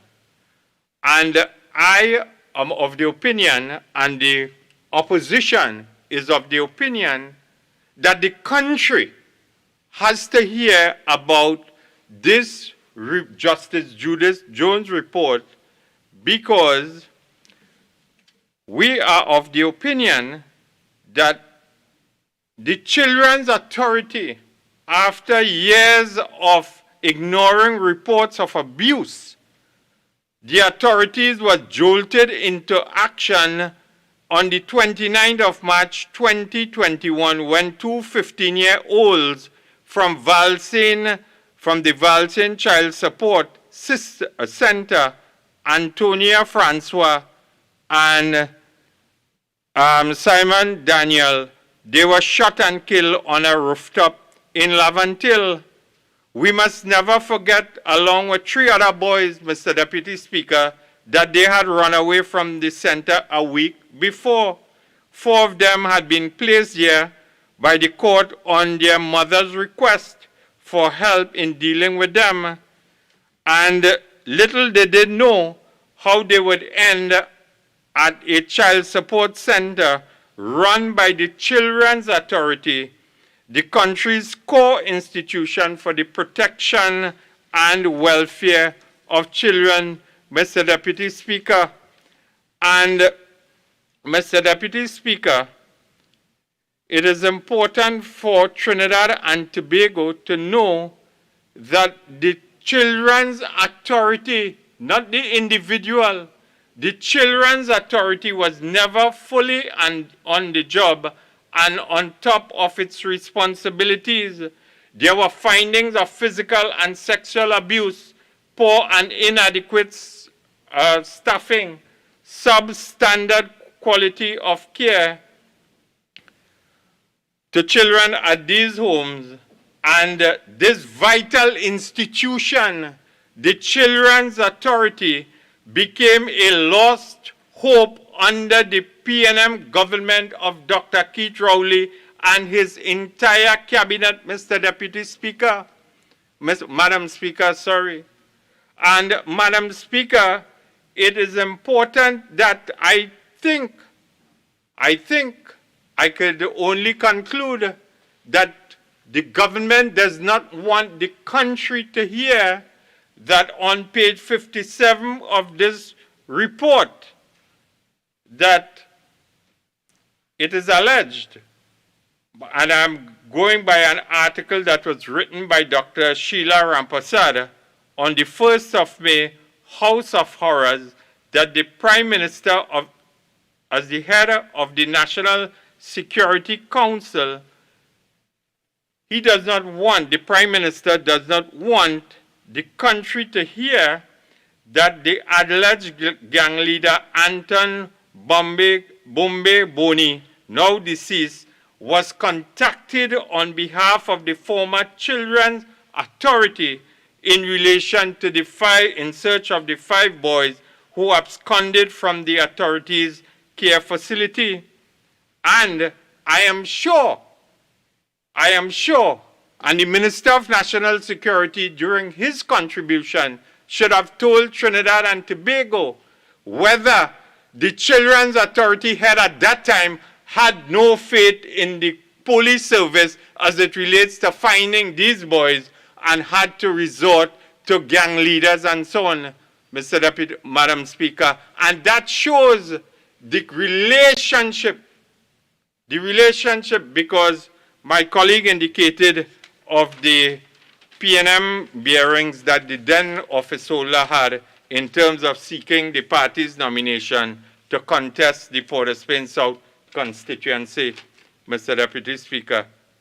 And Madam Speaker, sorry, I thought too, during his contribution, and that is the Minister of National Security, that we would have been regaled, or others on the government side during their contributions and input into this particular debate here this afternoon, would have found the time to make an intervention and tell us,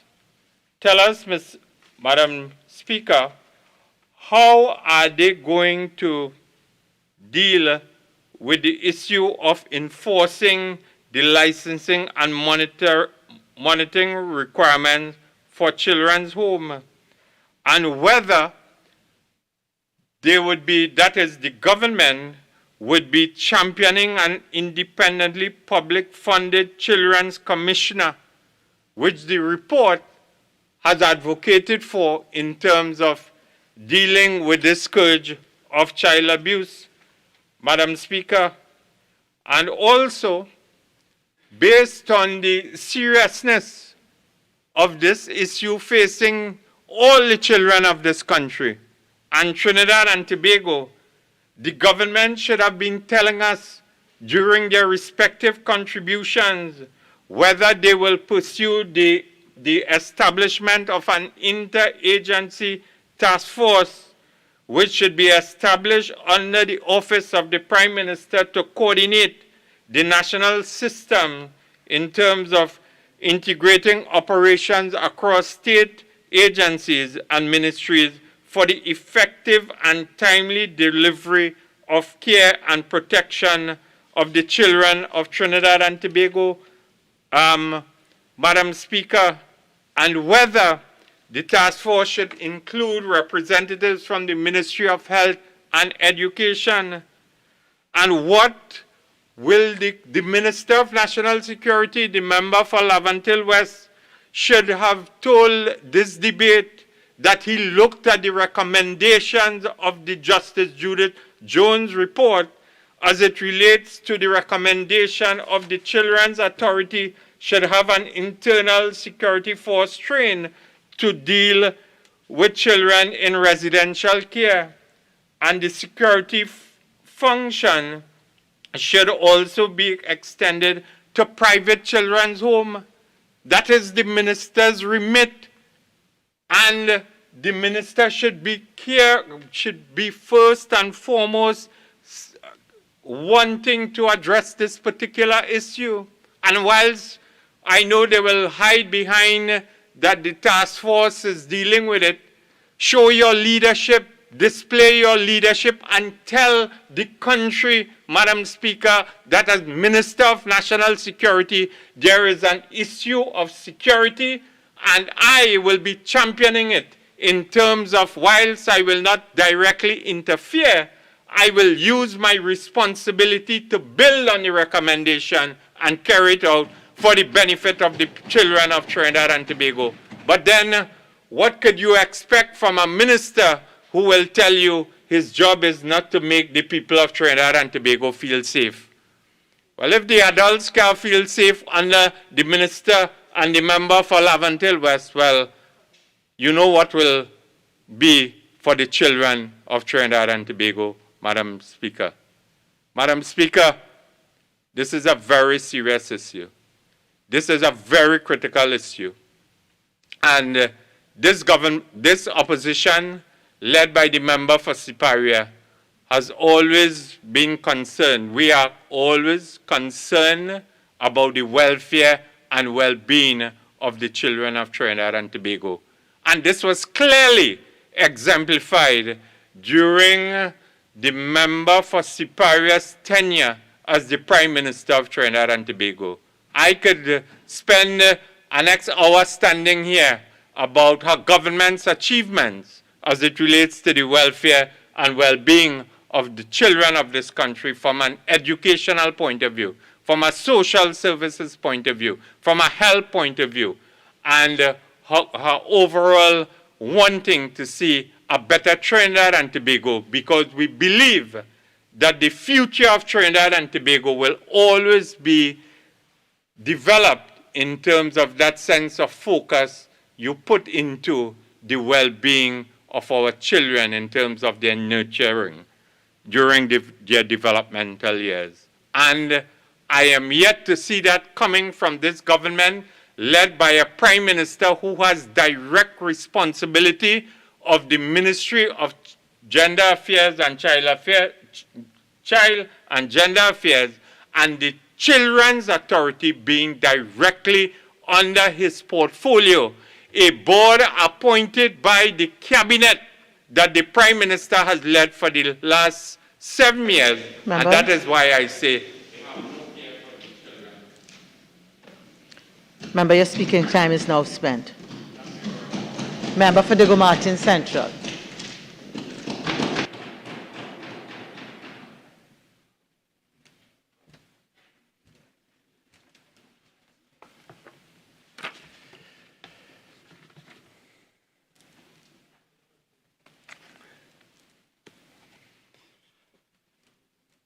Thank you.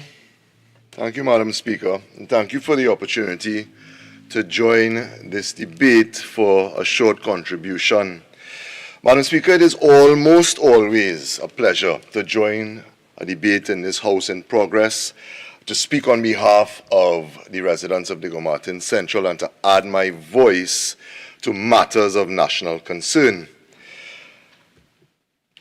Today really should be one of those occasions where I feel the joy and honor to stand before you, the members of this House and the citizens watching and listening to us on all the various platforms that the Parliament channel is broadcast on, not only now, but with the ability to do so at any time in the future.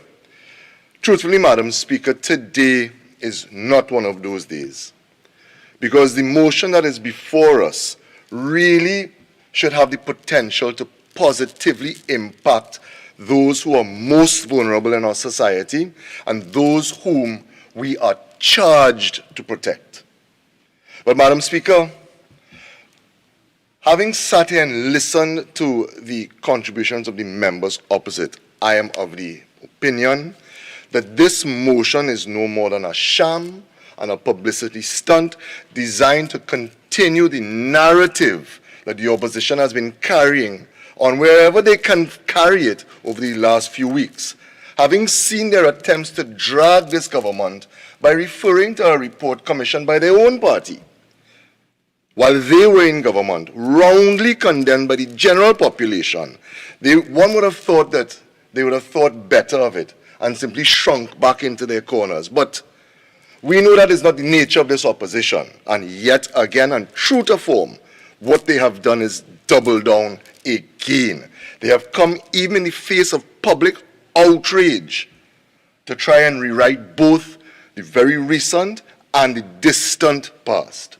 Madam Speaker, I had to sit here to hear the member from Naparima come to talk with this circular argument, followed by the member from Couva North, and other members, I want to read, but I know for sure the two of them, talking about the findings of the report, as if we don't already know the findings of the report. The findings of the report are the work of the task force that was set up by the government, and the work of that task force now forms the body that has the body of work that will be their action plan. But you see, the circular argument requires them to talk and to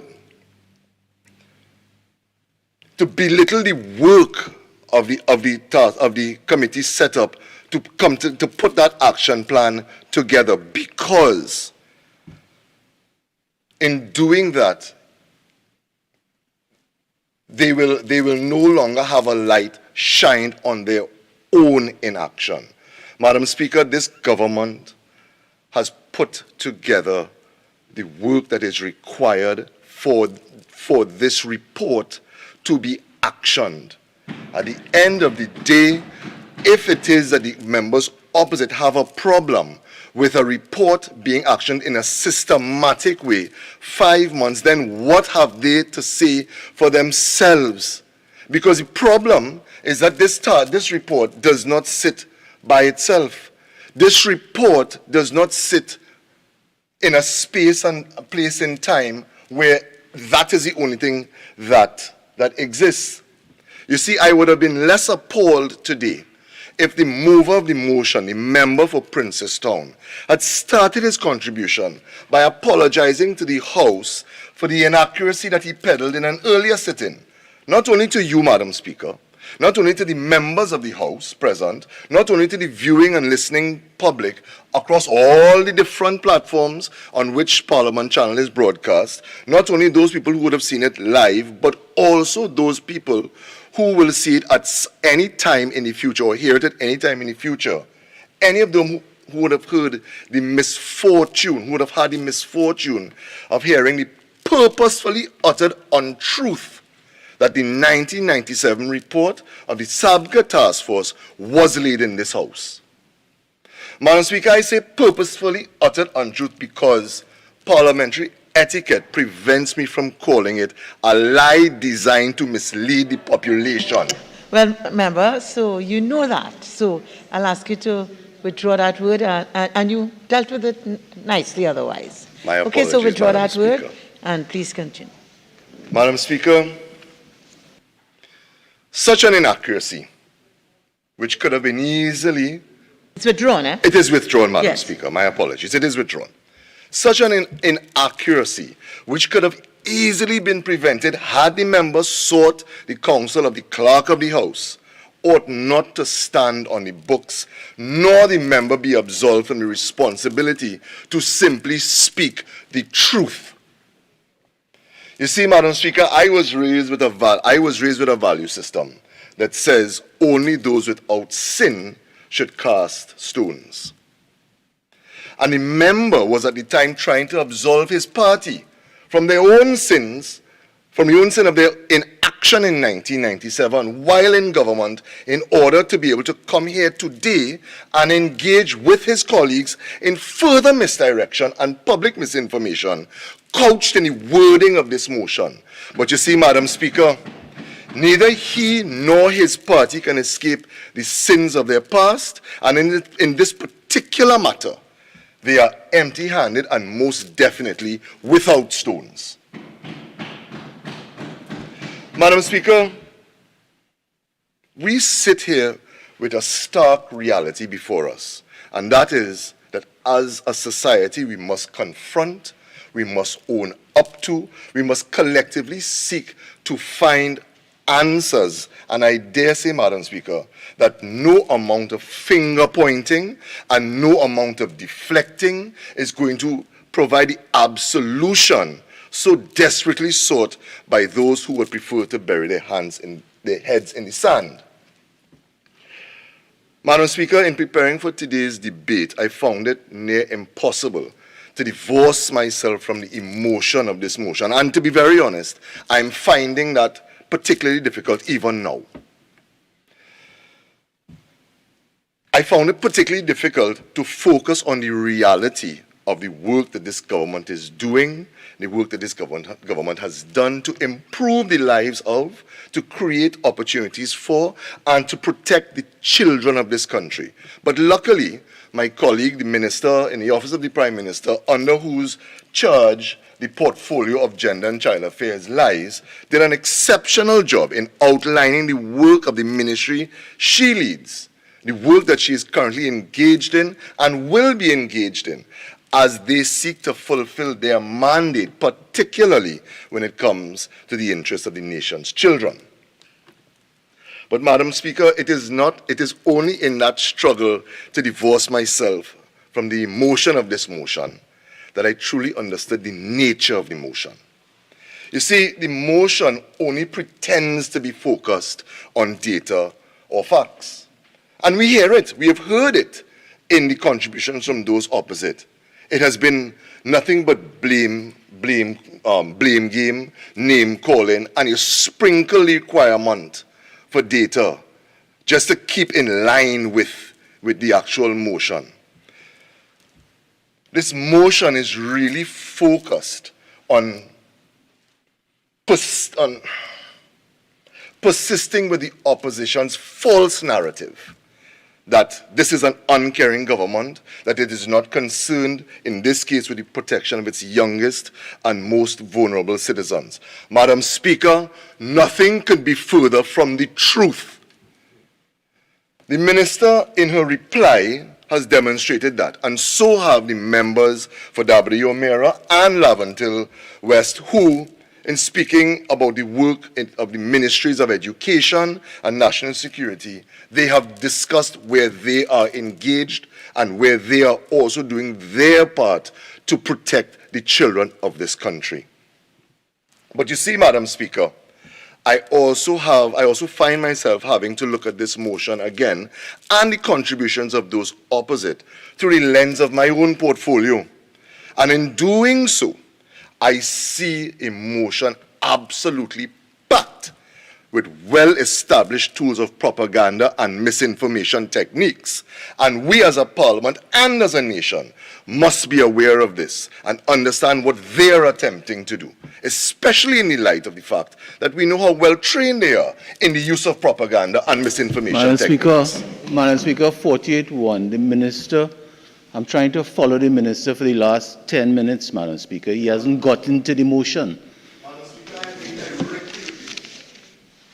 Okay, so I rule. Please proceed, ma'am. Thank you, Madam Speaker. Madam Speaker, the first technique in the crafting of this motion is a technique well established is that of appealing to emotion. The use of loaded language designed to incite fear in the population and gain support for the opposition by creating a sort of us against them narrative. Madam Speaker, it should be noted that this is also a technique called bandwagon. Madam Speaker, the other technique is the use of intentional vagueness and obfuscation. And it is instructive that the member for Naparima littered obfuscation through his contribution. And in many ways, I sat here thinking this must be some sort of Freudian slip. You see, he knows the intentional. Thank you, Madam Speaker, and I am guided. You see, in using language that is both intentionally broad and vague, the opposition can continue to shift the goalposts as they have done continually in this particular campaign over the last few weeks. And as they have found each tack they have taken simply cut off by the presentation of facts that have dismissed their accusations.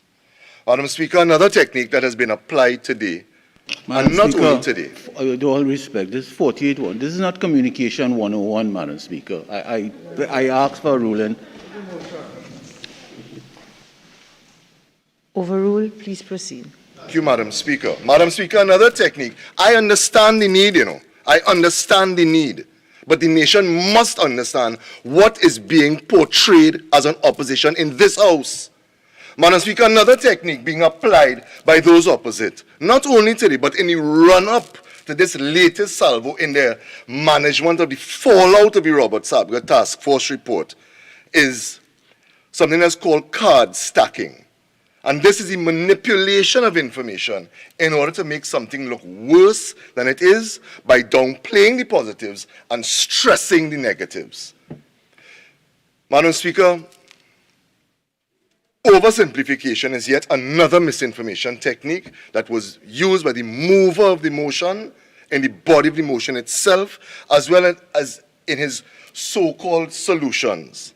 You see, generalities are often used to provide simple yet unworkable answers to complex social and political problems. Madam Speaker, the problem of child abuse and neglect, of child abandonment, and the real challenges faced by the state to match the supply of safe spaces with the demand for those spaces has been with us for a long time. It was with us in 1997 when the opposition leader was part of the government that commissioned the Robert Sabga Task Force. And of course, what they did with it is another story. But that is what they are trying to manage today. Madam Speaker, we still live in a Trinidad and Tobago that in many cases is unable to distinguish between discipline and punishment. We still live in a Trinidad and Tobago where people boast about how much licks they received when they were young, the instruments they get the licks with, and how well, in spite of that, they still turned out. And Madam Speaker, the truth is we still live in a Trinidad and Tobago that has normalized that dysfunction. With that in mind, Madam Speaker, we could build, we could fund, we could staff 100 children's authorities. Unless there is a culture change in the way that we as a collective treat with children and the rights of children, unless we determine that there is a line to be drawn between discipline and punishment, unless we believe that children in residential care facilities or trauma-informed environments have rights too, nothing is going to change, because we will not be dealing with the problem at the source. Madam Speaker, the Children's Authority is less than 10 years old. And what we are doing as a country is asking it to change a culture that has existed for more than 10 decades. Certainly, we need to demand more from it. Certainly, we have to. But in our search for perfection in their performance, are we also trying to assuage our own consciences and shifting the blame from our inactions as parents and communities? You see, Madam Speaker, the village only stopped raising the children when the villagers complained about the village raising the children. We are here today, Madam Speaker, as a citizen, as a member of this House, and more so as a father.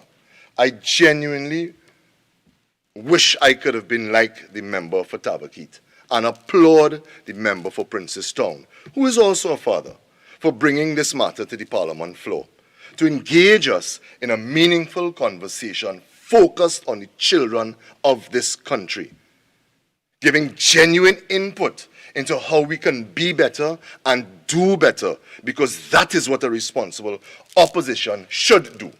But unfortunately, he and they have squandered the opportunity to add value to the national conversation by focusing instead on name-calling and a finger-pointing exercise. Madam Speaker, as a parent, I am certain he is genuinely concerned with the kind of society.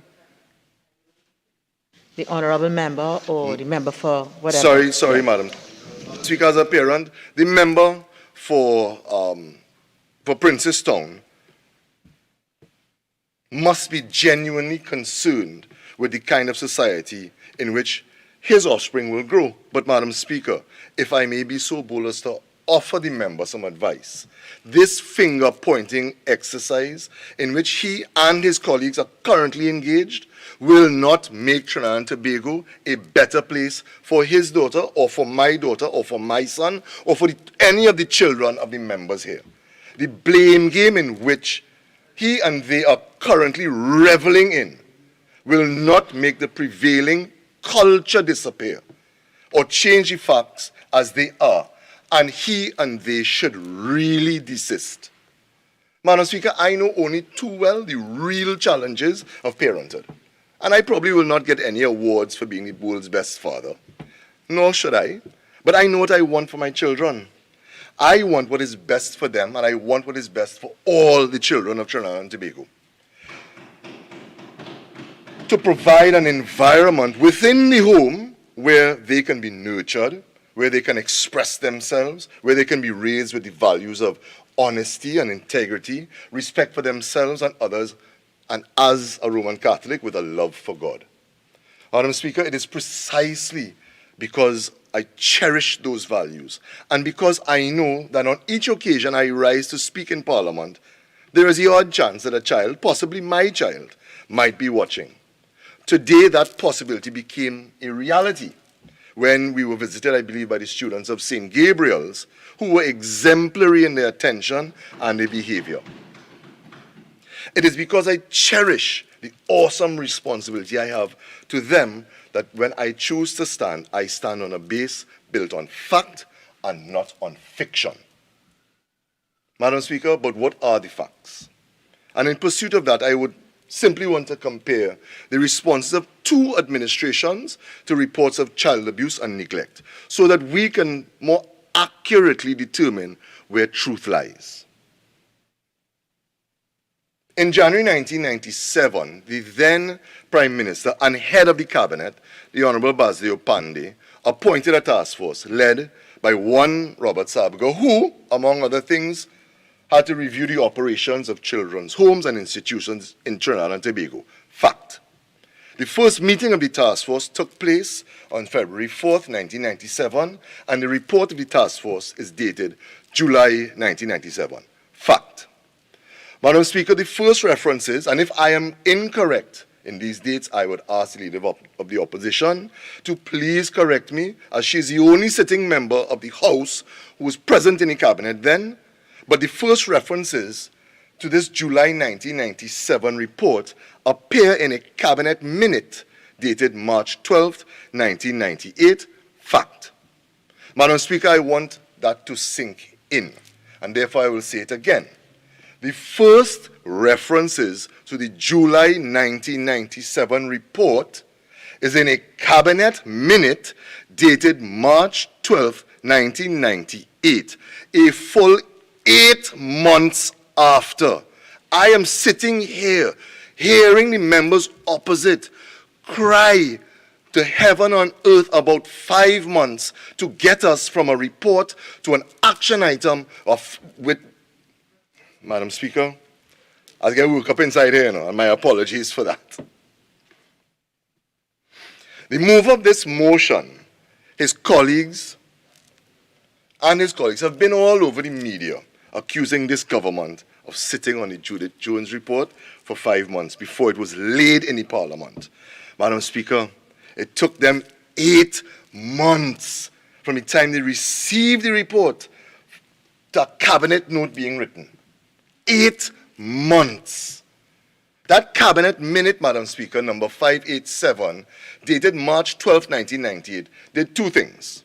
It requested comments from the Attorney General at the time and the Minister of National Security at the time.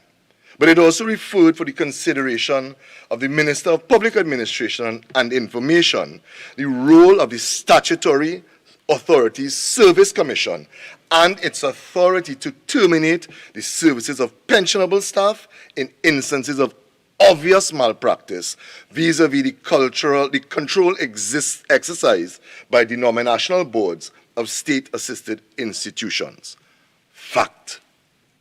Madam Speaker, through you, while I cannot ask the mover of the motion if he is aware of the contents of their responses, or if they ever responded to that instruction from the Cabinet, I can certainly ask the member for Siparia, who then held the position of the Minister of Legal Affairs. Alas, Madam Speaker, it appears that there was no response since Cabinet Minute number 787, dated April 2nd, 1998, agreed, and I'm quoting here, agreed that the Attorney General and Minister of National Security submit for its considerations their comments on the legal issues raised in the report. So, 9 months after Robert Sabga, who by that time was then safely ensconced in the High Commissioner's residence in Canada, submitted his report, the Cabinet of Trinidad and Tobago, of which the Honourable Opposition Leader was an integral part, was yet to hear from the Attorney General and the Minister of National Security. Madam Speaker, I respectfully submit that not just 8 months, but 25 years later, this country is still waiting to hear from anyone who was then tasked with caring for and protecting the children of this nation. And I have to sit here and listen to the hypocrisy of those opposite, Madam Speaker. Madam Speaker, I am appalled as a parent. And yet, the member for Princestown and the member for Tabaquite come to this House to reprimand this government for its failure to effectively protect and support our nation's children.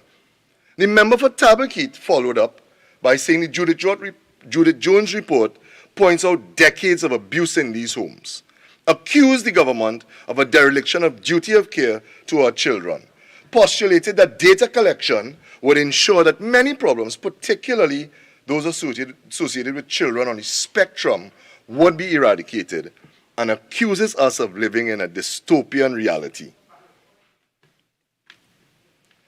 Madam Speaker, I want to ask the member which version of reality she lives in, where the Sabga report was not suppressed and where, as a result, subsequent decades of continued abuse were not visited upon those we are supposed to protect. In which dystopian reality is this not a stain on this nation and on them as individuals? And where are we as a nation and are we not now reaping the rewards of their inaction?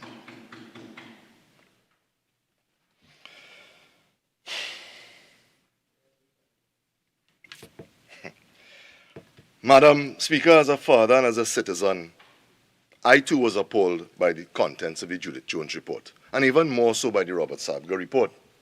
I wish to urge my colleagues opposite and the national community to see the difference in the approaches adopted by the UNC and by the PNM. I believe, that this time we can get it right, or as close to right as possible. But this will only happen when we join hands, even across the aisle, and work on this together. But in order to do that, the members opposite must stop engaging in misdirection, in misinformation, and circular arguments meant only to advance a political agenda and narrative. They must also take ownership of the sins of their past and heed the call of the Prime Minister, and finally work with the police to bring those responsible for the horrors visited on the children of this nation under their watch, to bring them to justice and to bring some form of closure to their families. Madam Speaker, I thank you.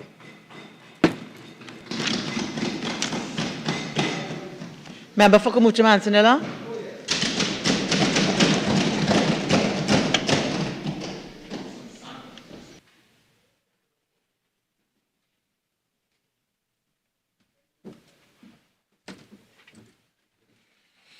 Thank you, Madam Speaker. I'm happy to join this debate in this august chamber to speak on behalf of the people of Komoto Manzanilla and Trinidad and Tobago in full support of this motion brought by my colleague, the member for Princestown. Madam Speaker, I speak directly to the preamble that states, whereas the state has a duty of care to protect all the citizens of Trinidad and Tobago, especially the children to which their policies have not been effective on safety, security, health, and education. Madam Speaker, part of the most enjoyable instances in my career as a medical practitioner is treating with children, assisting children, and helping children. Today, I get to do it at a larger scale as a member of parliament, and what a tribute. But as a medical doctor, it's a heartwarming part of the job. But in saying that, Madam Speaker, I have seen so many instances when the vulnerable children in our nation has been abandoned. I have seen so many instances where the children have been denied proper health care due to inefficient systems that exist. Some have even been denied medical attention in appropriate timing. Some who have been abused, some have been malnourished. I just want to go back to my good friend, the member, honorable member from Dabadi, O'Meara, who was talking about social workers. And there is definitely a shortage of social workers, and that is something that needs to be seen at the schools. And we saw at the start of term 3, a plethora of school violence in the social media. Now, you may not see a lot of it, but it must not, the absence of it must not be a yardstick to indicate that there is no school violence. Madam Speaker, in my constituency of Komoto Manzanilla, and I dare say a lot of rural communities, there are a lot of school dropouts. And as a result of that, you know, there will be negative behavior and attitude towards other children, and criminal activities may ensue from that.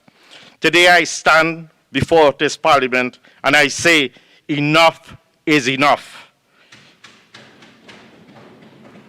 Today I hope that this government listens to this motion, not with political intent, but with patriot commitment to understand that we are saying here today, can, will, and we must save the lives of our children. Both sides, yes, I agree. We need to work together so that we can save our children. So the first issue I put on the table is more needs to be done for healthcare in our children. But what is that? You see, the state might see that the hospitals that are built there. But I remember clearly Kamala Prasad Bisesa, who built the Children's Hospital, and there was a reason for that. But what we need is a healthcare system specialized for children. And before the government stands up on relevance, let me repeat the preamble. I'm referring to the Children's Hospital, which could have been used, save the tax dollars, and more things like that, because I know my time is running out. I'm saying that the policies of this government in healthcare has not uncovered, has not been robust enough to help children with children of abuse. Ask yourself, do we have properly trained nurses, doctors, technicians, and other people to identify and indicate persons who have abuse, coming in for treatment, and as first responders? Do we have the mechanisms in the hospitals with special children units that will help a parent or family member who brings a victim of abuse in confidentiality, because we mentioned about data from the perpetrator to get the help, Madam Speaker? Let us understand, in many cases of abuse, it is one parent or family member doing it. And the other parent, Madam Speaker, is fearful for their own life and may not be able to go to the police station. So we need to set up systems at hospitals and district health facilities so that they can get assistance, especially in the rural communities. At the hospitals, we do have a mental support for a parent, but who will be bringing such victims to help them? And we need to be strong enough to report a crime. And one of the things we can do in primary health care and other education system is to educate everyone around. We must get accurate data so that we can follow up and be due diligent in our follow-up. Our hospitals, Madam Speaker, simply cannot be the plaster for the wound, offering a cover for the injury. It must help cure the injury of an abuse. And I use the word of abuse, and we have been seeing that so many times, but many people don't understand that word, Madam Speaker. And it connotates several meanings. And as a medical doctor, I see many patients that have been abused, both on the pediatric side, children's side, and adults. And it has been standardized. There are basically 4 types of child abuse. And very briefly, 1, physical abuse. 2, sexual. 3, emotional. 4th, neglect. Madam Speaker, I will deal with each of these because we need to put it in context.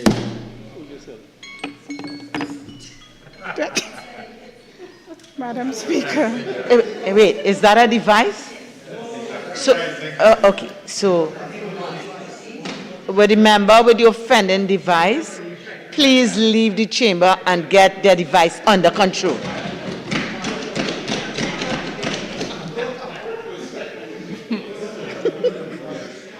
Swiftly, please, so that we can proceed with our business. Leader of the House. Thank you very kindly, Madam Speaker. Madam Speaker, I beg to move that this House do now adjourn to Friday, the 3rd day of June at 1:30 p.m. At that time, Madam Speaker, we will deal with item number 6 on the current order paper, which is a bill, an act to amend the Immigration Caribbean Community Skilled Nationals Act, Chapter 1803.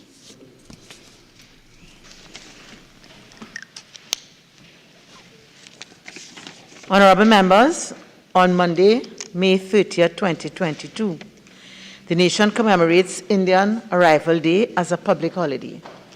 Therefore, before I put a question on the adjournment of the House, I will now invite members to express their greetings. Member for San Fernando West.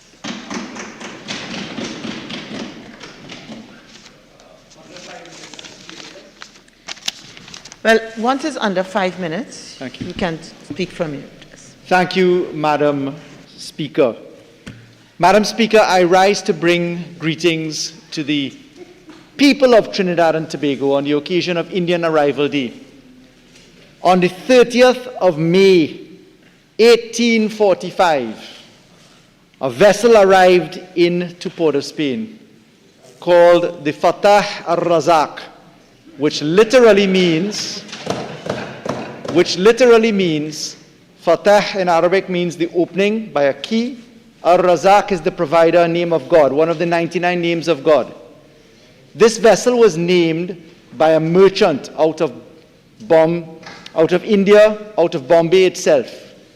And this vessel was the originating vessel which took 90 days to cross the Kalapani, which was the death water.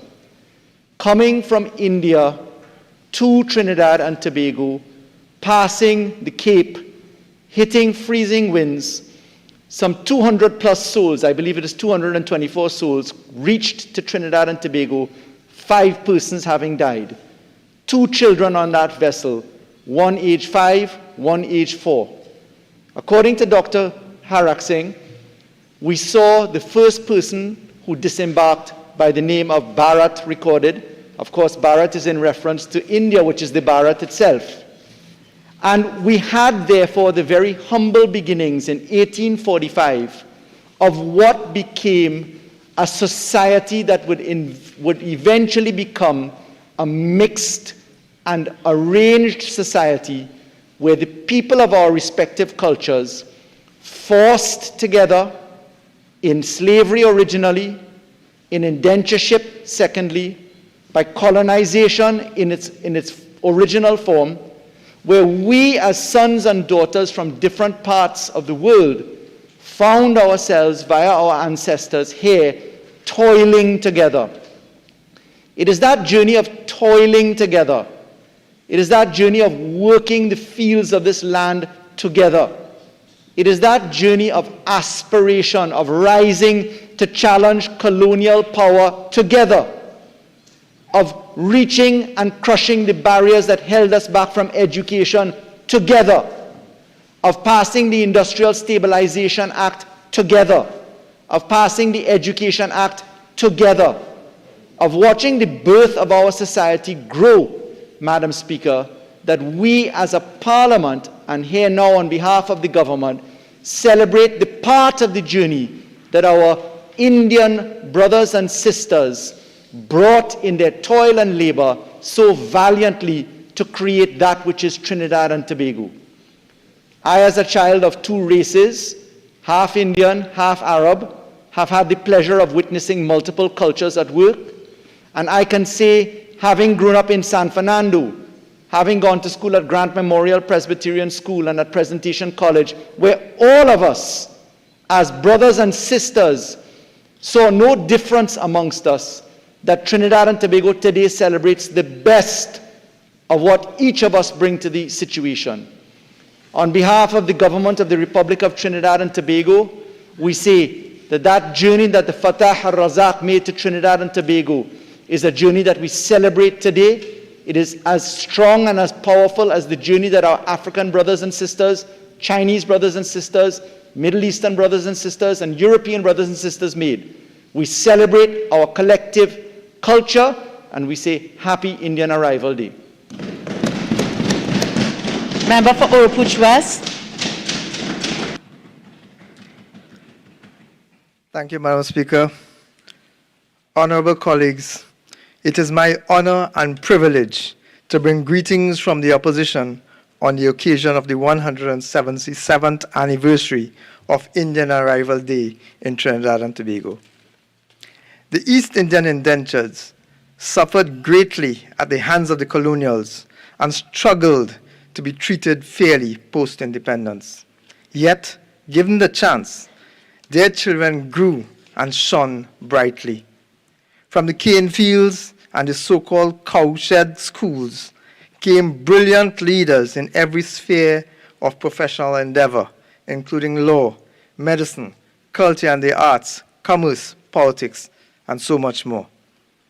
Today, we see a distinctly East Indian influence in our food, fashion, entertainment, language, customs, and traditions. There are aspects of East Indian presence in Trinidad and Tobago that we all enjoy as proud Trinbagonians. And while, Madam Speaker, we celebrate the good that came from the arrival of the East Indians, we must also remember and learn from the hellish reality of the experiences that they had on the estates. Renowned historian Bridget Brereton, professor, wrote, and I quote, "The system of indentured immigration, which, though less violent than enslavement, was nevertheless a harsh system of forced labor," end quote. Now that we are an independent republic responsible for the governance of our own affairs, we as legislators especially must ensure that our labor force is treated with the dignity, equality, and respect that our ancestors, both slaves and indentured, were denied by the colonial masters. Given our shared historical past, it is especially incumbent upon us to not assume the vile qualities of plantation master, and in this regard, we must ensure that those who labor know, one, that their work has value and they can be assured of fair compensation.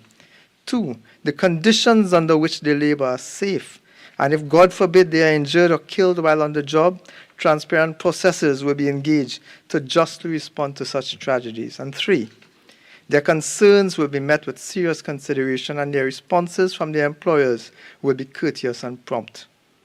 Madam Speaker, some of the most oppressive practices of the indentureship system were visited specifically upon women and children, from physical and sexual abuse, lack of health care, social inequalities, to a gender-biased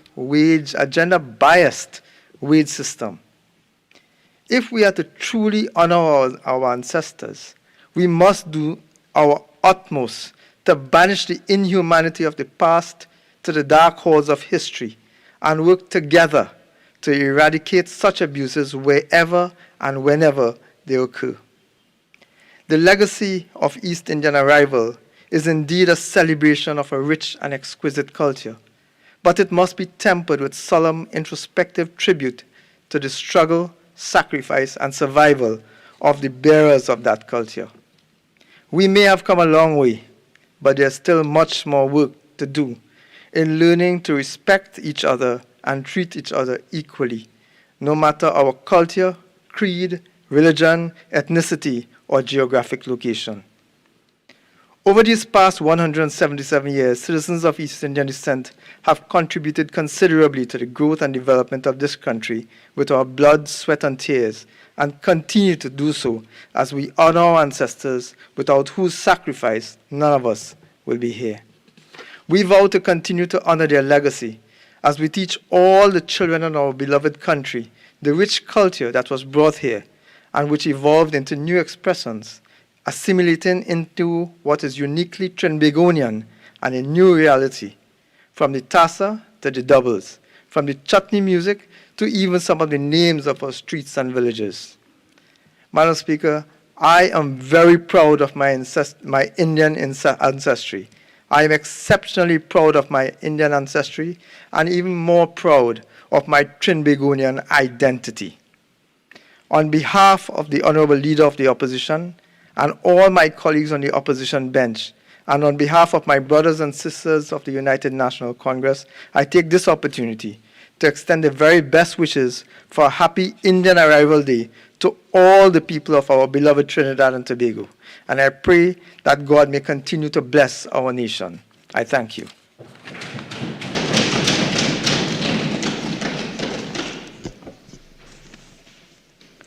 Honorable members, it is my honor to join with you in conveying Indian Arrival Day greetings to nationals of our Indo-Trinbagonian community.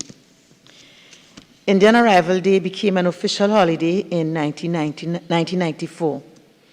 It recognizes the impact and the legacy of the 140,000 plus Indian immigrants who came to our shores between 1845 and 1917.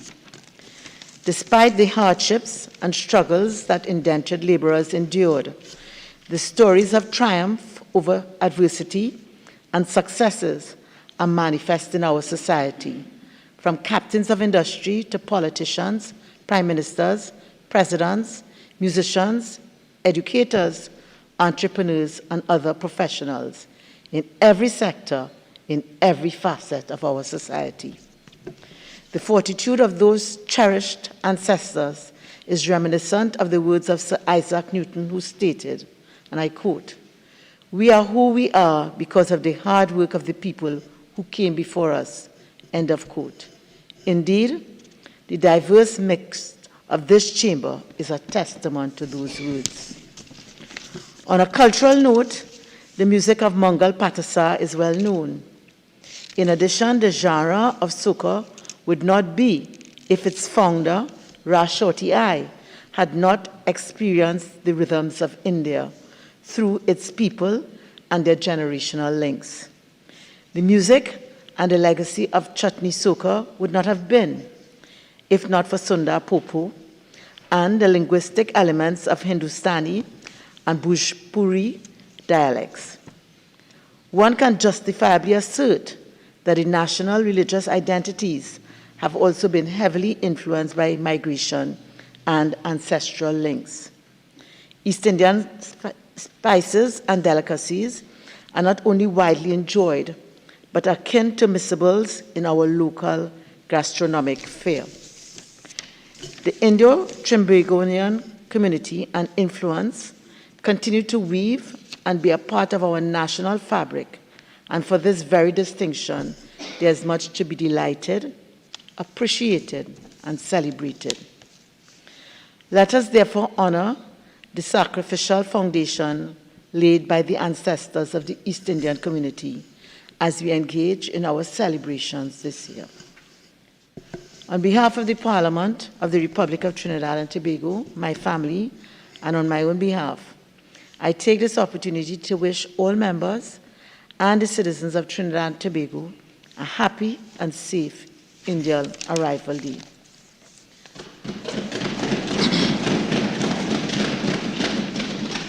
Honorable members, the question is that this House do now adjourn. All in favor say aye. Aye. Any against?